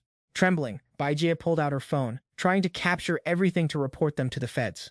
Just as she started recording, a doctor crept up from behind her out of nowhere. He grabbed her arm to snatch the phone, shoved her into the room, and barked, "Our nurse Bai is just too nosy. This isn't exactly the kind of stuff you should be digging into." Mr. Xia laid eyes on Baijie and immediately complimented her top-tier visuals, not wanting to waste such a premium piece of goods. He ordered his goons to hit her with a sedative and prep her for the human trafficking market. This piece is definitely going to fetch a high price. Baijie could only tremble and beg as they closed in with a syringe already prepped with drugs. Meanwhile, as the sun set outside the clinic, Lin Xin had already reached the meeting spot. He was confused that it was already 6:30 p.m. and she was nowhere to be seen. He pulled out his phone to give Baijie a call and see what was up. But the other end just kept saying she was unreachable. Lin Xin's gut feeling was screaming that something bad had gone down. He pulled up Baijie's WeChat info, saw her birthday and her name, and realized he could deduce quite a bit from that. Lin Xin triggered the ability granted by the system to run a quick divination. Xiao Liu Ren, Sushi Dan, Liu Lian Chico, Xiaoji Kongwang, all to track down Baijie. Dan starts the month starts the day starts the hour. Liu Lian implies captivity, Sushi meets danger, but avoids it. Xiaoji is suppressed by movement. It's an omen of imprisonment, being held against her will, located in the southeast quadrant. According to the hexagram, he realized Baijie was in serious danger. He sprinted toward the aesthetics clinic, scanning the perimeter. He knew asking around would be a waste of time, so he headed straight for the security camera room. He straight up knocked out the guard. He didn't have a second to lose. After moving through the shadows, Lin Xin finally made it to the monitoring room. A doctor spotted him coming out and asked if he was here for a procedure, but Lin Xin kept it 100 and said he was here to find Nurse Baijie. The doctor smirked and told him Baijie had already clocked out at 6 p.m. No idea what kind of connection Lin Tan has with her. Lin Tan immediately grabbed the doctor by the throat. He roared in the fraud's face, calling out his pathetic lies. Was he the one who kidnapped Baijie? If he doesn't spill the tea, our boy has plenty of ways to make him talk. The security guards heard the commotion and rushed over. The mob started charging aggressively toward Lin Tan. Our boy thinks this is perfect timing, honestly. He actually had a few questions for these NPCs too. Hey guards, how do you think it looks if the doctor here is suspected of kidnapping a nurse? The security team didn't say a word and swung their batons at Lin Tan. Lin Tan handled these trash-tier mobsters with just a few casual kicks. Lin Tan squeezed the doctor's throat even harder. At first he thought this doctor was acting solo, but it looks like this entire clinic is a massive red flag. Guess it's time for our boy to stop holding back. The doctor started begging for his life, promising to spill everything if Lin Tan just let him go. A moment later in the surveillance room, Lin Tan cut the feeds to buy some time before the higher-ups noticed. He figured out that the director's office has a private elevator to the 5th basement, but it needs an employee card to run. By now, the doctor had been beaten into an unconscious heap on the floor by Lin Tan. He headed straight for the operating room. The 5th basement is where they stashed the debt slaves. Gotta move fast. Just as he passed the surgery room, someone called out his name, which caught him off guard. Hearing that voice, he thought it was Bai Jie calling for help, so he kicked the door wide open. As soon as he burst in, he saw some girl preparing for a procedure. He was shocked to realize it was actually Liu Yizheng. Seeing Lin Tan after all this time, she looked at him like he was her savior. She couldn't believe he was here. She figured heaven must have heard her prayers to let her see him one last time before the surgery. Yizheng rushed over to hug Lin Tan, which clearly made our boy uncomfortable. Yizheng had paid for a full makeover package, nose job, jaw shaving, eye widening. She wanted a brand new face, the ultimate glow-up. She was sure that once he saw it, he'd definitely change his mind and fall for her. She felt like this was clearly their fated destiny. Just as she was praying to the goddess of beauty, he just happened to show up. Yizheng didn't hesitate and scrambled onto the operating table. She told the doctor to hurry up with the anesthesia because her current version wasn't good enough for him. She had to be a total goddess to be worthy of standing next to a CEO like him. Lin Tan helplessly told Yizheng that this place is a shady underground clinic and she needs to get out now. The two doctors in the room exchanged a sinister look.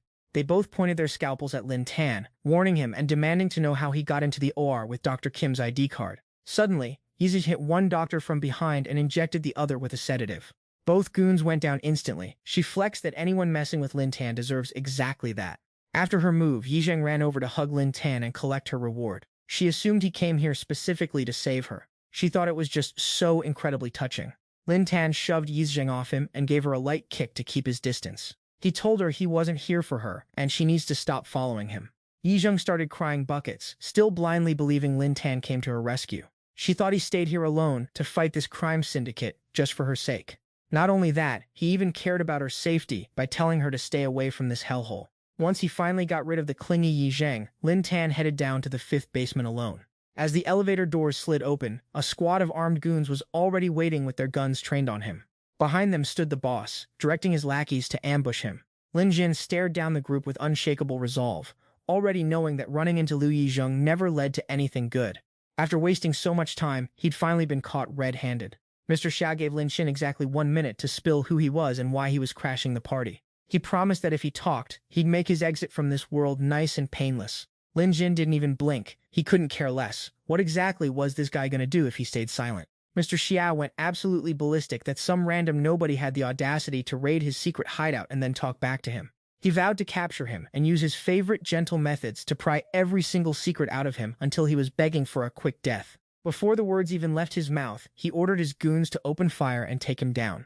Electric sparks erupted from their weapons, aiming straight for Lin Jin at breakneck speed, but he effortlessly dodged every single bolt before suddenly stopping right in front of the 4 goons. The dudes were shook, paralyzed by Lin Jin's god-tier reaction speed. Before they could even blink, Lin Jin shoved all 4 of them into the wall, with such force they coughed up blood and passed out cold on the spot. Mr. Xiao laughed at our boy's elite combat skills, thinking he wouldn't even need to use his torture chamber on him anymore. Such a predictable brat. Just some reckless kid who knew a few basic street fighting moves. And a dead-broke college student at that, who happened to stumble upon the secrets of our Shenmei hospital, and was now dreaming of playing the hero. He didn't even call the cops. Did he really think he was some main character crusading for justice? Lin Xin was caught off guard that he knew he hadn't called the police yet, but Mr. Xia just cackled, telling him if he wanted to know why, he could go ask the King of Hell himself. In a split second, he unleashed a hail of gunfire at our boy. The world record for the fastest draw in the Wild West is 0.21 seconds for a 3-meter target. Mr. Xiao was a bit slower, but he could still hit it in 0.3 seconds. He was absolutely certain that at this range, not even Superman could dodge that lead rain. Contrary to his delusions, Lin Jin dodged every single bullet with one smooth, clean maneuver. He then delivered a savage kick right to Mr. Xiao's face, sending the guy flying until he was pinned to the ceiling like a ragdoll. Lin Jin figured he'd finally found the big boss behind this hospital, but honestly, kind of a low-tier villain. He reached for his phone to call for help, but there was zero signal, so he decided to just find someone and escort them out to call the cops. Lin Jin randomly opened a door and stepped inside, only to find a young woman lying on a bed. His instinct told him it was Bai Jie. He walked over to wake her up, only to realize it was someone else entirely. The sight of her broke him into a cold sweat. It definitely wasn't Baijie. The girl screamed at him to stay the hell away from her. She shouted that this hospital was sus and she needed to call the police. Lin Xin rushed to reassure her that everything was chill now and she was totally safe. The girl finally let out a sigh of relief. Since things were under control, he told her she was free to head home. Suddenly, the system pinged. High-value target detected. Initiating counterattack mission. Target is Jijin, 175 cm tall, 29 years old, 56 kilograms. Once her favorability with the host hits 90%, 10% of all spent money will be refunded to the host's personal account. When favorability hits 100%, the status changes, shifting the power dynamic between master and servant. Current favorability is sitting at negative 20%. Lin Jin got the notification and was low-key shocked to find a counterattack target in a place like this. She didn't even look like a plastic surgery disaster. Maybe the system was bugged. And negative 20% right off the bat? Rough start. But Lin Xin didn't care. His main goal was still to find Baijie. As he turned to leave, Jijin suddenly whipped out a vial from her pocket. She lunged forward and sprayed it directly into Lin Jin's face. The system flagged it as a high-potency anesthetic, forcing our boy to collapse and pass out on the floor. Immediately, the system auto-triggered his level 19 passive skill, Ultimate Detox. The anesthetic effect was purged instantly, and since this passive skill had 0 cooldown, it was ready for round 2. Jijin looked down at the unconscious Lin Jin, feeling pretty proud that her job was done. Right on cue, Mr. Sha's crew stepped into the room. They bowed respectfully, calling her boss, leaving a still-down Lin Jin confused as hell on the floor.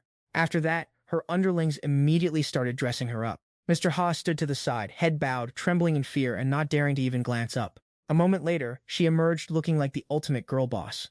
She turned to check if Mr. Ha still had his trigger finger skills, or if he was just a total scrub now. She told him his incompetence would cost him 2 fingers, and he'd better learn his lesson because there won't be a next time.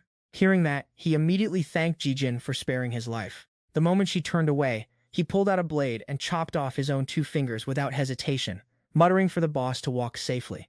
Jijin ordered her people to ship the remaining debt slaves to the market, making sure to bring Lin Tan along too.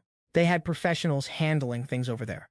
Lin Tan was dragged off to a separate room by them. Jijin couldn't believe a broke loser like Lin Tan almost wrecked her entire hospital operations. Lucky for her, she caught him in time. At the end of the day, trash is just trash. But she had no idea that Lin Tan had actually woken up a long time ago. He watched her play the victim after he saved her, and all he got for his trouble was a 20% favorability rating. How could he not be on high alert after that? It's just that this is the counterattack arc this trash system forced him into, and he still hasn't found Baijie yet. Might as well keep playing dead and see what kind of trashy moves she tries next. A while later, Jijin brought Lin Tan to a subway station hidden deep beneath the beauty hospital. He opened his eyes and realized there wasn't a single route map to be seen. It was probably some abandoned secret transit line. He never expected them to be using a subway to conduct illegal human trafficking. The scale of this criminal syndicate is actually insane. After traveling for a while, the subway finally pulled into the station. They shoved Lin Tan in front of a giant steel door guarded by a small army of security. He was shocked to see heavy armed guards covering every single exit and entrance. This beauty clinic is definitely more than it seems. Lin Tan thought things were finally starting to get interesting. After passing through layers of tight security, Lin Tan was finally locked inside a metal cage. The transport lead stared at him for a second before giving orders to the 2 goons, Niu Tu and Ma Tu. She warned them that since this guy was personally taken down by the boss, they better keep a close eye on him or else. Once he wakes up, they need to extract every bit of info out of him. The boss wants the full rundown on this guy. The 2 guards just burst out laughing. They were super confident that this cage made of solid stainless steel was basically an inescapable iron coffin. If he's important enough to make the queen go out of her way to catch him, he must be a big deal. They told her to just chill and let the queen know they'd handle the interrogation. Just wait for the results. Suddenly, the sound of an auction echoed in from the outside hall. Lin Tan was surprised. He didn't realize this was also an auction house for debt slaves. The target mentioned moving the rest of the slaves here earlier, so there's a high chance Baijie is here too, and she's probably up for auction. Lin Tan couldn't wait any longer and jumped to his feet, which totally caught the interrogators off guard. They didn't think he'd wake up so fast. They figured him waking up early just meant saving a ton of time on the torture. The goons started picking out his tools to grill Lin Tan. He invited Lin Tan to face some light punishments, threatening to slice him up, but promising to get the info first before the carving started. Not wanting to waste time, Lin Tan just gripped the iron bars with his bare hands and bent them wide open, stepping out while asking, "I'm here, how are you boys planning to welcome me?" The 2 interrogators were frozen in terror, eyes wide, totally speechless at the display of raw power. The scene shifts to another room. heavily guarded by armed security. You had to go through a full identity check and baggage scan just to get in. 2 staff members were busy, cross-referencing the guest list to let people through. Lin Tan rolled up in a sharp high-end suit, ready to walk right in. The guards asked for his alias, business as usual. Lin Tan casually told him that he was so poor, the only thing he had was money. The guy tried to enter the alias our boy provided, but the system pinged back that no such record existed. The security guards in the back already had their weapons drawn, ready for things to go south. The receptionist told him that since the name wasn't in their system, he wasn't getting in. Lin Tan didn't hesitate to whip out his Super VIP black card. He already knew their system was tripping. Trust the buggy system or trust himself. Lin Tan tapped his card against the reader. The system instantly verified it as a Tier 1 Supreme black card. The whole crowd was shook when they realized what that card actually was, because this was the rarest highest-tier black card in existence. In the whole of Huaxi, only 2 people own one, Xiao Yan and Xiao Qian. You literally need a net worth of at least 50 billion just to qualify for this card. The whole squad immediately bowed down to greet CEO Qian. Turns out their system had a glitch and wasted our boy's precious time. They apologized profusely for the mess-up and invited him in, wishing CEO Qian a happy shopping spree. Lin Tan strolled into the main auction hall like he owned the place. Inside, the host was already hyping up the crowd. Up next were item number 6 and item number 7 on the stage. Smoke machines went wild as the PK auction everyone was waiting for finally kicked off. Between the 2 items, only the one with the highest bid actually gets sold. The loser has to pack up and leave in shame. Lin Tan sat down in the guest section, ready for the show. After scanning the place, he realized there was no backstage. Goods were just brought up from the floor below. Before finding another way in, he decided to keep his eyes peeled and watch the chaos unfold to ensure Baijia's safety. A girl with purple hair inside cage number 6 was pushed out. Along with her, another girl with blonde hair in cage number 7 was brought out for bidding. The host announced a starting price of 3 million, noting that left hand signals cage 6 and right hand signals cage 7. And the bidding war officially began. The guests below were already drooling, singing praises about how gorgeous these 2 were. They were thirsty enough to drown in their own saliva. Someone bid 3.5 million for number 6, and the price just kept climbing. 4 million, 4.5 million, no stopping in sight. The blonde girl realized she wasn't getting the spotlight and got absolutely furious. She hiked her leg up high to show off exactly what the crowd wanted to see. The guests immediately shifted their attention to the blonde girl in cage 7.